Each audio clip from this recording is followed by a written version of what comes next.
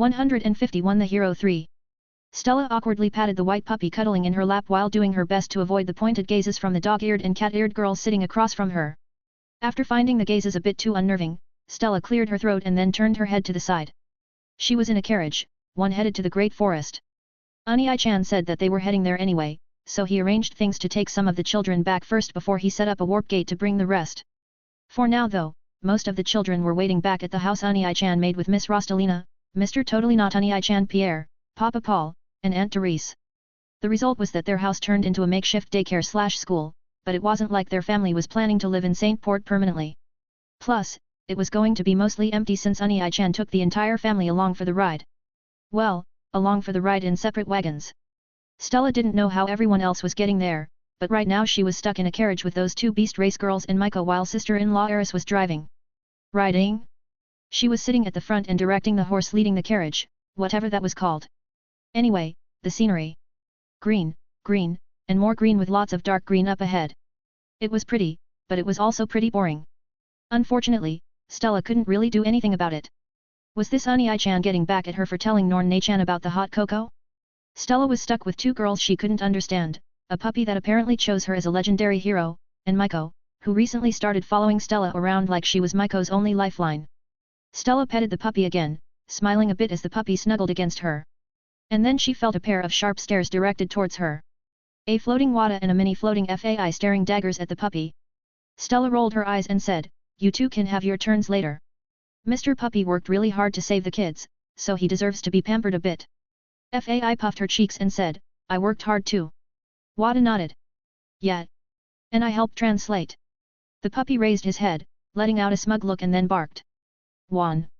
Wada stuck up his fist and said, "Don't think you're special just because you're a holy spirit animal. When I grow up, I'm going to be a primordial." Fai's head bobbed up and down and she said, "Yeah. And I'm going to grow up to be a seraphim. Plus wins already AWO." A sudden breeze blew past, spinning Fai around. After that, wind materialized on Stella's head and yawned. "Stop bragging you two. And don't be so smug, you mutt. A hero's companion is nothing special, you know." "One." The puppy whined and then buried his head beneath his paws. The cat-eared girl frowned when she saw that and started talking, pointing at Win. Of course, Stella didn't understand a single word so she just gave the cat-eared girl a blank stare. The cat-eared girl seemed to realize that Stella didn't understand and then let out a deep sigh, muttering under her breath. The dog-eared girl looked downcast and then turned to talk to the cat-eared girl, clearly upset. Maybe Stella should have tried things like Ani-chan when she was a baby. Apparently he developed a crazy monocyte thing because he crossed some wires when he was a baby, so maybe Stella could have. Wait. Win, Fai and Wada didn't always speak a normal language, right? But Stella had always understood them even when they couldn't talk. So why couldn't she? The hero have to be a human, Tony? She can't even understand us. It was that easy? The dog-eared girl sighed and said, "She's nice and Holy Beast Sama says she's special, but it's really disappointing." The cat-eared girl Tony nodded and said, "I know, Sina. I thought the hero would be someone super cool like the white-haired man who saved us." Stella snorted and then said, "Well, sorry that I'm not as cool as my Ani-chan." The cat-eared girl, Sina, suddenly turned to look at Stella. The dog-eared girl, Tony, gasped and looked at Stella as well. Stella coughed and then averted her gaze again, feeling her face heat up. At that time, Miko suddenly giggled. She had been quietly sitting in the corner of the carriage the entire ride, but it seemed like the situation was too funny for her. Glancing at Stella, she smiled and said, "You really are a meanie, Stella." "Am not." Stella puffed her cheeks and said, "It's not my fault that those two couldn't talk clearly enough." Fai floated next to Stella and then reached out to pinch her cheeks. "You meanie. Why'd you pretend you couldn't understand them and make us translate?" Stella smacked Fai away and said, "Quit that. And I just realized it, okay." She coughed and then looked at Sina and Tony. Anyway. You can understand me, right?" The cat-eared girl, Sina, nodded and said, "Yeah. You sound a little funny though." The dog-eared girl, Tony, nodded as well and stared at Stella with sparkling eyes. "Did Holy Beast Sama give you special powers to understand us?" Wada snorted. "As if that mutt is so that special." The puppy growled and then barked. "And after that? At least I'm a real dog instead of a fake cat like you." "Wait. Did she just?" Wada flew over and started smacking the puppy's head. "Say that to my face again, you mutt. Fake cat. Fake. Grrrrrrr. Roar. Stella covered her face and let out a deep sigh. This is going to be a long ride, isn't it? Maiko giggled. Oi. Eris glanced back from the front of the carriage and said, keep it down back there before I decide to take the fast way there and send you brats flying through the air. Tony and Sina flinched, quickly scooting towards the back of the wagon. Maiko flinched as well and covered her mouth. But a big smile could still be seen behind her hands. Wada and the puppy kept glaring at each other, but they stopped growling at least. Even so, Stella still thought that Unai-chan was lying about who he was. Like, come on. There's no way that stuff like this would happen to an ordinary person that got reincarnated, right? Right. This was definitely all Unai-chan's fault. If Stella had been reincarnated in a normal family, she definitely wouldn't be dealing with this sort of hectic situation and sorting out whether or not she really was a chosen hero or something. RNG. Are you sure it's fine to leave Mama Eris with the kids, Daddy? Ena glanced back at the wagon behind us and said, what if she gets mad? Roland nodded and said, Red Mama has a bit of a temper. Sylphie nodded as well and said, what Rolo said. Don't you remember how Eri was when we were kids? I rolled my eyes and said, I don't want to hear that from my wife whose adventurer title is Eternal Witch of Frost because you permafroze an A-ranked adventurer party who looked at you funny in the past. Sylphie puffed her cheeks and said, they deserved it. And it's not as bad as Roxy's Callous Witch of Destruction. I dunno. Master Roxy's title is from Collateral Damage. Yours is pretty purposeful. Sylphie pouted and then leaned on Roland. Rolo. Why yes mother. It's Mama. And hug me. Mama's sad. You Roland looked at me for help. I rolled my eyes and decided to let my dear son sort it out while I checked on the situation. We were traveling in 2 carriages. One was obviously with all the kids. I figured that it'd be a good chance for them to all make friends and also much better than hanging out with us boring adults. Also, Stella needed actual friends. But anyway, the kids were in one carriage and I asked Eri to keep an eye on them because she was the most responsible adult out of us all.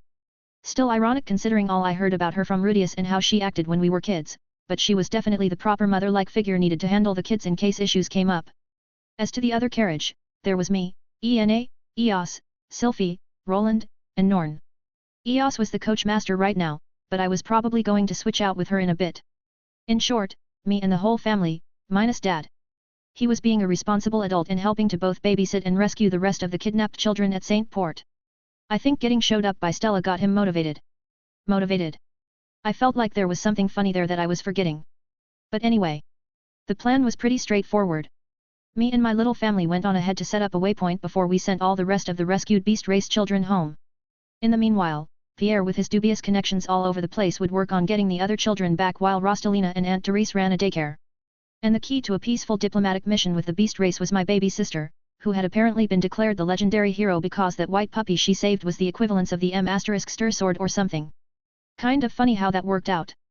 And also kind of confirmed my working theory that the Grey Rats were a family of protagonist-type individuals with different main character archetypes among the family. Rudy. A familiar voice in my head. Rick is.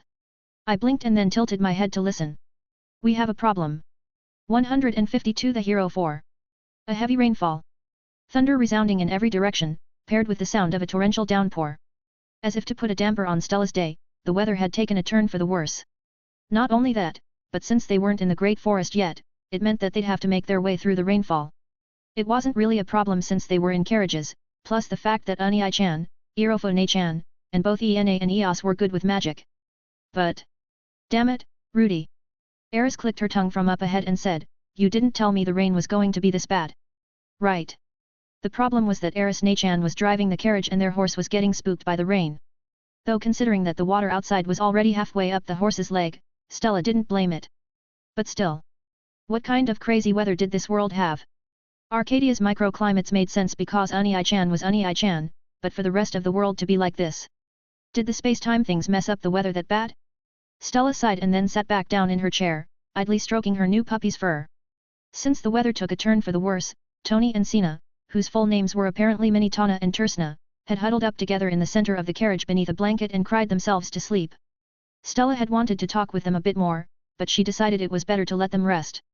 Especially since they had been dumbstruck at how Stella suddenly understood them. As for Maiko, the blonde-haired girl stared at Stella with her pink and blue eyes and said, "Are you tired, Stella?" Stella shook her head. "No. Are you?" Maiko shook her head as well and said, "I'm fine." She smiled and looked out the window. "This is actually pretty exciting." Stella gave Maiko a blank stare and said, how sheltered were you to think a thunderstorm is exciting? Well. Maiko frowned and said, I've only been out of Milishan twice. The first time was with Miss Therese when assassins were after me, and the second was when Mr. Pierre showed up in my room with Miss Therese to take me away. Ah, I think your father was there too. Are you the secret NPC princess that the hero has to recruit or something? Excuse me. Nothing. Stella sighed and leaned back in her chair, staring out the window. Watching the torrential rain and water splashing past, Stella got reminded of her earliest memories. At least, her earliest memories as Stella. She absently stroked her new puppy's fur and muttered, "A hero, hey." She had joked about it before, but maybe it was true? Aki always talked about stories where the main character was sent to another world after getting hit by a pickup truck. And in that world, they became super strong and ended up being the hero to defeat the Demon Lord. Considering how Stella died in her current life, she definitely fit the bill of that sort of hero. But at the same time, it didn't make sense. After all, there was Ai-chan. Stella was smart. She was top of her class in her past life, and she was confident in figuring out how magic worked here if she had enough time. She was also confident that she could create a whole new magical system. But Ai-chan was even crazier. He put himself down a lot and was fairly humble, but Ai-chan was an insane cheat character. But that didn't make sense if Stella was the hero like how those two girls and the magical spirit puppy was saying. The sacred beast born from the sacred tree would emerge when the world faced a crisis. Then, it would set out alongside a hero using its great power to save the world. It was an old story. Similar to King Arthur drawing Excalibur or those old games with the Mana sword. But one part didn't fit in that story. Stella glanced towards the other carriage and muttered, "Ai-chan. You aren't going to become the demon lord I have to beat, are you?" RNG. Achoo. Rika rolled her eyes and handed me a handkerchief. "I told you to take better care of yourself. If you somehow die and leave me to run this kingdom by myself, I'll figure out a way to kill death and drag you back." I took the handkerchief from Rika, wiping my nose, and then smiled. "Thanks, Rika. Love you too. Should I get the marriage certificate?" "Kidding, kidding. At least wait until I get a proper wedding ceremony for the others." I rubbed the back of my neck and said, "Really don't want to have to figure out how to do a continental time reversal to undo the aftermath of that cat fight. One of the problems of having women who could destroy entire continents head over heels for you." I shook my head and then leaned back in my chair. After Rika sent that message, I made some quick arrangements and warped back to Arcadia for an emergency meeting. Sylphie had seemed a bit upset about that and pouted some more, but my loyal son threw himself on the sword for me and helped deal with his mother. Which meant being mercilessly teased by Sylphie while his sisters, half-sisters. Whatever that relationship was, Eos and Ena watched on without helping. Either way, my family was going to continue on their way to the Great Forest while I sorted out things back in Arcadia for a bit. Hopefully they didn't mind the intense downpour. And hopefully Eri remembered to get help from Wada to get rid of the rain instead of deciding to try to recreate the water god style to pair with her fire dragon sword technique. Anyway. I swept my gaze around the room. My office was pretty much unchanged from when I left it. My bed was off to the side. My desk in the middle of the room with my chair behind it. Stacks of my research papers and books lying on the ground next to my desk. And a few new bookshelves to organize things. There were also a few more minor touches here and there that were barely noticeable, but were signs that Rika used the place pretty often. A faint scent of violets hanging in the air, a cup of fancy black and gold pens, a box of paper clips carefully sorted and stacked instead of chained up like I left them. I shifted my gaze back to Rika, seated across the desk from me. Was it because the time scaling was still a bit off between the magic continent and the outside world? Because she went to go explore some distortions? Or was it just because she was rapidly recovering her full mana potential after I helped her get her demon eyes under control? Either way, Rika looked a bit different from before. She still wore a typical secretary outfit, mostly a tailored black suit and dress with heels. But she had filled out a bit more and gotten a bit taller. Her violet hair had also grown longer, and she had taken to keeping it in an intricately braided side ponytail.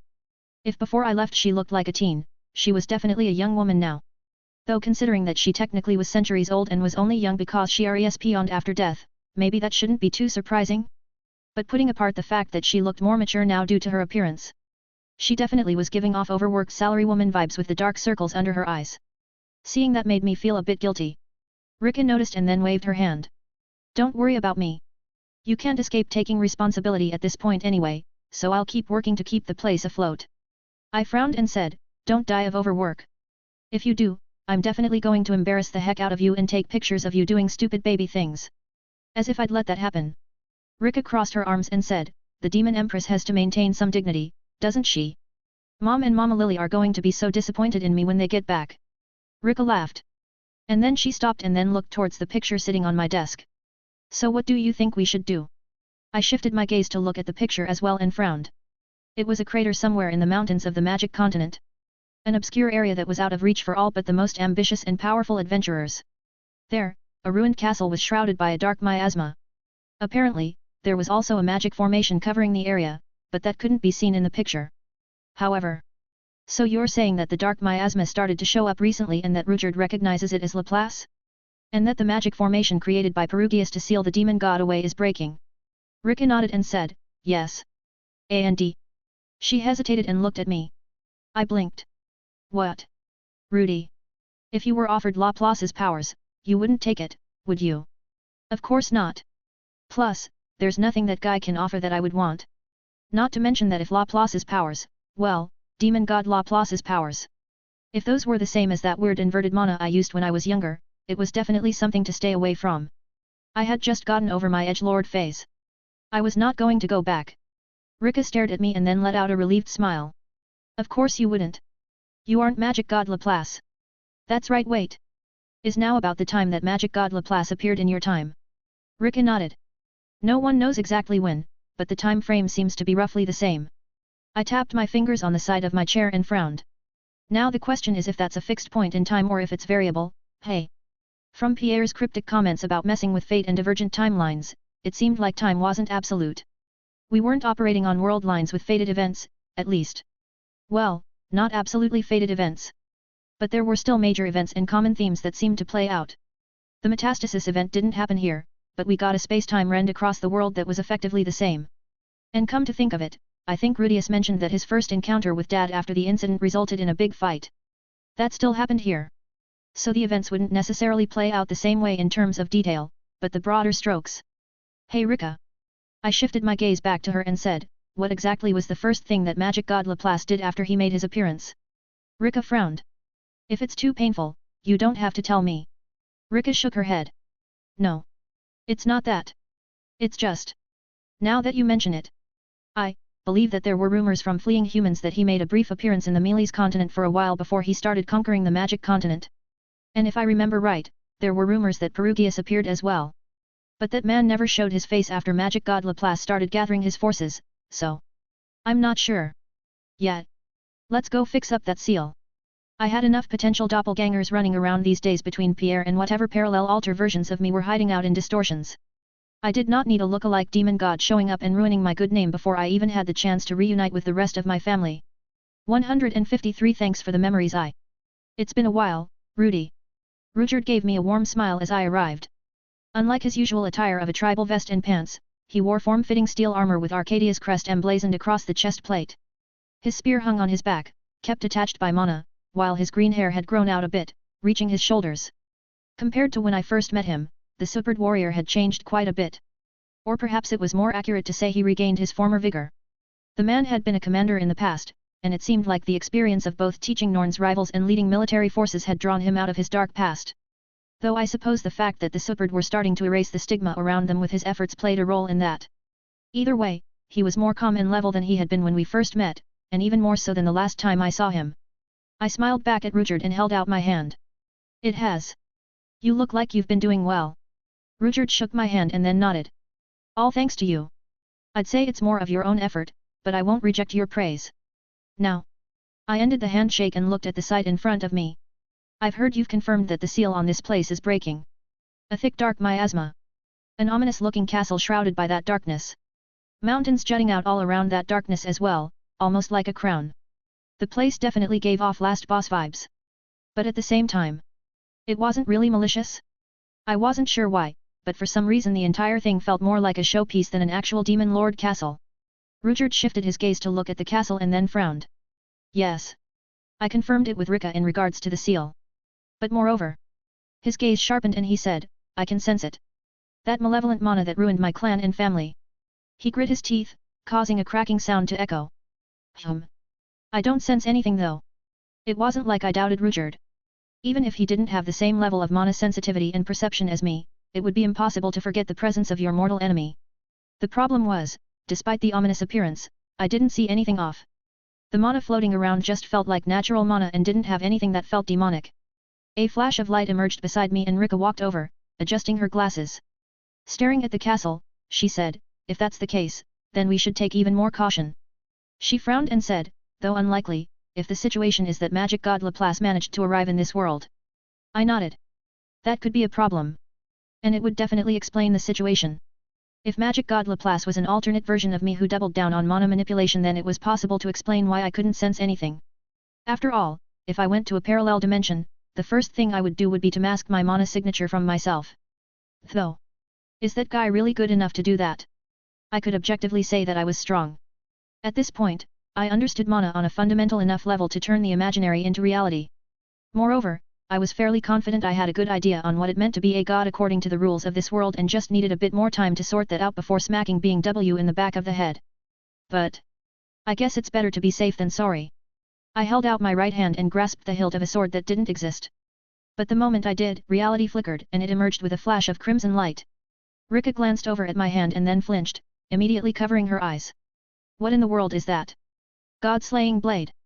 Works all the time, except for that one time when being W cheated. I've worked out the kinks since then though. God-slaying Rika shook her head and let out a deep sigh. Whatever. She shifted her gaze back at the castle and said, I've negotiated with Perugius and he said that we can have the first attempt at things since this is our territory. However, he, his familiars, and Chaos Breaker are on standby to step in the moment he thinks things have gotten out of hand. I nodded, but then I suddenly felt a shiver down my spine. Rudyard glanced at me and said, is something wrong, Rudy? No. Just. I frowned and said, I'm starting to really dislike that phrase. Rika blinked. What? Step in. No. Things getting out of hand. I walked forward and swung my blade towards the barrier surrounding the castle. The sound of shattering glass echoed as the barrier shattered. At the same time, the ominous darkness started to spread. I swung my blade again, forcing all of that darkness to condense into a black orb before falling on the ground in front of me. Which was weird since I clearly meant to disperse the darkness instead of gather it. Rudyard gave me an approving nod. As expected of you, Rudy. To so easily erase Laplace's ominous aura. I frowned and activated. At the same time, I cautiously stepped forward while activating and upgraded. I swear to God, this better not be a fake-out. With that thought in mind, I took the lead, Rudyard and Rika trailing behind me. SNG. Achoo. Eris sneezed as she rubbed her arms, glaring at the dark skies. Stupid rain cloud. Next time I'll have my revenge. Stella patted her new puppy's head while she sighed. I think that's your fault for trying to stop the rain by cutting it, Eris Nachan. Humph. Eris crossed her arms and then closed her eyes, as if meditating. The moment she did, a crimson haze surrounded her body and steam started drifting as her wet clothes dried from the heat. Ani-I-chan's harem members are all pretty scary, aren't they? Stella sighed again and then took a look around. The downpour had intensified, making it almost impossible to see anything around. Not only that, but it was raining so much that the rain had created an artificial lake. Which was why Eris Nachan had tried to cut the rain away. Unfortunately, what was inside a rain cloud was more rain, so it only made things worse until Wada created a makeshift ice boat to carry the carriage and the poor waterlogged horse. An overhead roof blocked out the rain now, but it didn't do much for the sound. Because of that, Tony and Sina were doing their best to try and ignore the sound by sleeping inside the carriage. Maiko and Fai were with the Beast Girls, the former two thinking it was a bit too pitiful to leave the latter whimpering by themselves. So that just left Stella standing at the front of the boat with Eris while Wada steered them. But speaking of boats. Stella squinted her eyes, peering through the rain up ahead. As she did, she could see a sparkling silhouette of a floating object. It seemed like Stella's Irofa sister-in-law had the same idea as Wada. Still. Ha. Stella shook her head and said, why doesn't Ani-I-chan just magic the weather away like in Arcadia? Eris opened her eyes, dismissing that crimson haze. After that, she sighed and said, I asked Rudy the same thing. She huffed and said, apparently, he doesn't want to mess with the local weather patterns because it would draw attention and send off the wrong message to the beast race people. Oh. Right. If those Tony and Sina were treating Stella like that just because she was a hero, what would the beast race people do to a literal god? And what if there was a misunderstanding? Stella paused, suddenly remembering her a bit unstable Irofa sister-in-law. Eris Nachan. Sylphie Nachan won't go on a rampage, right? Eris laughed and patted Stella's head. Arrow. Good one, Stella. Yeah, Sylphie is definitely Arrow. Nachan. Stop. Eris smiled and then said, don't worry though. Since she's trying to show off as a good mother to Rudy's kids, she won't do anything too crazy. Are you sure? Stella shifted her gaze to look through the downpour. And when she did, she saw something that made her sigh. Even if some people try to ambush us. Eris turned to look and then let out a deep sigh. It's never just a peaceful time when Rudy takes us out on a trip, is it? It was still hard to see through the rain for normal people. But everyone in the Grere family was far from normal. A sea of colors. Mana signatures slowly drawing closer, numbering in the dozens. Not only that, but mana signatures that seemed to recognize the danger Sylphie Nachan posed and were diverting their path to circle around towards Stella's boat. Eris drew her sword and said, "Sit tight, Stella. I'll." A silver flash skipped across the water surface and then that cut apart the dense rain, flying at Stella. A speed that Stella barely registered, appearing like silver lightning. But one that Eris easily matched. A thunderous explosion echoed as the boat rocked among the waves, water splashing everywhere. Stella's puppy leapt out of her arms, landing on the ground and barked at the figure. No, it wasn't just barking. It was talking in the beast god language. "Stay away from the hero." Stella wobbled to maintain her balance and said, "I'm not the hero, puppy." Eris shoved the ambusher away and moved towards Stella, nodding. "That's right, Stella. Don't be like your big brother and try to do crazy things." The ambusher stepped back, holding out a crimson blade. Their features were obscured by a thick hooded robe, making it impossible to make out who it was. But Stella could clearly see a glowing green light from beneath that hood. Eris raised her sword at the ambusher and grinned. "Now, how about I cut off that hood to see?" She froze, suddenly cutting off her words. The ambusher chuckled and then said, "I thought you matured a bit from those words, Aja-chan. But it looks like you still can't hold yourself back from a good fight, can you?" "Eh?" Stella blinked and then looked back at Eris. "Nachan. Do you know Ghislaine?" "Ghislaine?" The ambusher pulled back her hood, revealing a beautiful woman with wild silver hair, a scar over her face, and dog ears. Watching how happily Eris and Ghislaine were, Stella frowned and muttered, "Just how many beautiful women have I-chan met? RNG. Achoo. Damn it." I wiped my nose and said, "Who the hell's talking behind my back at a time like this?" Ruchard chuckled and said, "It's to be expected of one with your power and position, Rudy. Just because you're correct doesn't mean you're right." Ha. I shook my head and focused on advancing through the dimly lit obsidian corridors. Let's just hurry up and confirm whether Laplace is in this damned place so I can get back already. 154 Thanks for the memories too. Ever since being W tried to get rid of me by going all out after Stella's birth, time and space had become fragile. The countless distortions and time bubbles meant that it was possible for weird things to happen. People spending years inside a dungeon while seconds passed on the outside. Rumors of people who had died in the distant past coming back to life. In short, it was a mess. Not only that, but there was the fact that I even came face to face with an alternate version of myself before. Because of that, I wanted to make sure that nothing crazy was happening with Laplace's seal. And I was hoping that the seal was just weakening due to the weird flux of mana going around the world right now with the time distortions. But it's never that simple, hey. Laplace's castle was ominous looking from the outside, but on the inside, it was fairly regal. Black and gold decor. Paintings. Flower arrangements. Objectively, it was elegant. Refined. Subjectively. Rudy. Ruchard paused to look at a painting, frowning. "Is this you?" It was eerie. I turned to look at the painting Ruchard stared at and frowned as well. It was expertly done. Whoever painted it was a master artist who could capture complete photorealism with paints. As to the subject material though, it seems like it.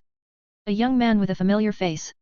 Wearing glittering silver armor emblazoned with the Azura Kingdom crest, he raised a sword in the air at a shadowy figure. His green eyes were narrowed in anger while his light brown hair was windswept. Spoiler. https://unlimitedwritingworks.com/wp-content/uploads/2022/11/rudyknight.png. Collapse. Rika stepped forward to look at the painting as well and frowned. "How is something like this here?" I turned away from the painting and said, "Lots of weird things have happened with time distortions. Nothing new or surprising about this." Ruchard glanced away from the painting as well. But as he did, he frowned. "That may be true. But..." He shifted his gaze and looked deeper into the castle. "This is Laplace's palace. One that Perugius himself sealed with a god-ranked barrier. Could something have truly disrupted that?" I took the lead in our exploration again and started walking. "You're thinking a bit too highly of that guy. And of god-ranked spells." A long corridor lined with paintings. From what I could tell, the big bad would be down the end of this hall in the throne room. The question was what that big bad would be. Or rather, who that big bad would be. Ruchard and Rika followed after me, remaining quiet and simply observing the paintings we passed. I did the same. There were a few different portraits around. All familiar faces, but with different circumstances. Or to be exact, versions of me in different settings. There was a painting of me standing in what looked like a modern city, wearing a red coat in front of a group of blood-stained soldiers. Stains from a pool of blood still fresh on the ground. Spoiler. https://unlimitedwritingworks.com/wp-content/upload/2022/11/demonlord_rudy.png. Collapse. There was another me standing in a starry expanse with a bit longer hair, looking every bit like a Chinese cultivation novel protagonist. Spoiler. https://unlimitedwritingworks.com/wp-content/upload/2022/11/rudy_swordsaint.png. Collapse. And then there was Amy wearing what looked like a suit of power armor. But it wasn't just me in the paintings. I saw a few of Ari as well. One where she looked extremely harsh and vicious, wearing a blood-stained fur coat while standing atop a pile of corpses. Another where she was wearing proper armor emblazoned with the Boreas family crest. There were some pictures of Sylphie. One where her hair had been cut short and she was petite, wearing a black visor. Another where she had a lean build and carried an emerald rapier. Then there were pictures of Master Roxy. Dad. Norn. Mom. Familiar faces all around, but dissimilar settings. Walking past those paintings, I frowned and tightened my grip on my sword. And then we arrived. A large pair of looming double doors, black and gold. Without hesitation, I swung my hand and blew them open. A loud bang echoed. The doors swung open to reveal a grand throne room with a looming obsidian throne. But no one's here. Empty. Save for the throne, the room was empty. Ruchard walked from behind me, spear raised and cautious. But after looking around the room, he tilted his head in confusion. The room is empty. But he trailed off and then kept scanning the room. I glanced back and said, Rika? Can you see anything? Rika frowned and took off her glasses. When she did, her eyes shimmered before turning iridescent, shining with every color of the rainbow. And then her frown deepened and she said, Nothing's here. Nothing. I frowned and looked around the room again. Then was this bait? Ruchard set his spear down and leaned on it, rubbing his chin. It could be a trap. But if neither you nor Rika sense anything, then there isn't anything here. It might sound arrogant, but I was fully aware of my capabilities. Even if there was a god of concealment in front of my eyes, they wouldn't be able to escape me. Gauging time, space, mana levels, air pressure, temperature. When I focused, I could perceive countless streams of information to survey the surroundings. And what I didn't miss would be picked up by Rika's eyes, which had been strengthened to essentially be able to pick up the record of the world itself. Not exactly, but close. Which meant that my first intuition about this place was correct. There was nothing off here in terms of mana or anything else. It was just an empty palace with strange paintings. And here, we just had an empty throne and… A flicker of white amidst the black throne. I frowned and focused my attention on it, using clairvoyance to read what it said. You know, instead of walking towards it in case it was an obvious trap. The white turned out to be writing. It also turned out to be silver instead of white, faint traces of silver mana left on the throne to convey a secret message. And that message? You are the fourth. I spun around and started walking away. Rudy. Rika called out and jogged after me. Where are you going? Back to my family trip. I sighed and dissolved my sword before shaking my head. There's nothing out of the ordinary here, and I am not in the mood to decipher cryptic messages from someone who had left this place a long time ago. The castle was empty. Whether the occupant was demon god Laplace or magic god Laplace, they had been gone for a long time considering on how faint those traces of mana were. Probably around the time the distortions first started popping up. And from those paintings as well. Yet, the person here definitely wanted me to do something. Maybe get curious and dig deeper into what it all meant and why there were multiple versions of me and people I knew portrayed on the wall. But joke's on him, I didn't care. I was me and nobody else. All I wanted to do in this world was to live a nice and peaceful life with my lovely wives, kids, sisters, parents, and friends. Rika walked beside me and frowned. So, there is no danger of magic god Laplace emerging. Too late to worry about that. Whoever was being kept here is long gone now. Hold on. Rika pinched the bridge of her nose. Say that again. I waved my hand and said, this place is clear. You can send some people to explore it later without worrying. And tell Perugius that if he's hunting for Laplace, the guy's already gone. Rika groaned. Do I have to deal with this mess? No. But even if I take you with me to relax, you're going to stress about it, aren't you? Only because you don't concern yourself enough. Ha! Rika took off her glasses and rubbed her eyes. Ruchard walked over and patted Rika's shoulder. If you need my help. I do. Rika immediately nodded and said, get adventurers and comb this place for clues with Adolf and her people. Meanwhile, I'll go deal with Perugius. I raised my hand and said, and I can go, right? Rika glared at me and said, just go and have your trip, you bastard. But I expect you to take proper responsibility when you get back. All right. I nodded and said, make sure to get a bit stronger before I get back then if you don't want to lose in the inevitable catfight. Rika snorted and then waved me off.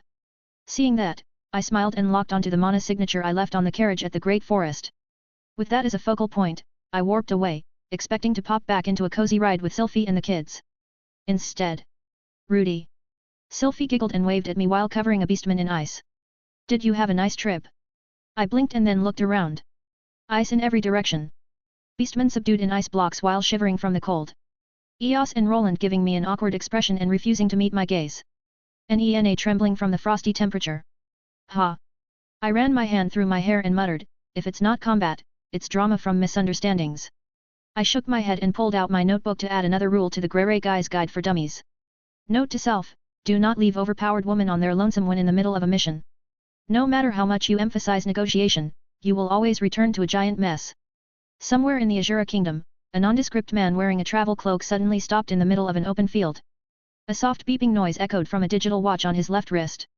The man paused and then pressed a button on the side, stopping the beeping. After that, he shook his head and looked at the Azura Kingdom capital barely visible in the distance. A strange mix of emotions crossed his eyes, but then he sighed and continued walking. 155 The Stellar Sister takes the lead. Wow! You've grown into a respectable young man, Rudy. Ghislaine gave Rudy a once-over and said, you also seem a bit more tempered than the past. Did you get some enlightenment? Rudy chuckled and said, considering everything I've gone through, I've learned that it's better to take things in stride and not take things at face value. He paused and then looked to the side at Sylphie. Unlike my cute elf wife here. Sylphie pouted and said, it wasn't my fault. Those who attack should be prepared to attack back. You're the witch, not the demon emperor. Stop using the wrong lines, Sylphie. Eris laughed and said, see, Sylphie? I told you that you need to loosen up a bit. But I have been loosening up. You damned erotic. Rudy cleared his throat and then glanced off to the side. Specifically, to Stella who had been watching the entire conversation with a dull gaze. Just like an MC would, Ani-chan showed up late and fixed the misunderstanding in an instant.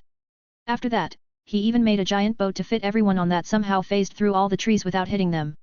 Plus he stopped the rain from falling over them, splitting apart the downpour like an invisible umbrella was propped up. Not only that, but the loud rain had turned into a soft pitter-patter, like a person had turned down the volume slider on the ambient noises.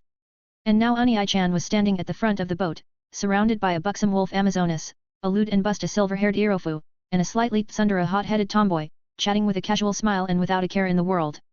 All of this after apparently popping away for a minute to do a side quest back at the demon continent. It was enough for Stella to start questioning again whether the world was a game where Ani-chan was the main character and she was just along for the ride. She hadn't forgotten about how Ani-chan had used a controller to steer the ship across the seas on the way to Mealy's either. Stella. Stella blinked and saw that her Ani-chan was staring at her. Rudy frowned and said, are you feeling seasick again? Stella blushed and said, that was one time. And I'm not. If you say so. But anyway. He glanced at Ghislaine and said, have you been introduced yet? This is Stella, my baby sister. Ghislaine's eye widened and she turned to look at Stella. So you're Zenny's baby girl? Stella crossed her arms and said, yeah. So what? Rudy laughed and said, no need to be tzen about it, Stella. Ghislaine here is a family friend. Basically an auntie. He paused and said, no, since you're Aries' first teacher and since she's my wife too, I guess you really would be an aunt? The relationship between a teacher and their student is like parent and child, so wait. But then Master Roxy and I. Stella ignored her Ani-chan breaking off into one of his mumbling rants again and then stared at Ghislaine with a cautious gaze. So you aren't another busted beauty trying to snuggle into Ani-chan's bed? Ghislaine snorted. That's a good joke, but no. I've already been conquered by one Grey and I don't plan to lose to that guy's pup. Not to mention that both Zenny and Lily would kill me when they get back, and these two would kill me right now. She pointed behind her at Sylphie and Eris. As if on reflex, ice crystals were already forming around Sylphie. Flames started around Eris as well, but she quickly stopped them and then reached out to swat Sylphie's shoulder. Stop that! Sylphie flinched and then looked away, pouting. Stella gave them a blank stare and then sighed. Ghislaine chuckled and said, looks like I have a lot to catch up on. Rudy finally broke out of his trance and then nodded. That's right. He glanced off to the side and said, we have a long trip ahead of us still, so should we share some stories? I should probably introduce you to my kids too. Ghislaine's eye widened. Kids? You. She looked at Eris and whistled. Always knew you had it in you, Aja-sama. Eris blushed and said, and not me, Ghislaine. Oh. So you lost to Sylphie after all. That's not. Ugh. Explain it properly, Rudy. Ha ha ha. Don't just laugh this off. Every Day with Unai-chan was a sitcom, hey? Maybe she should start hanging around Norn-chan more instead. Wait. Speaking of Norn-chan, where was she? NNG. Spoiler. https://unlimitedwritingworks.com/wp-content/upload/2022/11/norn_sa.png. Collapse. Norn sighed and swung her legs off the side of the boat. Rui forgot about me again. Since the trip started, Norn had been working hard to train so that she could catch up and be helpful to her big brother.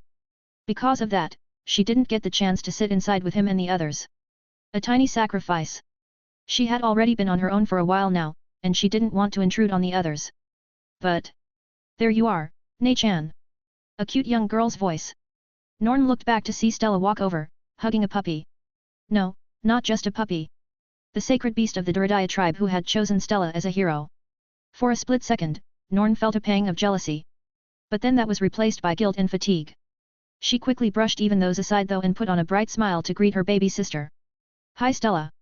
She hopped back onto the deck and said, did you need something? Stella shook her head and said, no. I just wanted to play with you for a bit, Nei-chan. She sighed and said, you're the only normal person here. Norn blinked and then laughed. I guess so. It sounded like an insult. Compared to everyone else around Big Brother, even compared to Norn's grown-up nieces and nephew, she was ordinary. And that wasn't even taking Stella into account. But... Stella set her puppy down and then walked over to Norn's side, casually holding Norn's hand. You can't change, okay, Nei-chan? I need one of us to be normal in this crazy family. Norn stared at Stella's hand and then looked into Stella's eyes. Stella stared back and tilted her head. Nei-chan. A cute and trusting expression. One that didn't have a shred of malice in it, but just faith and expectation. It was a bit heavy. But... ah. So this was what it was like. Norn had been starting to become jealous. She envied how Stella had gotten to spend so much time with Big Brother and how he seemed to dote on her. But when she saw Stella's gaze... okay. Norn smiled and then reached out to pat Stella's head. Big sister will there for you when you need her, Stella. Right. This was what it meant to be a big sibling. Unlike Big Brother who didn't keep his promise, Norn had to keep hers. Didn't Big Brother say it too? You learned better from negative role models, like Papa. So then... Norn's smile widened and she said, whenever you get in trouble, Big Sister will come running, okay? I won't be like Big Brother who left me all alone and scared with Big Sister Eris and our unreliable Papa. Oh okay. Stella paused and then hesitantly held out her arms. In that case, hug. Spoiler. https://unlimitedwritingworks.com/wp-content/upload/2022/11/stella_hug.png. Collapse. Ah. It seemed like Norn would need to be vigilant in the future. Big Brother wasn't the only one who could make people fall in love so easily. RNG. Achoo. God, damn it. I wiped my nose and said, freaking being W. You're being petty now, aren't you? Using your damned powers to make me sneeze. Ghislaine raised an eyebrow and said, you sure you just aren't catching a cold? I'm practically a god. I don't get colds. But anyway. What was this about Stella being a hero? 156 The Stellar Sister takes the lead too. Oh holy beast Sama. You've returned safely. Juan. It was a fun adventure, Juan. Stella stared at the scene in front of her with a blank stare while hugging Wada as emotional support. It was a blitz of activity. After comforting Norn-chan who had been practicing in the rain on the other ship and scolding Unai-chan about neglecting her, Stella went back to her room to take a nap. A lot of things had happened and she was exhausted, so she took the time to get some proper rest. And it was the right choice considering the current situation. Duradaya Village. The home of the Duradaya Beast Race tribe within the leaves of the Great Forest. For some reason, Stella had a flashback to a loud-mouthed and ramen-loving ninja, but she set that aside. In any case, when she woke up, they had already arrived. In fact, they had arrived for a while, long enough for Stella to be tucked into a cozy warm bed. But shortly after that, Ai-chan came to grab her and her new puppy to meet some people. Which led to the current situation. Stella's new puppy sat in the middle of a formal banquet hall, licking his white fur. That much wasn't too strange. But the fact that there were over a dozen big and burly Ai-chans with dog ears kneeling in front of the puppy was. And stranger still was the fact that there were even more people waiting outside, straining to take a look inside the building. Including Tony and Sina, who were peeking in from a back window barely out of sight. This feels like a Yakuza meeting. It reminded Stella of something she saw by chance once in the past. A high-profile Yakuza member had been released from prison and a group of men in suits had knelt down before the guy, welcoming him back. Actually, now that she thought about it, wasn't this how the White Knights reacted whenever they saw her? Oh. Right. Since Ai-chan was a demon lord, which was kind of like a Yakuza boss, that would make her a princess, or something. A Yakuza princess? After all, she was the youngest. And then Norn-chan would be the scary tomboy big sis, meaning that Aisha-chan is probably the smart secretary type who's secretly the scariest. So you are the hero we have been waiting for. A gruff old male voice. Stella blinked and saw that someone had walked over while she was thinking. It was an old man wearing tribal clothing with some red face paint. He had fluffy white ears and a full face beard with hair just as white. He was also still in great shape despite the wrinkles on his face. Like a retired army Aji-san. He placed a fist into his left palm and gave a deep bow. Thank you for saving my granddaughter along with the other children of our tribe, hero. Stella's puppy turned around to look at her and barked. Juan. See? She's really a hero. Juan. Wada finally spoke up at that and glared at the puppy. Stop trying to act cute and talk normally, you mongrel. I don't know what you mean. Juan. Wada pointed at it and said, there. That. You hesitated. You almost forgot the Juan. Stella sighed and patted Wada's head. Ignore him, Wada. He has an image to uphold, you know. Humph. Wada huffed and crossed his arms, leaning back in Stella's embrace. The old man laughed and said, the hero is beloved by the spirits as well, I see. Stella puffed her cheeks and said, who are you, old man? After that, she looked off to the side at Rudy and said, and why am I here, Ai-chan? Couldn't you have talked with these people by yourself? Rudy looked up from writing in his journal at a table off to the side and then said, I could have. But this mess isn't my fault for once, so I'm just taking some notes. Aren't you supposed to help out as my Ai-chan? Rudy waved his hand and said, don't worry. I've chatted a bit already and you've just become a sort of messiah figure for the beast race folk. It's nothing new. Nothing. Stella paused, thinking about her Ai-chan's current status. Right. There wasn't any point into complaining about the spotlight to someone like that. Stella sighed and then patted Wada's head again. Wada preened and then looked over at the puppy with an arrogant smirk. The puppy grit his teeth, but endured and pretended to be happy and cute. Anyway, Stella said. What do you mean that I'm a hero? Explain it to me like I'm 5. Maybe they were just talking about it in the sense of her being their benefactor. Someone who saved their children and was honored because of it. The old man looked confused for a bit. Are you not? No. He shook his head and then looked Stella in the eyes. As you wish, hero. You see. The old man smiled, eyes sparkling with excitement. Lady Stella. You are the hero who Holy Beast Sama has selected as his lifelong companion. The one he will aid in the future to prevent the destruction of the world. Lady Stella, you are this world's savior. PFT. Stella sent a death glare at Rudy. Rudy smiled back. Spoiler. https://unlimitedwritingworks.com/wp-content/upload/2022/11/stella_pout.png. Collapse. Spoiler. https://unlimitedwritingworks.com/wp-content/upload/2022/11/rudy_laughing.png. Collapse. This damned family of cliched archetypes. SNG. And then he just laughed at me the entire time. Stella smacked her small hand on the table and said, isn't that mean, Nei-chan? Norn smiled and said, it is a bit mean. Right. Stella reached out and chugged her cup of hot cocoa and said, it isn't fair. Maiko idly sipped on her own cup of hot cocoa and said, well. She shifted her gaze to the side and smiled. It is a bit funny. Not you too, Maiko. Maiko's smile widened and she giggled. I mean. Stella puffed her cheeks and then finished the rest of her hot cocoa. A few days had passed since they arrived at Dodoria village. During that time, Stella had been busy trying to deal with being hailed as the chosen one or the world's savior. That, and she had to sort through all the gifts she was being given for saving all of the beast race children plus the ones that she was apparently entitled to as the hero. Ani-chan thought it was hilarious, and his arrow wives thought it was cute. Unlike them, however, ENA and EOS were helping Stella out by sorting through all of that for her. Wada and FAI were helping too, so it shouldn't take too long.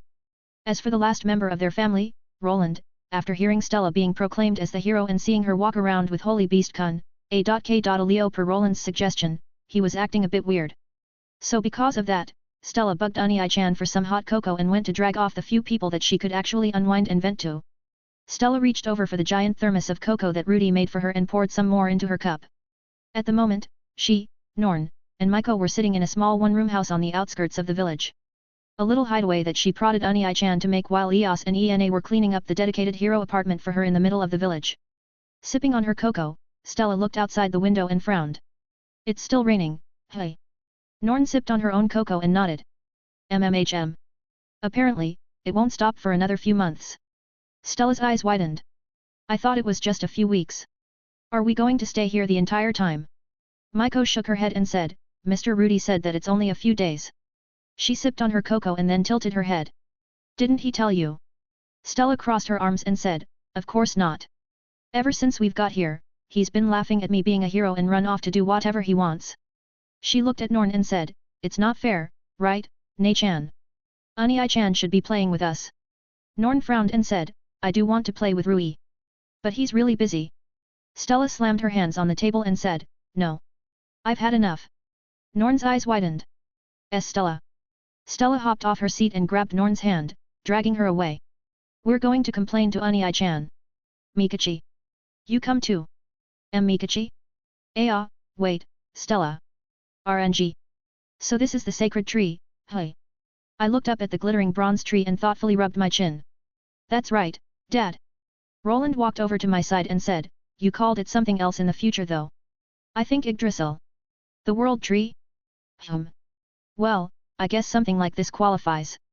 Since my cute baby sister was being coddled by the entire Dodoria village and my wives were catching up with Ghislaine, I took the chance to survey in detail what it meant for her to be the hero.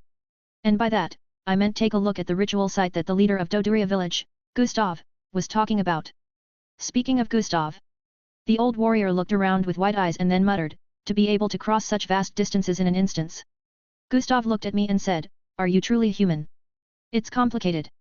I ran my hand through my hair, dissolving the disguise magic dyeing it brown.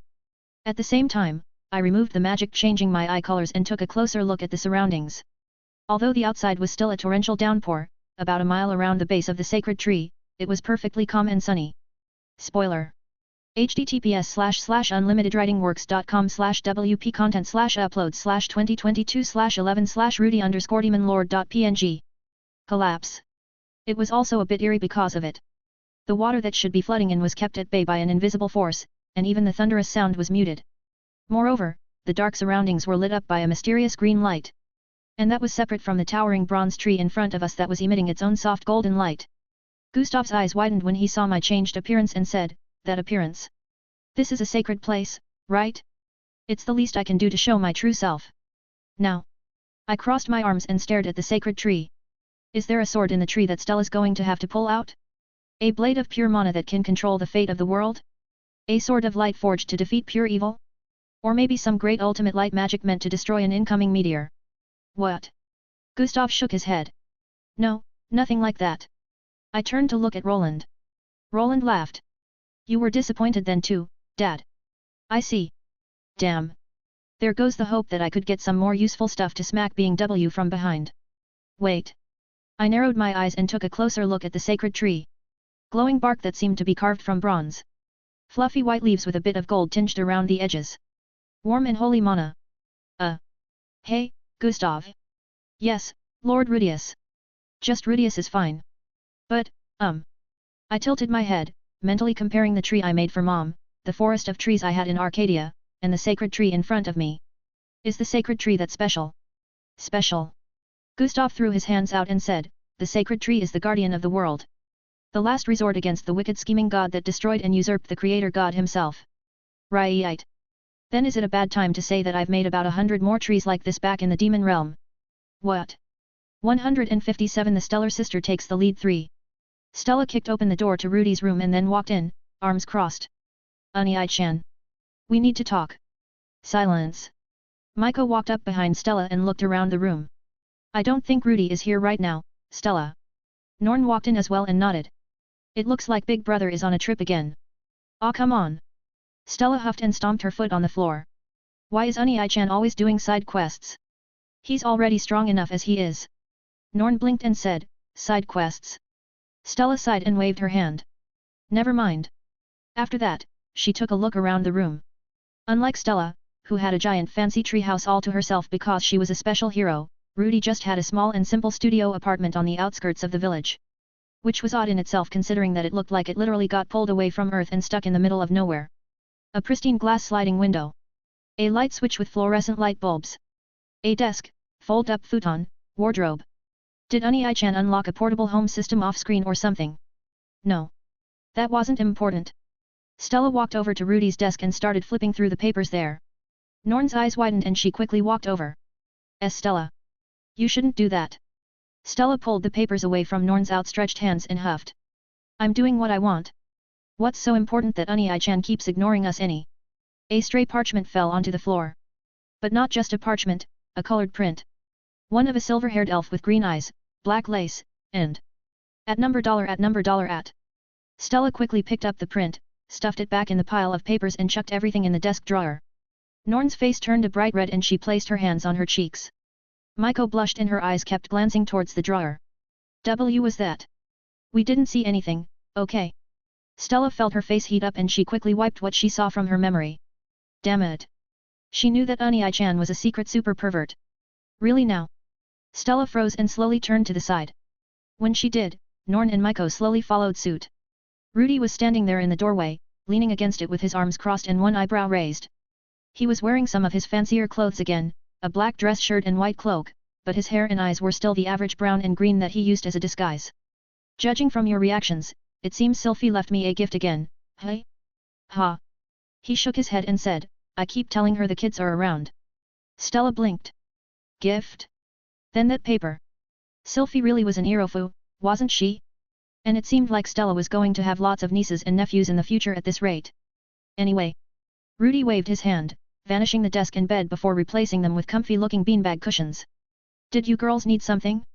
It must be serious if you barged in here without being scared of what would happen if Sylphie caught you. Stella froze. Right. If Sylphie Nachan had been in here. Just kidding. Rudy winked and said, she's too busy catching up with Ghislaine and Eri right now. He walked inside and sat down on thin air. Like, literally.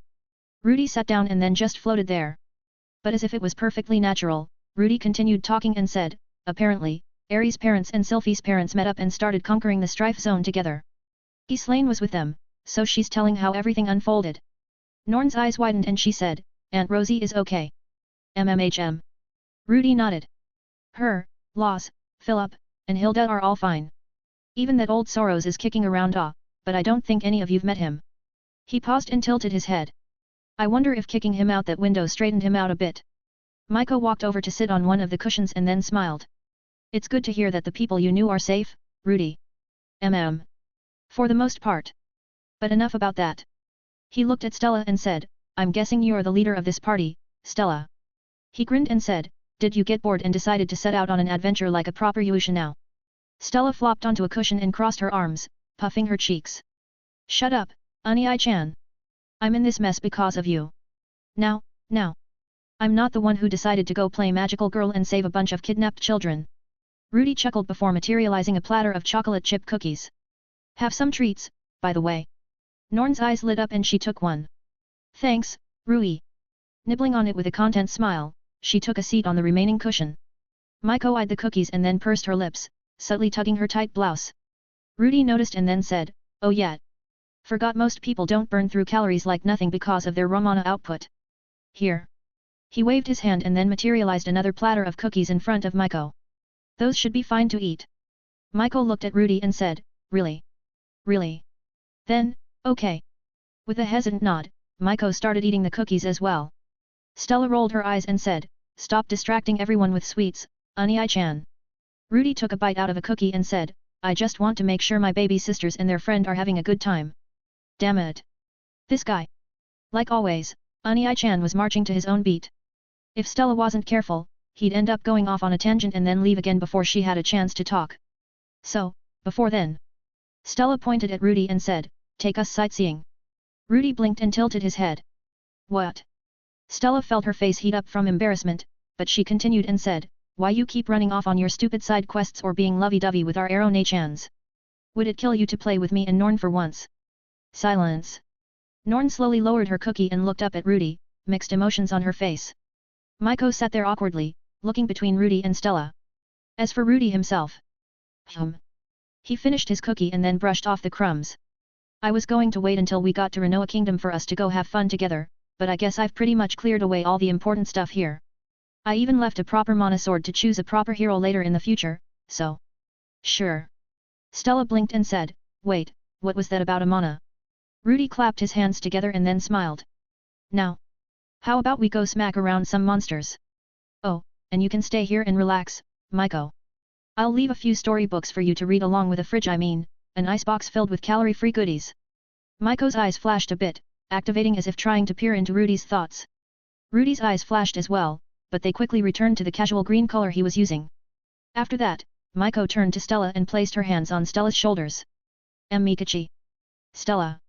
Maiko let out a bright smile and said, "Your big brother is the best." Okay. Great." Rudy clapped his hands again before reaching out to grab Norn and Stella's shoulders. Then, no time like the present. Adventure time. "Wait, Ani-I." "Pop." Maiko blinked, looking around the now empty room. And then she blinked again, staring at the sleek metallic box that just appeared in front of her as well as the stack of books on the floor next to it. She hesitated for a bit, but then she opened the box. And when she did, even if Lady Therese is right about Rudy being the devil, she pulled out a small ice cream cup along with a tiny gold spoon and scooped up a bite. "Things that taste this good can't be bad for you, right? C.G. We've taken care of the last of the rebels, Your Holiness." Cliff sighed and set down the stack of papers he was looking through at his desk. Glancing at the fully armored knight kneeling on the ground in front of him, Cliff waved his hand and said, "I keep telling everyone, just call me Cliff." He frowned and said, "I'm still a far cry from being qualified to be called Your Holiness. After all, when compared to father-in-law and even Ena. Yes. There was still a large gap to cross." Cliff shook his head and then looked back at the messenger.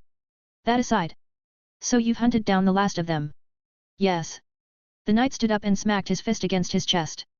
"The false prophet was imprisoned and those that follow the false human god have been locked away. Sir Astolfo is interrogating them as we speak."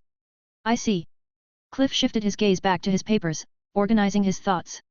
There probably wouldn't be much new information from them, but it was good to tie up any loose ends. Still. Cliff wrapped his fingers on his desk while recalling what the cardinal said before they executed him. "You fools! Lord Perugius is on our side. You will all regret choosing to stand with Laplace." What did that man mean? "Your Holiness." "Nothing." Cliff shook his head. It wasn't something he should be concerned with. To the people, to the nobles, and to the knights, their victory was won by the grace of Saint Meles with Cliff as the saint's mortal incarnation. For now, there is much to be done if I am to become a man worthy of Ena. With that thought, Cliff gathered up his papers and went back to work. In the floating castle Chaos Breaker, a stern man with wild silver hair, sharp golden eyes, and an aura of nobility looked down from his throne. "Are you certain this time, Aramanfi?" He narrowed his eyes and said, "We cannot risk a single mistake when it comes to this matter." A man with golden hair and a fox mask nodded and said, "I am certain, Lord Perugius." Aramanfi clenched his fists and said, "Laplace has broken free from his seal and is hidden among the human kingdoms. And while I could not find him during the revolt, I saw his traces all over Milishan in the recent battle." "I see." Perugius was silent for a few moments and then said, 2 years. "Lord Perugius." Perugius slowly stood up and said, "We will prepare for 2 years." Turning his head to look out at the distant clouds, he said, "If Laplace has truly broken free. If he has grown strong and wily enough to manipulate the humans and hide among them. And if that man was telling the truth." Silence. "Well." Perugius spoke again and quietly said, "We will see who is telling the truth and who is telling a lie soon enough. Patience. Patience." In an endless void, a figure wreathed in white mist muttered to himself while staring at a model of all the continents in the world. "Even if that bastard is cheating and modifying the records somehow, it will all work out. This time, I have pieces that I never even considered using before." Hitagama clenched his hand into a fist and said, "Rudius notus grere. Don't think you'll have a happy ending. Even if I can't kill you, everyone else, he he he. Ha ha ha ha ha. Somewhere in the Azura Kingdom, a nondescript man wearing a travel cloak stopped and raised his left hand. A soft beep echoed from his wristwatch and he muttered, 2 years. He reached out to press a button with his right hand and said, for better or for worse, that's when everything ends. I hope your calculations were right, Shizuka. A soft breeze blew the hood off the man's cloak, revealing his features. Black hair, foreign-looking almond eyes, a young face that looked to be in the early 20s. Pulling his hood back over his head, Shinohara Akito sighed and said, time travel and isekai really aren't as fun as all the light novels make it out to be. 158 The stellar sister takes the lead for. Ugh. Stella flopped into her bed face first and grumbled. Stupid Unii-chan. Making his baby sisters work so hard. Norn staggered into the house behind Stella with a weary smile. Even so, that was fun, wasn't it?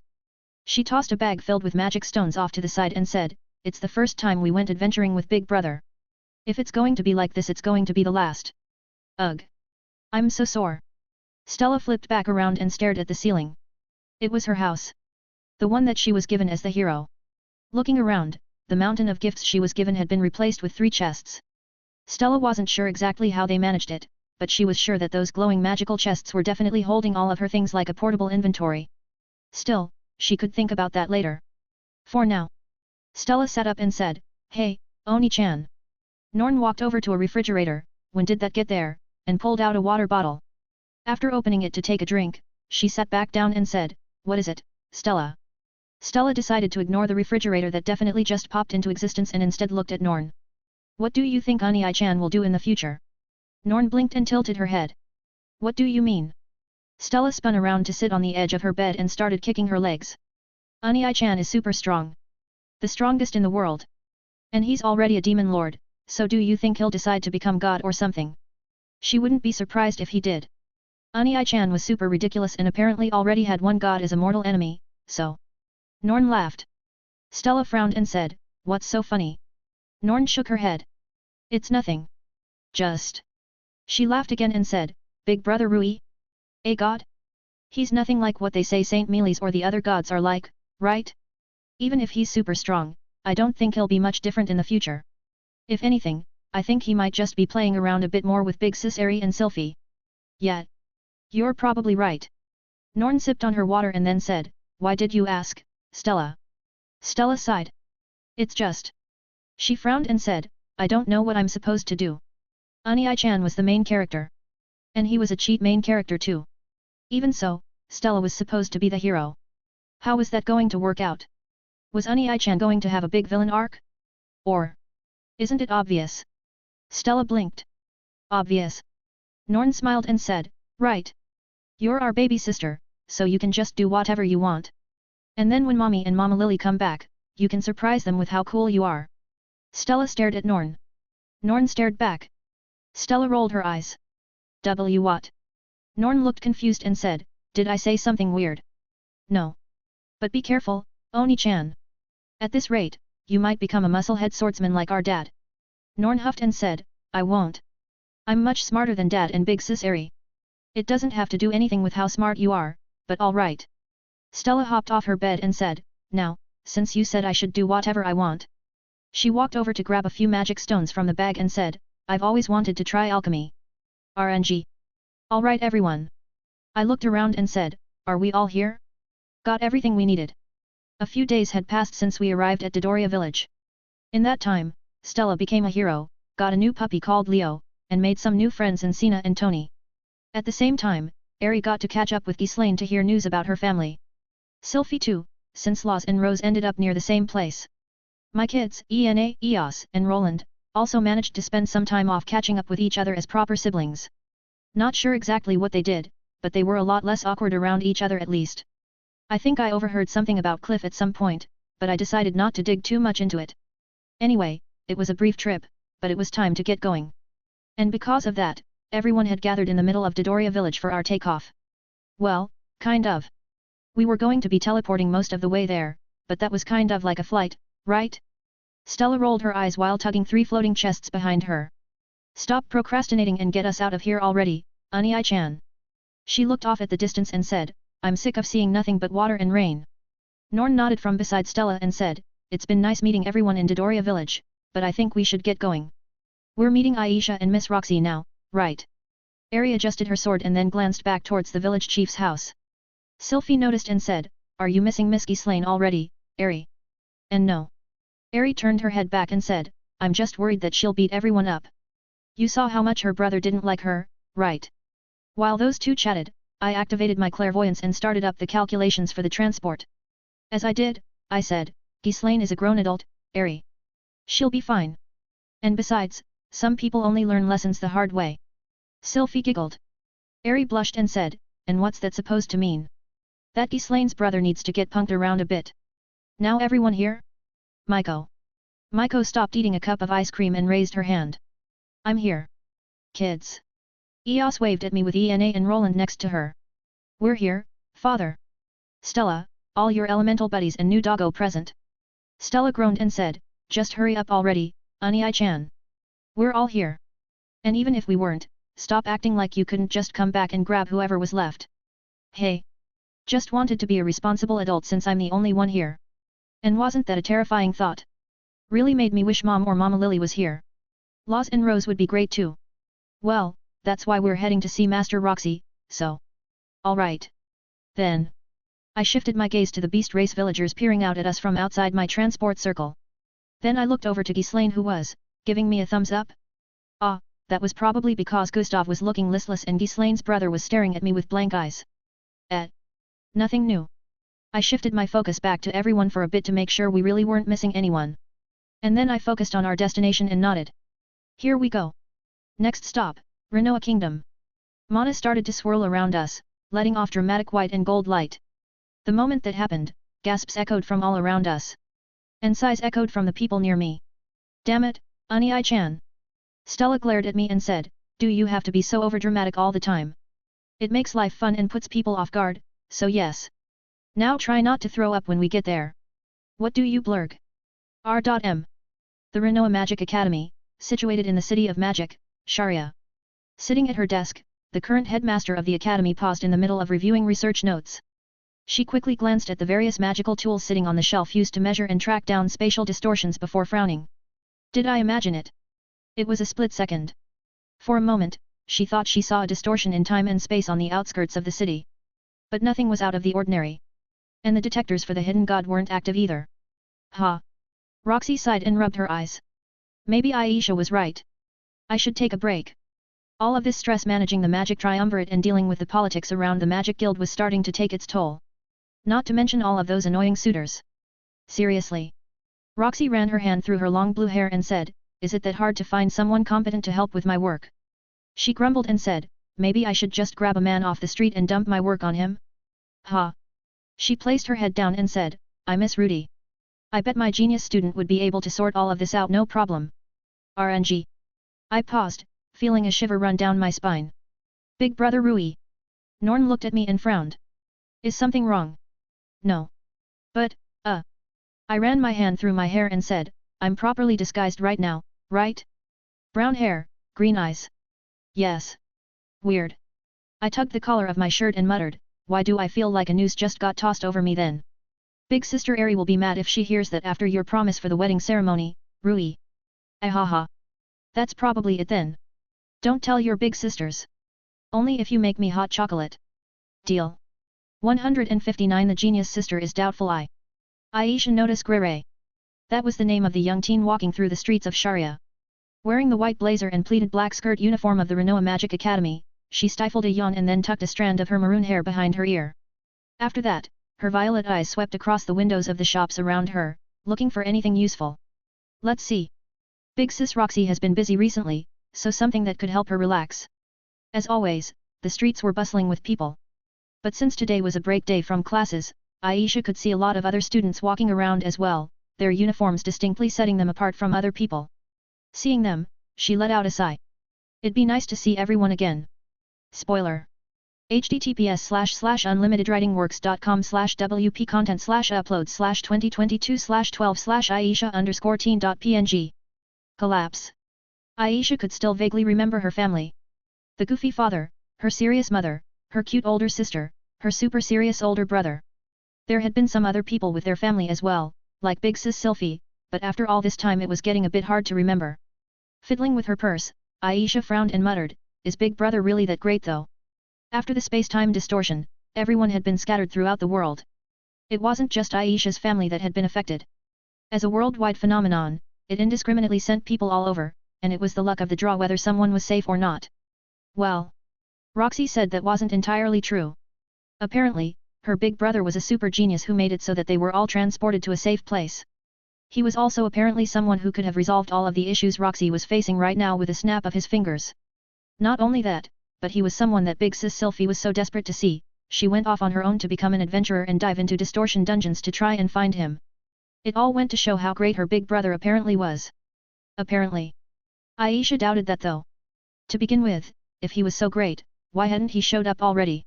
When they were in danger with Roxy and Sylphie risking their lives to keep Aisha safe, when they spent years and years in distortion dungeons trying to make their way out, when Aisha herself had grown up to a young teen from all the distorted time that she and Roxy had to go through while making their way to Renoa Kingdom. Yes. Aisha doubted that her big brother was that great. She had vague memories of him being able to use magic when he was pretty young, but Aisha could do the same. And she was even the youngest student to enroll in the Renoa Magic Academy in the past decade. No. Aisha thought that Roxy was just deluding herself. Especially since they hadn't received any contact from him despite Roxy being so famous. After all, by this point Roxy Megardia had gotten so famous as that even people from the distant Begarit continent and the Heaven continent had sent some envoys to meet with her and discuss the space-time distortion incident. If Big Brother was as great as Roxy said, he should definitely have heard about them and sent a message their way. And if not that, with how great he was, they should have heard something about them. For example, even their goofy father's name had come up recently as a sword god of a brand new school. And because of that, Aisha knew that her older sister Norn was safe and sound. But Rudius? Nothing. Realistically, he's probably long dead.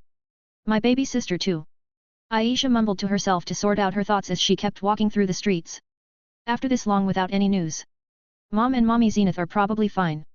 Big sis Roxy said that Mommy Zenith was a famous adventurer and Mom was a good swordswoman, so they're probably just trapped in a dungeon somewhere. But Big Brother and my baby sister. No matter how much of a genius her big brother was said to be, Aisha just couldn't believe that he'd be able to survive being tossed into a random dangerous location. After all, Aisha was the youngest and best magic formation sorceress Renoa had ever seen with innate talent in both seeing mana and manipulating every elemental branch of magic all the way up to. Even then, that was when she was 10 years old. For someone even younger than that to be able to survive. Aisha walked past a stall selling kebabs and absently paid for one to snack on before walking away. As she did, Aisha heard a young woman's voice echo from behind her. These look pretty good. Do you think the kids would like some? Aisha glanced back to see a group of 3 people standing at the kebab stall. A handsome young man with green hair surrounded on his left and right by a pair of beautiful blonde women. The green-haired man rubbed the back of his neck and frowned. I'm not sure. Aisha resisted the urge to snort and then walked off. Guys, they were always so indecisive. Like all the guys trying to date Roxy. Always beating around the bush and never saying things straight out. Aisha nibbled on her kebab and kept walking along the streets, thinking to herself. Seriously. Roxy should just relax a bit and go on some dates. Then again, the last time someone tried asking Roxy out, he was blasted through a window on reflex. Aisha sighed and finished her kebab, turning the stick to ashes with a small flame. After that, she stuck her hands in her blazer's pockets and kept walking. Okay. The problem was definitely with Roxy. If she would just loosen up a bit more and relax. After all, Aisha wasn't a toddler anymore. It wasn't like Roxy had to worry about her. And she also wasn't getting any younger, so. A light tug at the back of Aisha's shirt, followed by a young girl's voice. Excuse me. Aisha blinked and then turned around to see a cute blonde girl wearing a backpack, white shirt, and blue jeans. The young girl looked up at Aisha with sparkling green eyes and said, I'm looking for my big sister, but I got lost. Can you help me find her? Big sister. Aisha tilted her head and stared at the young girl. She was cute. Barely over 5 years old, if that. She looked like she also had really good mana affinity too, with how the elemental mana in the air were naturally drifting towards her. Spoiler. https://unlimitedwritingworks.com/wp content/uploads/2022/12/stella_backpack.png. Collapse. That made Aisha curious about who the girl was. If the girl was that much of a natural, then her big sister. Miss. Aisha blinked and realized she was spacing out. She let out a soft smile and said, sorry. But yes, I can help you find your big sister. Great. The young girl stuck out her hand and said, I'm Stella. Aisha smiled and took the young girl's hand. You can call me AI, Stella. Okay, Miss AI. Stella smiled and said, it's nice to meet you. And you too. Now, what does your big sister look like? And where did you last see her? Well, Stella placed her left hand on her chin and said, Oni-chan has blonde hair like me and green eyes. She's around your age too, I think. Really? Aisha hummed and said, does she go to the academy then? Not yet. Stella shook her head and said, Oni-chan said that he's heading there to do the paperwork, but Oni-chan isn't a student yet. So not someone that Aisha would know. That made sense. Since she was the student council president, Aisha remembered the faces and characteristics of all the enrolled students. And she would definitely remember someone like that enrolling. I see. It might be hard to find her then. Oh. Stella looked up and said, she's dressed like an adventurer too.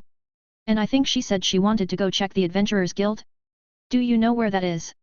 I do. Should we? Growl. Stella blushed and looked down, covering her belly. Aisha laughed and said, how about we get you some food first? Please and thank you. Aang. Eos watched Stella walk away with a red-haired teenaged girl and frowned. Looking towards Roland, she said, should we follow them?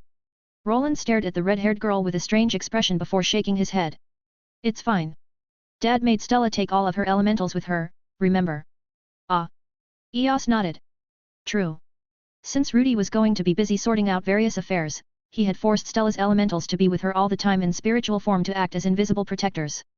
Ena happily munched on a glazed barbecue kebab, ignoring how the sauce dripped on her chest, and said, these are delicious. Roland looked at her and then sighed. Sis. You need to be more self-conscious about these things. After saying that, he pulled out a handkerchief in his pocket and reached out to wipe off the sauce. An act that gave him a lot of pointed looks from all the males in the vicinity. Eos snorted. Hypocrite.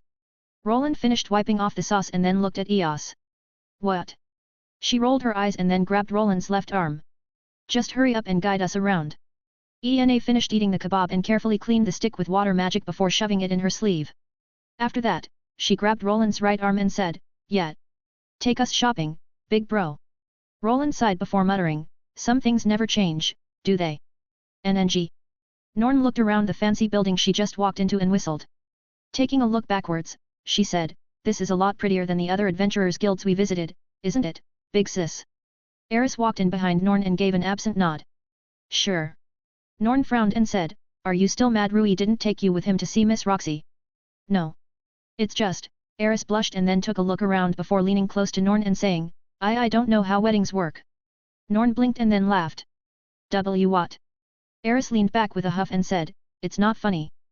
Sorry, big sis. It's just, Norn smiled and said, you really are girly around Rui, aren't you?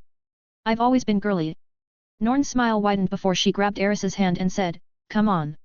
Let's go see if there are any fun requests we can do before meeting up with Rui. RNG. Michael looked around the fancy courtyard with wide eyes before looking back at me. Mr. Rudy. Are you sure it's fine for me to be here?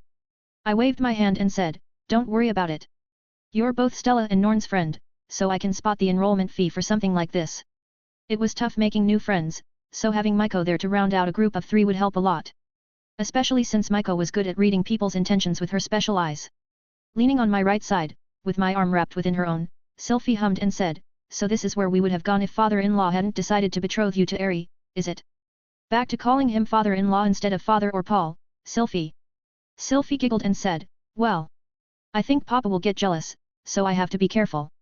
Ooh. That's a good point. I hadn't met Laws for a while, but since he laid out a symphony on Dad's face last time, I wouldn't be surprised if he could do a whole epic.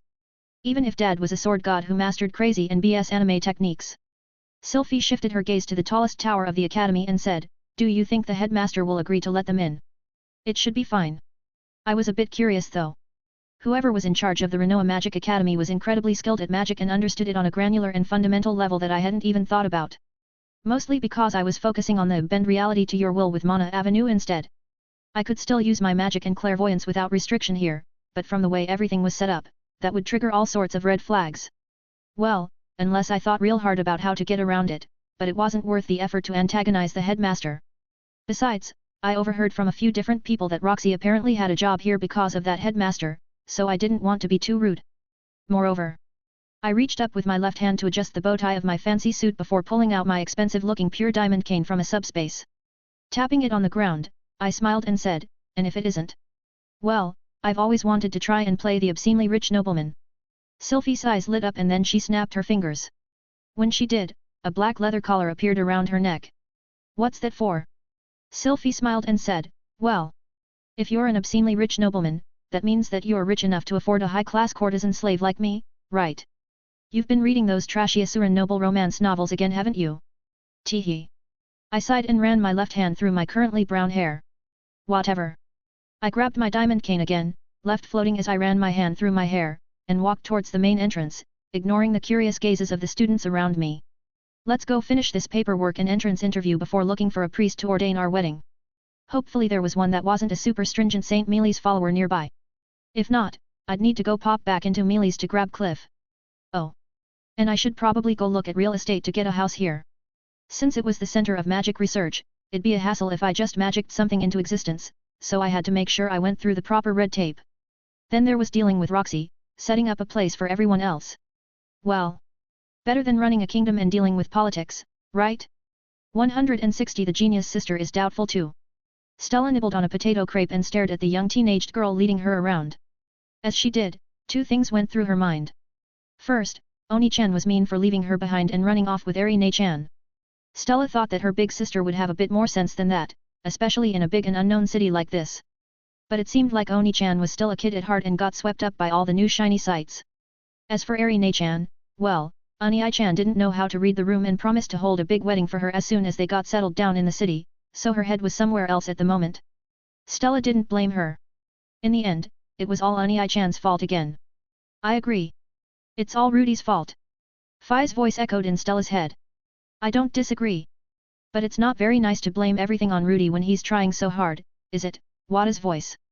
Asterisk blame whoever you want. It won't change the fact that your life's going to be troublesome in the future asterisk. Win. Asterisk what? It's true asterisk Win stifled a yawn and her voice echoed again. Asterisk do you know how hard it is to block the winds of fate? Especially when that annoying puppy keeps trying to drag Stella to being a hero, asterisk. TCH. That smug mongrel. A lively conversation. It seemed like Stella's elemental pals had a lot to say about her current situation. Frankly, Stella did too, but it wasn't that productive. So instead, she let them bicker and focused on her surroundings. Miss AI had bought Stella some food after that embarrassing moment of Stella's stomach growling. That was good, because Stella didn't have any money on her and it would cause a big incident if she called for Oni-chan over something small like that. It was a big oversight though. Out of all the weird things she kept in her expandable backpack that she managed to make with Oni-chan's help, Stella didn't have a single snack. Definitely needed to bug Oni-chan about that later. Especially since she saw him secretly make chocolate for Oni-chan earlier. TCH. Playing favorites like that is no good, Oni-chan. But anyway. Stella munched on her potato crepe and took a closer look at Miss AI. Judging from her neat uniform, she was definitely a student at the academy that Oni-chan was talking about. And she gave off student council president vibes too. Especially with how she helped Stella out without question. Plus that short red hair and pretty violet eyes, yep. Definitely like the main female lead of a Magic Academy anime that her younger brother used to watch. Then there was the fact that Miss AI seemed to have a really good handle on the mana around her too. Stella was pretty good at magic. She wasn't a straight cheat like Oni-chan, but she was able to handle it pretty well and had a good grasp on theory. Because of that, she could also roughly tell how good other people were at using magic from how mana flowed around and through them. Eri-ne-chan for example was terrible at magic. While she could use mana to fight and create flames, she fumbled around in trying to mold mana into spells. In comparison, Norn Oni-chan was really good at fighting while casting spells and could intuitively use them while swinging her sword around. And that was because mana seemed to be sticky around Norn and move how she wanted it to. As expected of Stella's big sister and Rudy's younger sister, of course. But Miss AI was kind of similar. From how she looked around, it seemed like she could see mana too. And with the look she gave Stella, she probably recognized how good Stella was with magic. Well, that or she picked up on FAI, Wada, and Win. But she'd definitely be freaking out more if she did considering that Stella's elemental friends were apparently on the level of Spirit Kings or something. Another fun fact that confirmed that Stella was doomed to not live a normal life, but that was something to think about later. Is there something on my face, Stella? AI glanced back at Stella and then reached up to rub her face. Is my makeup wearing off? Stella blinked and then said, You wear makeup, Miss AI? But you're already super pretty. AI nodded. That's why I wear it. She sighed and said, it gets a bit annoying being too pretty when I walk around, so I put a little bit on to dress down. Is it wearing off? Stella shook her head. I don't think so. But this was Miss AI nerfing herself with makeup? How pretty was she without it then? Good. AI let out a relieved sigh and then smiled. Now, are you enjoying your food? MMHM. Stella took another bite out of her potato crepe and said, it's a bit salty, but it's tasty. It was also pretty nostalgic. Ani-chan had been making a lot of food from Earth, but most of them were either sweets or drinks. When they weren't, it was usually an entree or something like pizza. A proper meal instead of snacks. This though. Stella finished her crepe, smiling at how it reminded her of sneaking away with Aki after school to get some junk food. AI nodded and said, I'm glad. Hopefully your big sister won't be too upset at the unhealthy snack. Stella snorted. You don't have to worry about that. Oni-chan eats way more unhealthy things. Like tons of sugary sweets, chocolate, and almost nothing but meat. She blamed Eri-ne-chan. AI laughed and said, even so, you're still growing, so you have to make sure to eat a bit healthier as well. Fruits and veggies, even if they're bitter and you don't like them. Stella gave a light nod and then brushed off her hands before grabbing the hem of AI's shirt. When Stella did, AI pulled her clothes and continued walking. While keeping an eye on their surroundings, AI said, so what brings you and your sister to Sharia? Are you two traveling alone? Stella shook her head. No. We're here with Ani-chan, with my big brother too. But he's busy registering us at school or something with my sister-in-law and best friend. AI frowned and said, and he let you and your sister wander off alone. Stella shrugged. Ani-chan is a cheat. I'm pretty sure that even if something bad happened, he'd spin back time to undo it. She was about 95% sure of that at this point. Considering that Ani-chan could teleport them all over the place and kept scribbling equations and diagrams that looked a lot like the theoretical time travel black hole stuff she saw on TV once, Stella wouldn't put it past her Ani-chan to be able to do time stop or time rewind stuff. Like, he was practically a god already anyway now with how many people kept worshipping him. But besides that, and even if he couldn't, I'm strong too. Stella puffed out her chest and said, I beat up a group of bandits. Well. She almost beat up a group of bandits. Ani-chan showed up to finish them off and turned everything into a gore fest, but Stella was doing okay. And she made contingency plans for next time. Like always having a barrier spell up and getting better at dodging. Also a lot of mental strength training by sparring with Oni-chan. AI frowned and said, even so, that's a bit reckless. For both your big brother and big sister. If I had a baby sister as cute as you, I wouldn't let you out of my sight. Stella nodded. I didn't say it wasn't. Objectively, Stella was cute. Super adorable. There were still times that she stared at her reflection and didn't believe it was her. Pudgy cheeks. Sparkling green eyes. Golden blonde hair and a face that had a super great puppy dog look to guilt-trip people into doing what she wanted. Not only that, but judging from EOS and ENA, as well as Aunt Therese, Stella was definitely going to be a drop-dead beauty in the future. Obviously, you would take every precaution to protect a girl like that because bad guys the world over would try to snatch her away or do terrible things. But of course, nobody in Stella's family thought like that. Though that was mostly because Ani-chan would tear time and space apart to reach her before anything bad could happen. Wait. Was that why all his entrances whenever Stella called for Ani-chan was so dramatic? Was that guy literally cutting time and space apart with his sword to reach her? More on that later. Stella shook her head to clear her thoughts and then put on a smile with her cute face. Looking back up at AI, she said, what are you doing here, Miss AI? I live here with my big sister. You have a big sister too. She's not really my sister, but she's close enough. AI fiddled with the ribbon on her shirt and said, maybe more like a mom? She raised me since I was small, so. Ooh. That's like me and Ani-chan. AI blinked. Really now? MMHM. Stella nodded and said, after the big time-space thingy, Ani-chan was teleported with me. I was just a baby, so he had to do a lot of things to take care of me. AI smiled and said, it looks like he raised you well then considering how smart you are. Stella paused to think about that. In recent years, that would definitely be a no considering the shenanigans they were wrapped up in. But Stella could give that a pass since it was because her Akane-chans showed up and started hogging Ani-chan. When Stella was small though. Yet. Ani-chan worked really hard. Making sure she was safe and well fed. Keeping an eye on her all the time and singing lullabies when she couldn't sleep. Changing her diapers, reading her stories, chatting with her in Japanese when she still didn't understand the world around them to calm her down. Stella was definitely glad that her Ani-chan was Rudy.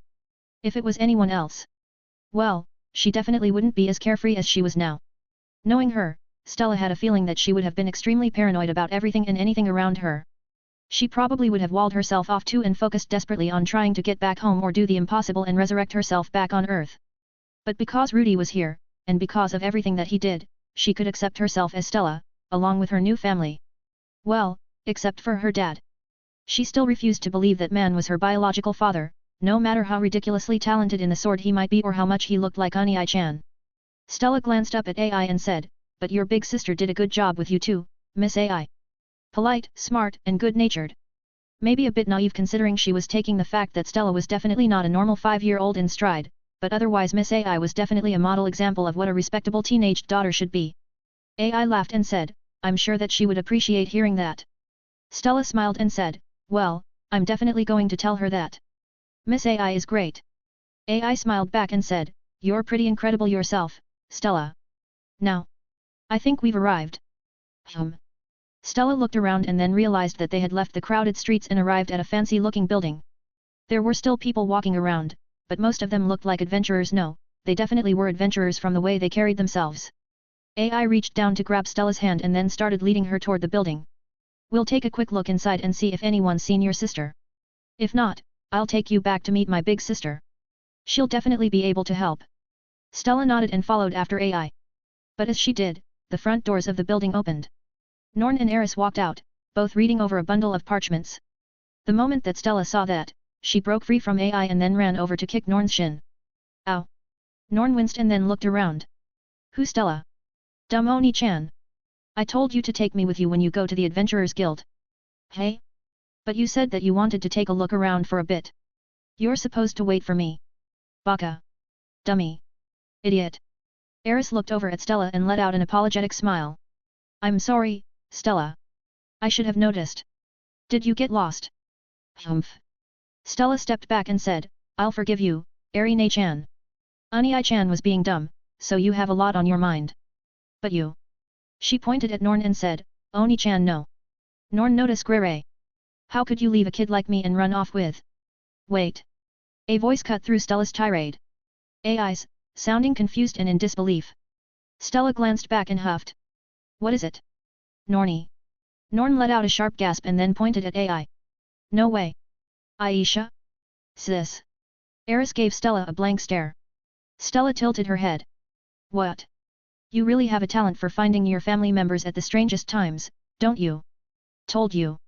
RNG." I stood in front of the looming pair of double doors and then reached up to adjust my tie. After that, I looked to my right at Sylphie and said, "You remember the plan, right?" My lovely elf fiancé smiled and said, "Smile and be pretty like the trophy wife I am." I groaned and reached up to pinch the bridge of my nose, staving off a budding headache. "I'm going to beat the crap out of Dad for introducing you to those books when we get back. Damn it. It's one thing to have your fetishes, but it's another to try and pass them off to your son's wife. Especially going out of your way to secretly supply her with BDSM noble/slave relationship smut. Don't hit him too hard? I'm the one who asked him."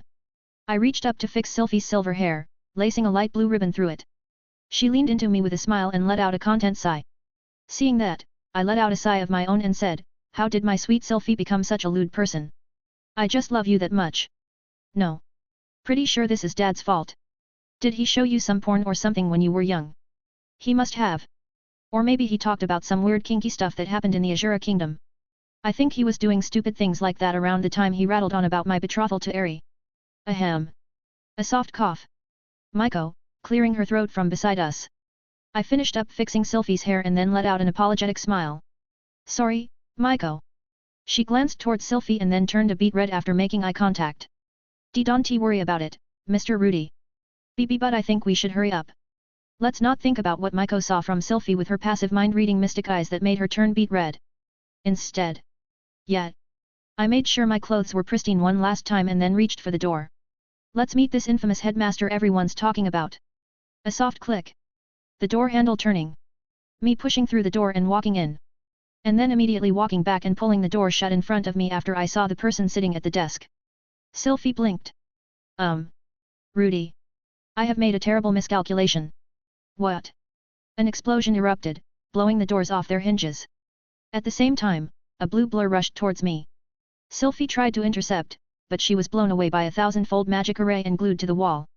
Maiko gasped and then was immediately warped away into the office, suddenly reappearing behind the desk. And as for the one responsible for all of that? My!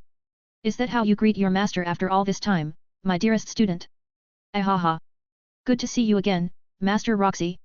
And, I can explain. Spoiler. https://unlimitedwritingworks.com/wp-content/upload/2022/12/roxy_headmaster_angry.png. Collapse. 161 The hard-working teacher's wrath. It was completely out of the blue. Roxy had been busy finishing up paperwork since the students and staff were out for a break. Since she also thought things might get troublesome soon since her magical instruments were starting to act strange, she wanted to clear her workload so that she could spend the time doing maintenance on them. And then her door opened. At first, she thought it was a student. Another one of those idiots who got dared to barge into her office for a prank. On a second thought, she figured that it might be more idiots trying to build an alliance with the Magic Guild by trying to woo her. But when she took the time to actually see who was there, she froze. It was a familiar face. At the same time, it was completely different. A handsome young man with bright green eyes that seemed like they could pick apart the mysteries of the world. Light brown hair that was neatly combed to the side. A pristine suit and diamond cane that reeked of nobility. He took a single step in the room, carrying a haughty air around him as if he owned the entire world. At the same time, a pulse of mana emanated from him, triggering all of Roxy's magical detection artifacts. Strong. A man that couldn't be categorized by any sort of metric. Someone who had the qualifications to act haughty like that. But he took a single look at Roxy and his demeanor fell apart, replaced by shock, and then mild panic. An expression that Roxy saw before a long time ago, and one that she couldn't forget considering all the trouble that came after it. Then it clicked on why that face was so familiar, as well as who was standing there. Rudy, her dear disciple. The genius who stubbornly called her master when she didn't have the qualifications. A surge of relief in her heart at seeing that he was safe after all. A faint tinge of guilt and embarrassment crossed her mind as she felt her heart race a bit seeing what a handsome and suave young man he had become. And then fury when he immediately took a step back and shut the door. It was a reflex.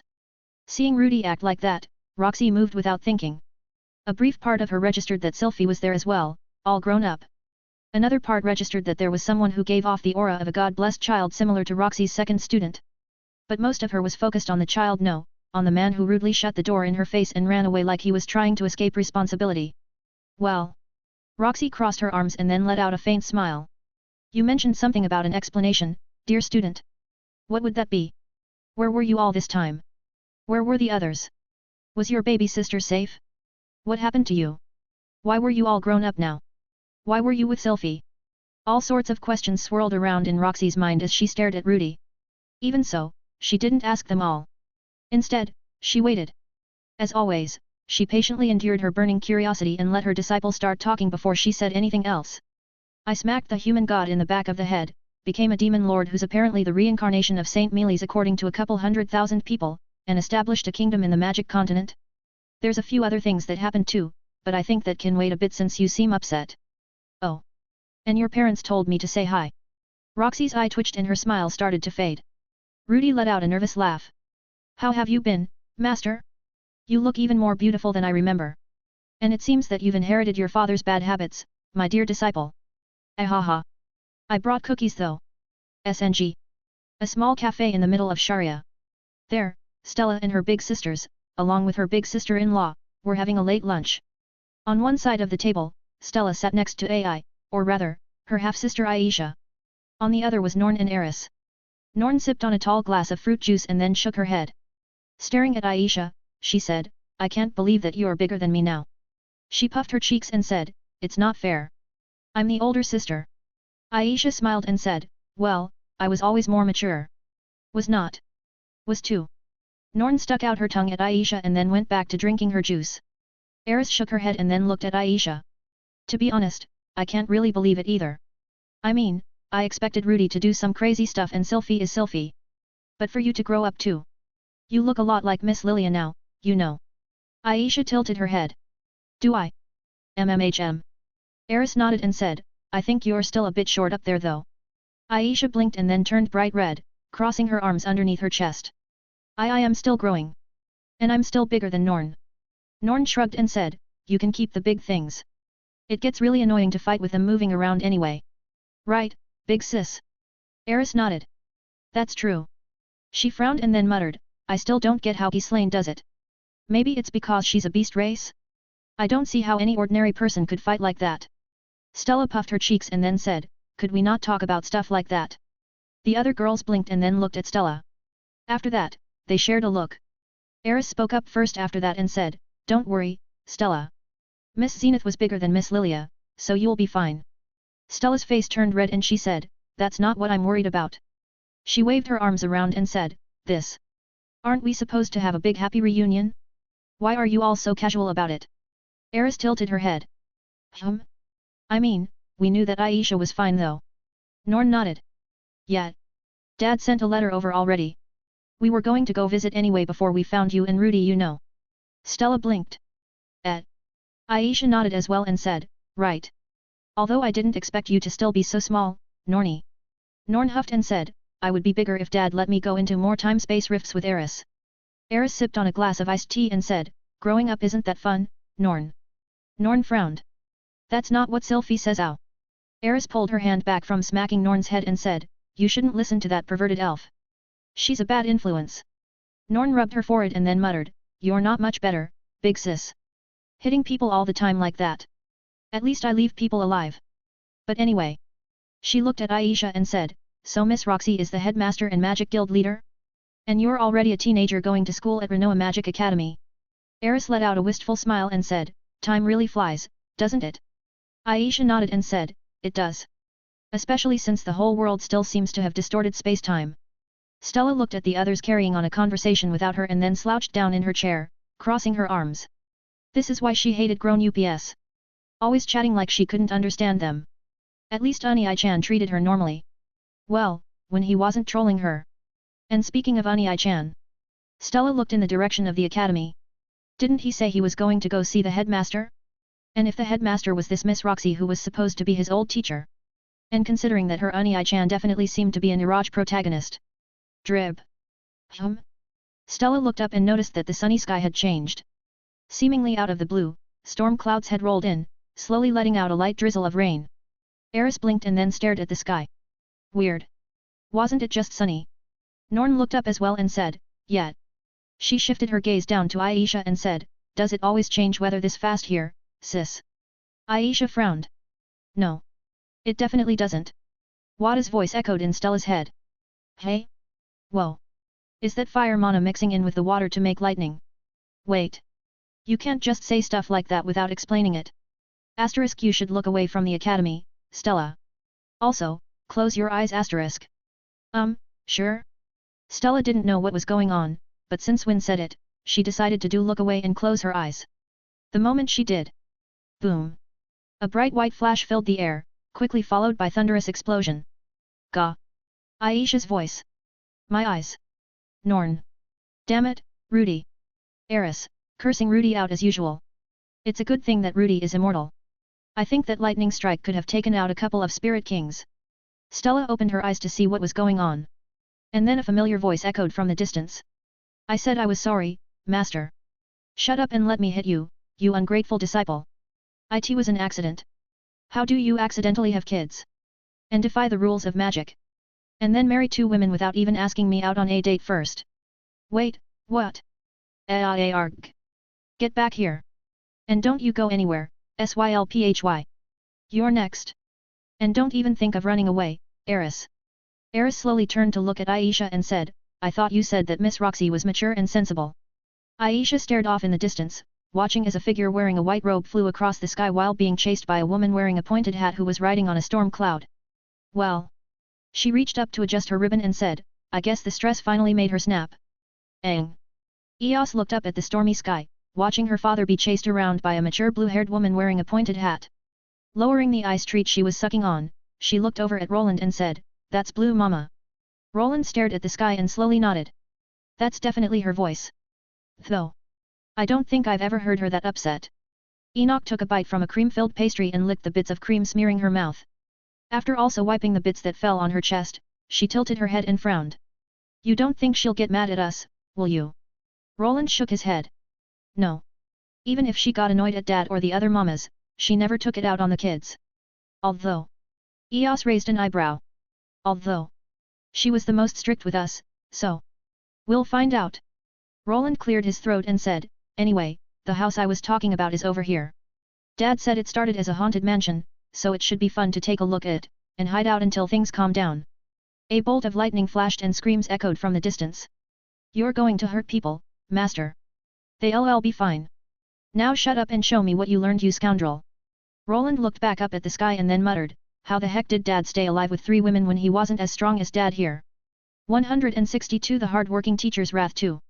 Have you calmed down a bit, master? Roxy huffed and grabbed a chocolate chip cookie from the platter in front of her before stuffing it in her mouth. After that, she took a long swig from the vanilla shake I whipped up before finally letting out a sigh. For being a genius, you're an idiot, my dear disciple. I let out a nervous laugh. We were back in Master Roxy's office after an hour-long roundabout chase through the skies over the city. Also after I dodged about 200 lightning bolts in a row. It was a shame I didn't get a cute little onion knight doll for it or a magical crest, but I'd settle for having Master Roxy calm down. There was also a lot of property damage in that little chase sequence we did, but it seemed like it might have been a routine thing with Roxy considering how people only looked exasperated than afraid. Just what exactly was my master's reputation here anyway? Roxy munched on another chocolate chip cookie before brushing her hands off. After that, she leaned back in her chair and said, so. It seems like you've gone through a lot, Rudy. You could say that. But it looks like you've gone through a lot too, master. I stared at her and focused on the flow of mana around her. Or rather, the distinct lack of mana flow around her. It seems like you've done something a bit ridiculous. I had gotten a glimpse of it while I was being chased around, but up close I could see it in detail. In the past, Master had been inspired by Mai and used it to create her own system. Something like a portable and moving magic computer with pre-stored spells and stuff. Kind of like those magical girl animes, actually. And considering how Master looked back then. But anyway, it gave her the ability of being essentially magic artillery with a constant bombardment of magic without any cost to the user. It did have a pretty big flaw though.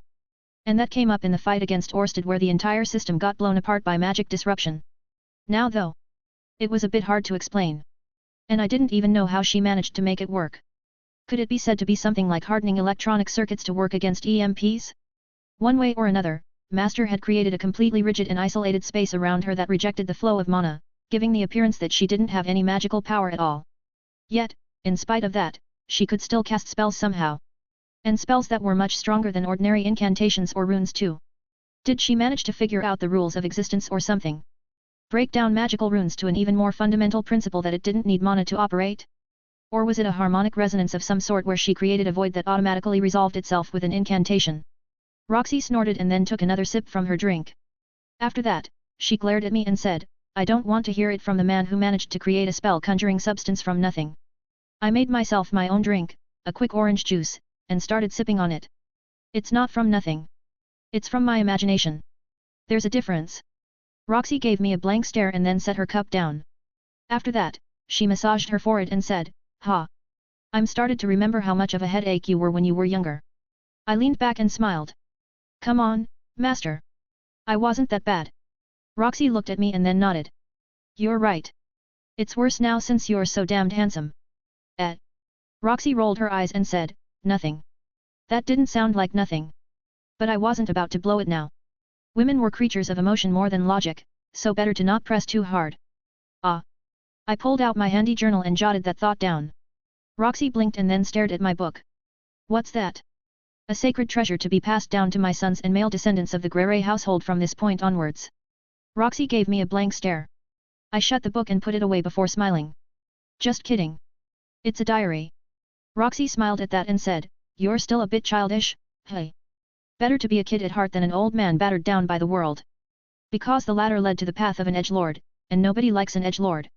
Not to mention things never went well for them. But anyway. I finished my glass of orange juice and then said, It's good to see that you've been well, master. And thanks for taking care of Aisha. Roxy shook her head and said, There's no need to thank me. She smiled and said, Aisha's like my family, so I would have taken care of her regardless. Right. An awkward silence. Was it because of the age difference? The fact that Master let out more than a few Freudian slips about how she felt about me earlier? Or because there was just too much that had happened? For some reason, it was kind of hard to get the conversation flowing. Especially since Master seemed more than content to just stare at me. After a few more minutes passed in silence, I decided to make myself another drink. Some tea this time. Seeing that, Roxy remembered her snacks and drink and started munching on some more cookies. I sipped on my tea, letting my nerves calm down a little and pointedly ignoring the upcoming catastrophe that would erupt from Eri, Sylphie, and Roxy being together in the same area after I'd crossed the line with the first two. Not to mention Rika. Another note to add to the journal later, having a relationship with more than one woman is trouble, even if you have the power to blow up entire kingdoms. Better to just stick to one wife and be done with it. But anyway. Back to what I came here for. I set the cup of tea to the side and said, there will be some time to catch up later, so how about we get to business first, Master? TCH. Roxy's expression darkened for a moment. Clearly she wasn't fine with that, but she quickly put on a professional face and said, understood. I suppose we can talk more after I interrogate Eris and Sylphie as well. Ah. Right. Well. That was a girl problem, so I'd let them sort it out. Roxy set her cookies and shake off to the side before leaning back in her chair. I presume you want to enroll that girl in the university. Her, Stella, and Norn. I paused, thinking about Ena and Eos. But then I considered how beautiful they were and the fact that it would be more trouble than it was worth. On the other hand, it might be good for them to get a somewhat normal school experience in while they still could. At least for now. Yet. I'd see how my daughters settled in with a somewhat normal environment first. It'd be bad if like a chain of people started challenging me to duels for the permission to marry them or something because they said something like any potential suitors had to prove their worth to me. Cliff was already enough to deal with. I didn't need even more people to sort out. Roxy tapped on the table and said, the semester has already begun, so it will be a bit hard to get them in. Those stiff nobles will disagree and those blockhead professors might start acting up even if I personally recommend them. Oh. I paused to think about it and said, but is that it? Roxy tilted her head. What do you mean? I mean the only real issue is that nobles and professors might disagree with some nobodies showing up in the prestigious academy, right? I suppose so. Roxy hummed and said, if you could get the recommendation of a few other professors or show that you have the proper qualifications at Rudy? Wait. Where are you going? It was a break day for the students of Renoa Magic Academy. Even so, a majority of the students were still on campus resting in their dorms. Because of that, they were able to see it firsthand. Even so, the rumors were mixed. Some said that a nobleman appeared to audit the academy, sending the professors in despair as they had to account for their research expenses. Others, specifically the female students, said that a dreamy adventurer showed up with unbelievable magic that made the professors walk out of the academy on the spot. Others still said that it was Headmaster Roxy's fiancé appearing to reprimand and punish all the people who tried flirting with the headmaster since his absence. And the infamous student council president said that it was all a load of baloney because the professors were all just heading out to deal with the aftermath of Headmaster Roxy letting off some steam chasing out another suitor. A chaotic turn of events. A rumor mill working in overtime. Rumors and myths spreading like wildfire, and a fire that was fueled even more by the fact that Headmaster Roxy had activated noise cancellation magic barriers over her office for an entire day as beautiful women kept entering and leaving. Then, the next morning. Good morning, class. A handsome young man with sparkling green eyes, lightly two-wheeled brown hair and a tidy white suit. Tapping a diamond-top staff against the ground, he smiled and said, I'm afraid that the academy's staff went on strike for the week after a certain incident last night, so I will be your substitute teacher until that's resolved. Aisha stared at the substitute professor with a blank expression. She had never seen him before today. And while she had heard about all the mess happening last night while she was out catching up with her sisters and her nieces and nephew, who she still couldn't wrap her head around since they were definitely older than her. But anyway, she didn't recognize the man. At least, at first. But as he started talking and as he kept glancing towards her with a mischievous flash in his eyes. My name is Rudius Notus Grere. You can call me Professor Grere. And as for today's lesson plan. He waved his hand, causing a blackboard to materialize from thin air. Shortly after that, a piece of chalk appeared as well and started writing. Why everything you know about magic is wrong, Wizardry 101. After that, Professor Grere turned to Aisha and said, Miss Student Council President. Why don't you start class and explain what magic is to everyone? Aisha was beginning to understand why Stella kept complaining about her big brother. I can't believe it.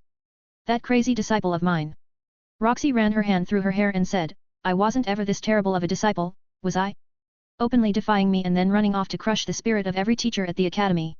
She looked up at the person she called in for life counseling and said, Tell me I'm right, teacher. A man wearing a simple black robe. Seated across from Roxy's table, his aristocratic features seemed like they should have been sharp and overbearing. But the wrinkles around his eyes increased for it as well as his grey hair cut against that, especially with his soft eyes. Altogether, although he had the looks of a haughty noble, his current demeanor and air gave off a strong image of a diligent corporate worker and employee rather than a noble. The man, Genus Hafez, let out a faint smile and said, "They say that the student reflects the teacher. Isn't that the case here as well?" Roxy narrowed her eyes.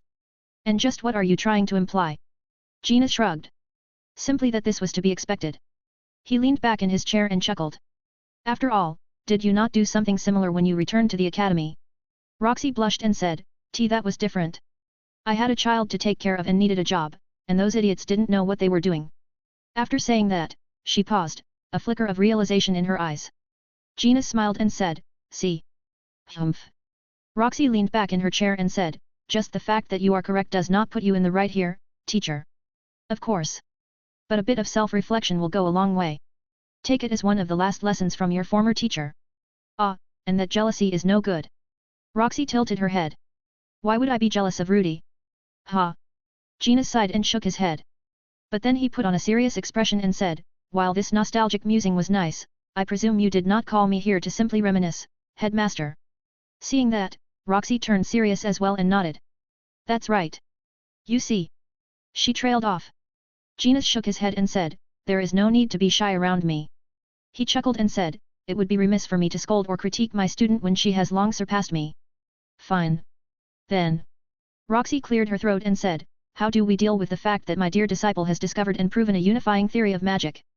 "Say that again." 163 The Hard-Working Teacher's Wrath 3. A dark room lit with only a few candles. Not because there was a lack of resources to light the room. In fact, there was a pile of magic light fixtures laid off to the side that could have been used. No, the room was purposefully kept illuminated with only candles because someone wanted to set a certain atmosphere. And not a romantic one. A long rectangular table in the center of the room. There, 3 women were gathered, one at the head and the others at the sides. Roxy kicked her legs up on the table and crossed them, quietly looking at Eris and Sylphie. After a while, she said, "So. It's come to this after all." A tense silence followed while Roxy waited for a response. Sylphie was the first to crack, letting out a nervous laugh. It's not really a big deal, is it, Miss Roxy?" Following Sylphie's lead, Eris quickly nodded and said, "All right. It's what Rudy chose." Roxy let out a thin smile and slowly nodded. "Yes. I suppose it isn't a big deal. My beloved disciple is intelligent and mature enough to make his own life decisions." Sylphie let out a more relaxed laugh and said, "Yes. Rudy is." Bang. Roxy pulled her legs off the table and then slammed her hand on its surface. Sylphie flinched and then started fiddling with her hair. Eris almost fell off her chair, but she quickly caught her balance. After that, she meekly set her hands on her lap and averted her eyes. Roxy huffed and then leaned back, crossing her arms. "It's one thing if Rudy took the initiative, but from what I heard from my dear disciple." She glanced at Eris and Sylphie and said, "Draping yourselves all over him like that. Don't you have any shame?" Sylphie winced. But immediately after, she regained her composure and pointed at Roxy. "What about you? Miss Roxy is Rudy's childhood teacher. You're already an old ha." Roxy narrowed her eyes. Sylphie stammered and quickly corrected herself. A mature woman. Going after Rudy is cradle robbing." Roxy raised an eyebrow and then looked at Sylphie up and down. After that, she said, "And you are not? I commend your efforts looking for my dear disciple, reckless though they were. But from your appearance and depth of mana, if we are talking about age, are you not older than me now?" "Grk." Sylphie blushed and then lowered her gaze. Another tense silence filled the room. After a while, Eris cleared her throat and then looked at Roxy and Sylphie. Isn't it fine? If we all love Rudy, we can share, right?" Roxy glared at Eris and said, "I do not wish to hear that from the woman who stole the position of Rudy's official fiancé." Sylphie clicked her tongue at Eris and then nodded in agreement with Roxy. "Right. As if you have the right to talk about that, Miss Arranged Marriage." Eris winced, but she didn't back down. Instead, she straightened herself with some conviction and said, "Well. Since I'm Rudy's official fiancé, I say it's fine. It's not like we're followers of Saint Mealy's or anything, right? So." She blushed and then said, "So as long as we all love Rudy, it's fine to share." Sylphie still looked upset, but she let out a sigh. "I guess it's better than having Rudy hate us." Eris rolled her eyes at Sylphie and said, "As if you weren't already on board with sharing, you perverted elf." Sylphie looked to the side with an innocent expression and said, "I don't know what you're talking about, Eri." Roxy looked at Sylphie and Eris. After that, she shook her head and muttered, Lily and Zenny were right about Rudy. Sylphie perked up and said, what were they right about, Miss Roxy? Roxy waved her hand and said, we can talk about that later. But for now. She leaned forward and laced her fingers together. Resting her head on her hands, she looked over at Eris and said, Eris. Would you kindly explain to me why Rudy asked for me to find an official priest? I can infer the cause, but I would like to hear it from you directly. Sylphie blinked and then quickly looked towards Eris. Eris gulped and then let out a nervous laugh. Well. Roxy smiled. Yes. SNG. Stella flopped into her bed and then stared at the ceiling. It was unfamiliar. Not just the ceiling, but the room, the house, the city, everything. At first, Stella thought it was cool. She finally met her other big sister, Aisha. Not only that, but Aisha was super calm and mature, unlike Stella's other older siblings. Well, Norn was pretty mature too, but she could be a bit off at times. Stella blamed their father. That man was a terrible influence. After all, just look at what happened to Ai-chan. But anyway, although it was nice meeting up with Aisha, everything was just off now. Maybe it was because they were in a peaceful and ordinary city for once. Unlike the crazy sci-fi/utopian city of Arcadia where Stella grew up, the magic city of Sharia that they were living in now was just a normal city. Strip malls, concrete buildings, nice and clean paved roads, electric lights or at least magical equivalents, and people walking around with normal clothes. If Stella didn't know any better, she would think she was back on Earth. Of course, she wasn't. But if she squinted. Hey! Maybe that was why she felt weird. A faint shimmer of ice crystals appeared over Stella before coalescing into a floating white cat. Wada! The ice spirit tilted his head and said, Whatcha thinking about, Stella? Stella held her arms up to stretch and then sighed. Dunno. Life is weird right now. For the first time in a long while, nothing was happening. No monsters attacking, no crazy people abducting children, no wandering around the world like it was an RPG. Just ordinary life. It had already been a week since they arrived in Sharia. In that time, Ai-chan had gotten a job as a magic professor, Irofo-ne-chan started up a small bookstore with Eri-ne-chan, Maiko and Norn-ne-chan signed up for classes with Aisha-ne-chan, and then Eos and Roland wandered around every day living it up like tourists. That meant that Stella was all alone in the big mansion that they called home. Of course, it wasn't like they left her behind on purpose. It was just... Ugh. Stella sat up and then ruffled her hair. This is a fantasy world. A real ice guy. Why is everyone living an ordinary life like it's back on Earth? Wada blinked and then said, Earth. Stella hopped out of her bed and waved her hand. Don't worry about it, Wada. She let out a deep sigh and then said, I'm just getting restless. This was Ai-chan's fault. Stella had gotten so used to his crazy antics that normal wasn't normal anymore. Stella let out another sigh and then took a look around.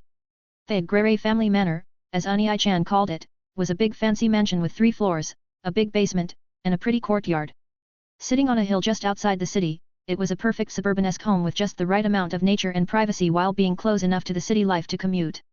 That was something that Stella would never have thought she would be thinking since being reincarnated, but that was just how life was now, apparently. But anyway, Stella's room was on the first floor and just off to the side from the main hall when you entered the mansion from the front entrance. Like, if you walked in and turned left, there was her room. It was also pretty big. Large enough to fit a fluffy king-sized mattress, a full-sized study desk, a big walk-in closet, and more than enough room to run around in. At least for Stella. Well, it would be if not for all of the random things lying on the ground. Books, various magical trinkets, materials, magic stones, weapons, sheets of paper. Seeing how messy it was, Stella felt her face warm up a bit. She cleared her throat and then muttered, I'll clean it up later. I'm still unpacking. Right. After all, she needed to sort through all the gifts they gave her as a hero back at the Great Forest. That was the reason why it was so messy. It definitely wasn't because she got bored and started trying to break apart magical items and recreate alchemy or anything. Stella carefully brushed a path through the mess and then started walking out of her room. As she did, light particles started forming beside her before turning into a fluffy white puppy. Leo, the sacred beast who got Stella into the whole mess of being hailed as the legendary hero. The puppy looked up at Stella and then said, Woof. Are we going on a walk again, Stella? Woof. Wada rolled his eyes and said, How many times are you going to keep acting cute, you mongrel? Just talk like a normal spirit. Rex barked at Wada and then said, I can talk how I want. Woof.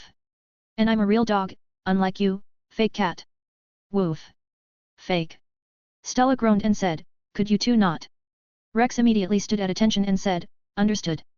Woof. Wada sighed and waved his hand. Fine, fine. I'll just ignore the mongrel. Stella walked out of her room and then closed the door behind her. After that, she made her way out of the house and said, why is it always you two being loud and following me around anyway? I don't see Fai and Win being so annoying. Wada shrugged and said, that's because Fai is pretending to be a student with Maiko and your big sisters. And as for Win. Wada looked around and then tilted his head. I dunno. She's not here right now. Stella furrowed her brow and then said, some sort of guardian spirit Win is. Stella huffed and then muttered, dropping cryptic hints all the time and then only showing up when it's important. Leo looked up at Stella and said, that's because Lady Win has a lot of duties to attend to as well. Woof. Unlike the fake cat, she takes her duties seriously. Woof. Wada bristled and said, hey. My job is to protect Stella. No. Woof. That's my job. Woof. There it is. You hesitated again. I don't know what you're talking about. Woof. Grrrrrrrr. Stella sighed and then checked her magic pouch and wand. After making sure she had all her important equipment, she looked at Wada and Leo and said, let's just head out already, you two. 164 The Stellar Sisters' talent strikes again. It was a bright and sunny day. Birds were chirping, children were laughing as they played on the streets. There were even couples strolling around being all lovey-dovey with each other. Stella watched them all with bleak eyes and then shook her head, continuing on her way. She didn't have a particular target in mind. The main objective she had was just to get out of the house and move around. Although she could do some magical experiments if she wanted to since no one was home to bother her, since Ani-chan said that she'd be going to magic school soon anyway, Stella decided to wait a bit. After all, it wasn't any fun doing cool magic things by yourself with no one around. Okay. Maybe she had been hanging around Ani-chan too much. Woof. There are a lot of people here today. Woof. Leo padded along beside Stella and looked around. Wada nodded from his spot sitting on Stella's right shoulder and said, I hate to agree with the mutt, but it looks like he's right. The feline water spirit looked around with a frown on his face and said, do you think Rudy is doing something again? Stella adjusted her backpack and shrugged. I dunno what Ani-chan's doing these days, but I wouldn't doubt it. She sighed and said, he's always doing things without me these days. Ever since they met up with Ani-chan's old teacher, Ani-chan had been spending less and less time with Stella. No, come to think of it, that started ever since they left Arcadia. On the one hand, it was nice to have some alone time and be a bit more independent. But... Stella stopped in the middle of the street and then looked up at the sky. After staring for a bit, she flung up her hands and said, isn't letting your baby sister go around all day by herself too much independence? Seriously. Even if Stella was technically a grown woman if they went by her accumulated years, she was still physically just a toddler. Well, she was 5 years old, so maybe not a toddler anymore. But anyway, she was just a kid. What kind of big brother lets their kid sister walk out by herself without supervision all day long? Woof. Leo frowned, well, as close to a frown as he could get. After that, he said, you aren't alone, Stella. Woof. Wada nodded and then tapped his chest. That's right. And besides, Rudy wouldn't leave you alone if he didn't think you couldn't handle it. Or if he didn't think we could protect you. Stella sighed and said, I guess so. They had a point. Ani-chan was super duper overprotective. And she did have the magic charm to call him across space in a pinch if she needed it. Still, it was weird. Was she starting to miss being treated like a baby? No. That couldn't be it. She was a mature individual. There was no way that she would miss being spoiled by Ani-chan drinking yummy hot chocolate and eating candy while being carried around everywhere. Feeling her face heat up in embarrassment, Stella patted her face and said, Arg. Stupid kid body. This is because I'm still small. That's it. I definitely don't miss being spoiled by Ani-chan.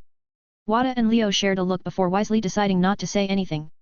There were a few onlookers who stared at Stella for a bit as well, but they quickly went on their way. Considering Roxy's usual antics, they didn't think too much about small girls and children making random outbursts. Though Roxy would probably send a few people flying with explosions if she knew that. Stella shook her head and then continued her stroll. She had a bit of pocket money, so maybe she should go buy some candy or something. She remembered seeing some cute sweets and pastries in some shops by the commercial district, so since she didn't have anything better to do. So this is the esteemed Magic City, is it?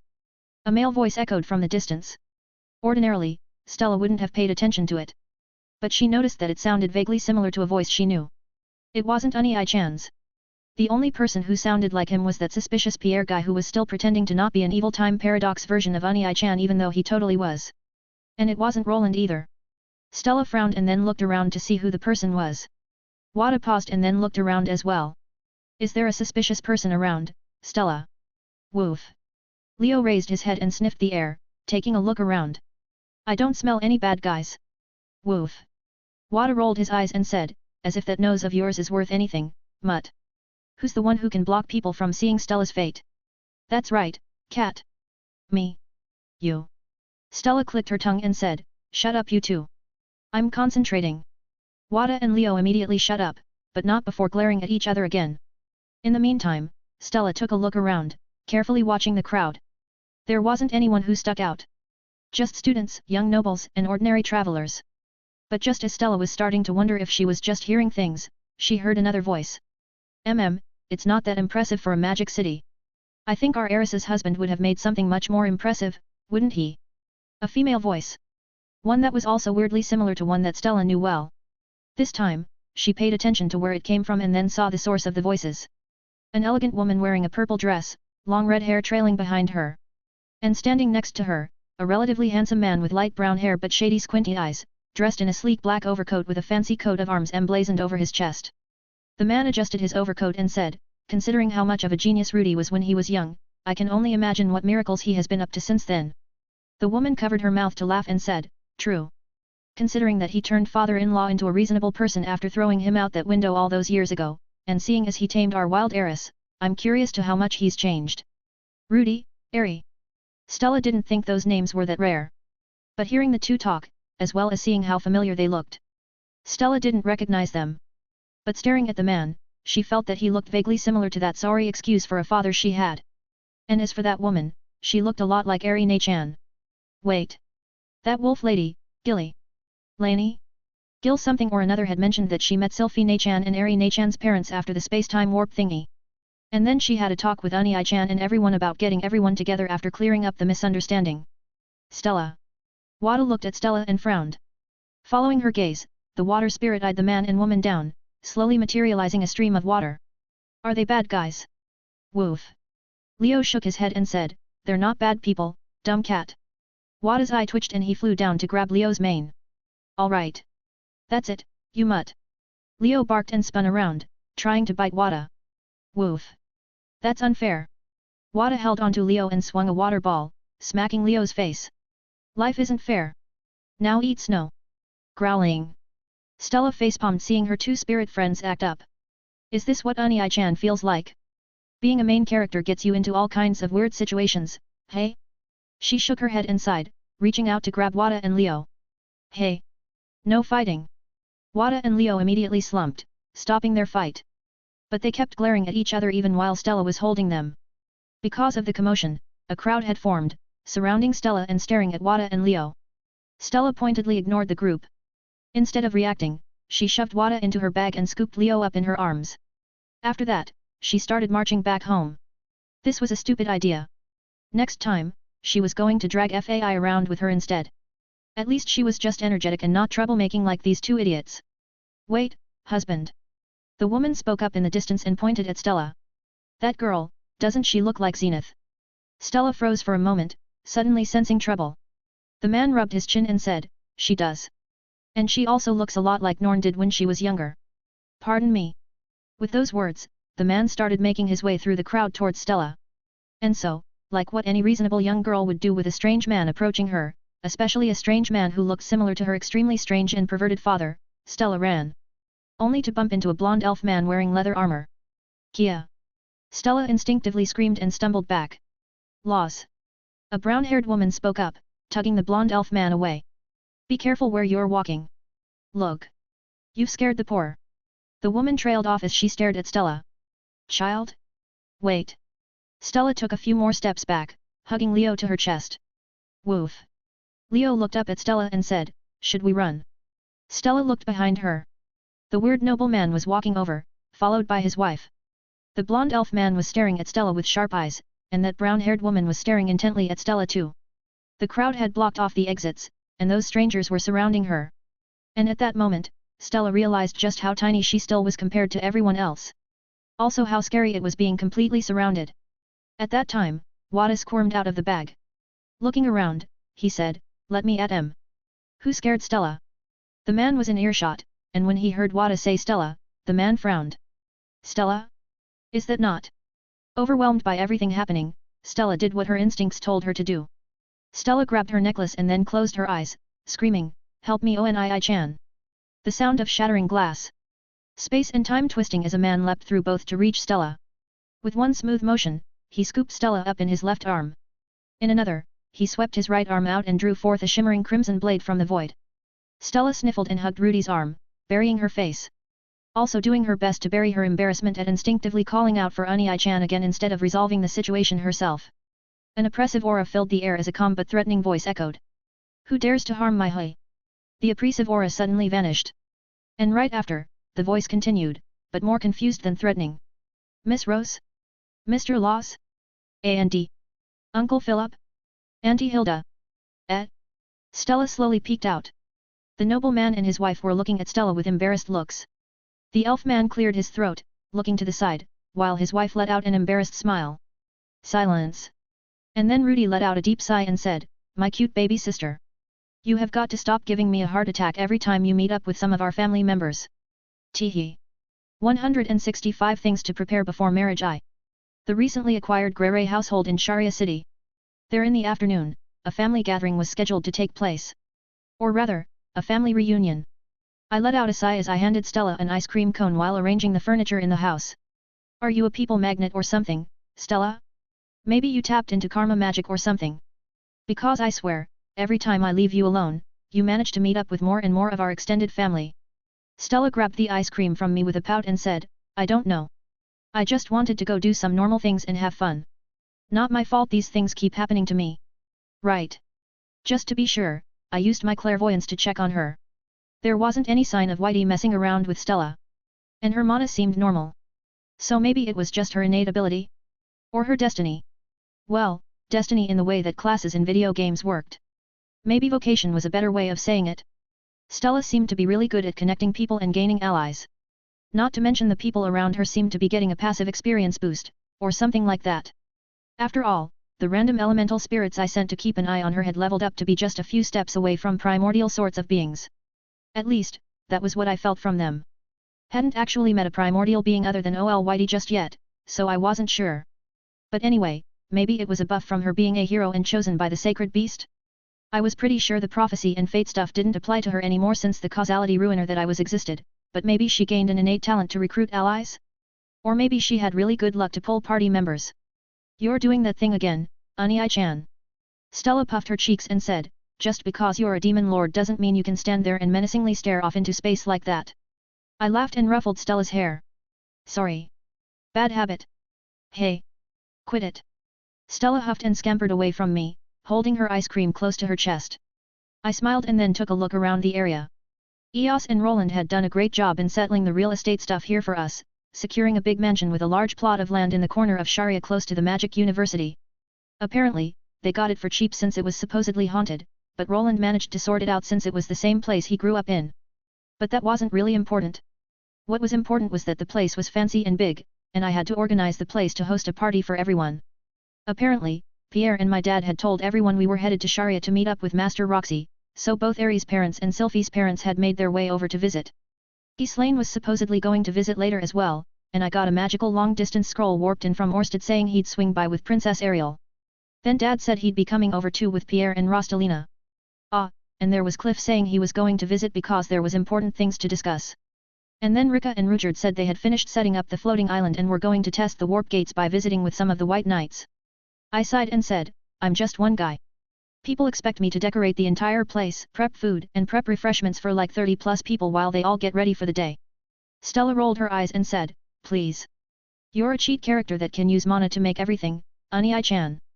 I swept out my hand, subtly stretching space a bit to make the inside a little larger before turning back to Stella. "Hey, just because I can do it doesn't mean I want to. Your Onii-chan is a proper working member of society now with papers to grade." Stella dragged over a chair and then plopped herself down, licking her ice cream and kicking out her legs while watching me work. I held up my hands and then started moving them like a conductor, making party streamers, tables, seats, and the works. Basically everything that would be expected at a party. It really wasn't necessary for me to do the hand motions, but it felt cool and helped me get in the mood to concentrate, so I stuck with it. Better than saying a long and embarrassing chant at least or glaring at the space and trying to will things into existence. Not that I couldn't, but really, it looked a bit silly. And since I was going to do this work, I might as well have a bit of fun while going through it. Like my classes where I flipped the head on what my students thought magic was. Stella licked her ice cream cone again before tilting her head and said, "Why are you the one doing this anyway, Unai-chan?" I snapped my fingers, causing a few leather couches to pop into existence. After that, I imagined a little GUI to move them around and drag them into place. While I was doing that, I said, "Well, Master Roxy is busy filing paperwork for us becoming proper citizens of Renoa Kingdom. Eri and Sylphie are out catching up with their parents. My kids are working on a secret project in the basement that they won't tell me about. Maiko, Norn, and Aisha are studying. And that's about everyone." I paused and then glanced at Stella. Wait. Stella was hanging around enjoying her ice cream while I worked. Since I was used to her being around me all the time, I didn't think too much of it. But now that I thought about it. "Where are your little spirit friends?" Stella huffed and said, "Wada and Leo said they wanted to settle things once and for all and ran out to the outskirts to fight. Win is sleeping like always, and FAI." She paused and said, "Come to think of it, I haven't seen FAI for a while." I flipped my wrist, materializing a stack of pizzas on the table before humming. "Well, I think I saw her hanging around the dorms with Maiko. She's probably fine." I glanced back at Stella and said, "I bet you're a bit lonely though." "I'm not." "Whatever you say, Imuto." Stella puffed out her cheeks and then quickly devoured her ice cream cone, leaving a small smear around her lips. After that, she held out her hands and said, "Gimme another one." "Chocolate." "Fine, fine." I flicked my wrist and materialized one in the air in front of her. Stella grabbed the hovering ice cream cone before starting to make her way through that as well. She was also pointedly looking away from me and pouting. Since that was the case, I decided to give my baby sister some quiet time and focus on my task. Now, prepping everything for a party was easy. But how in the world was I going to explain that I was planning to marry more than one woman to Eri and Sylphie's parents? And not only that, but that I was planning to marry Roxy and Rika too? Ah. And I needed to remember to bring Roxy's parents over to visit. Ha. I made a bunch of balloons and party streamers before mumbling, "I miss Rika already. I'm telling Eri-ne-chan and Ero-ne-chan. You might as well since I've gotta do it eventually wait." I glanced at Stella and said, "Ero-ne-chan." Stella paused and then started blushing. That's WWL, it's true, right?" I groaned. Note to self. Make better silence spell. And maybe information erasure spells. XXX. Evening at the Grere household in Sharia.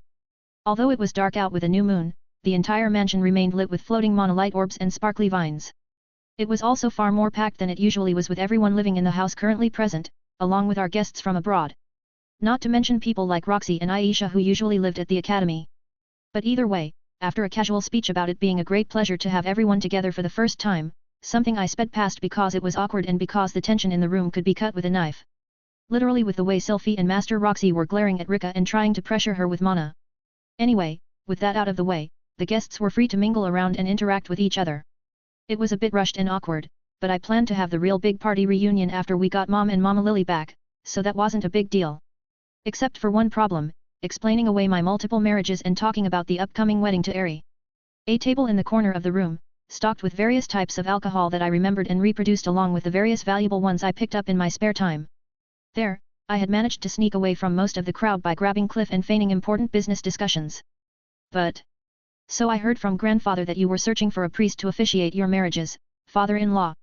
Cliff sipped on a glass of red wine and said, "You could have simply asked me. I would be more than honored to perform such a task." Dad laughed and slapped the table. "I always knew you'd one-up your old man, but to do it twice? And like this?" He grinned and raised a mug filled with ale. "You grew up fast, kid. Some people were more persistent than others." I sighed and poured myself a glass of pure ethanol before chugging it. Didn't do much for me other than a burn going down, but that helped get my mind off things for a bit. After setting my glass down, I looked over at Dad and said, "I'm just taking proper responsibility, Dad. Unlike you." He held up his hands and said, "Hey. I took plenty responsibility. Yeah. With my help." I shook my head and then glanced at the other people joining us at the table. Pierre nursed a cocktail of different aged wines beneath a half-mask he wore in lieu of his usual full-face mask. "Uncle Philip. Well, I guess it'd be father-in-law?" Whatever his title was, Philip was sitting there too, sipping on a glass of fancy alcohol I didn't know anything about other than that it came from the Notice region.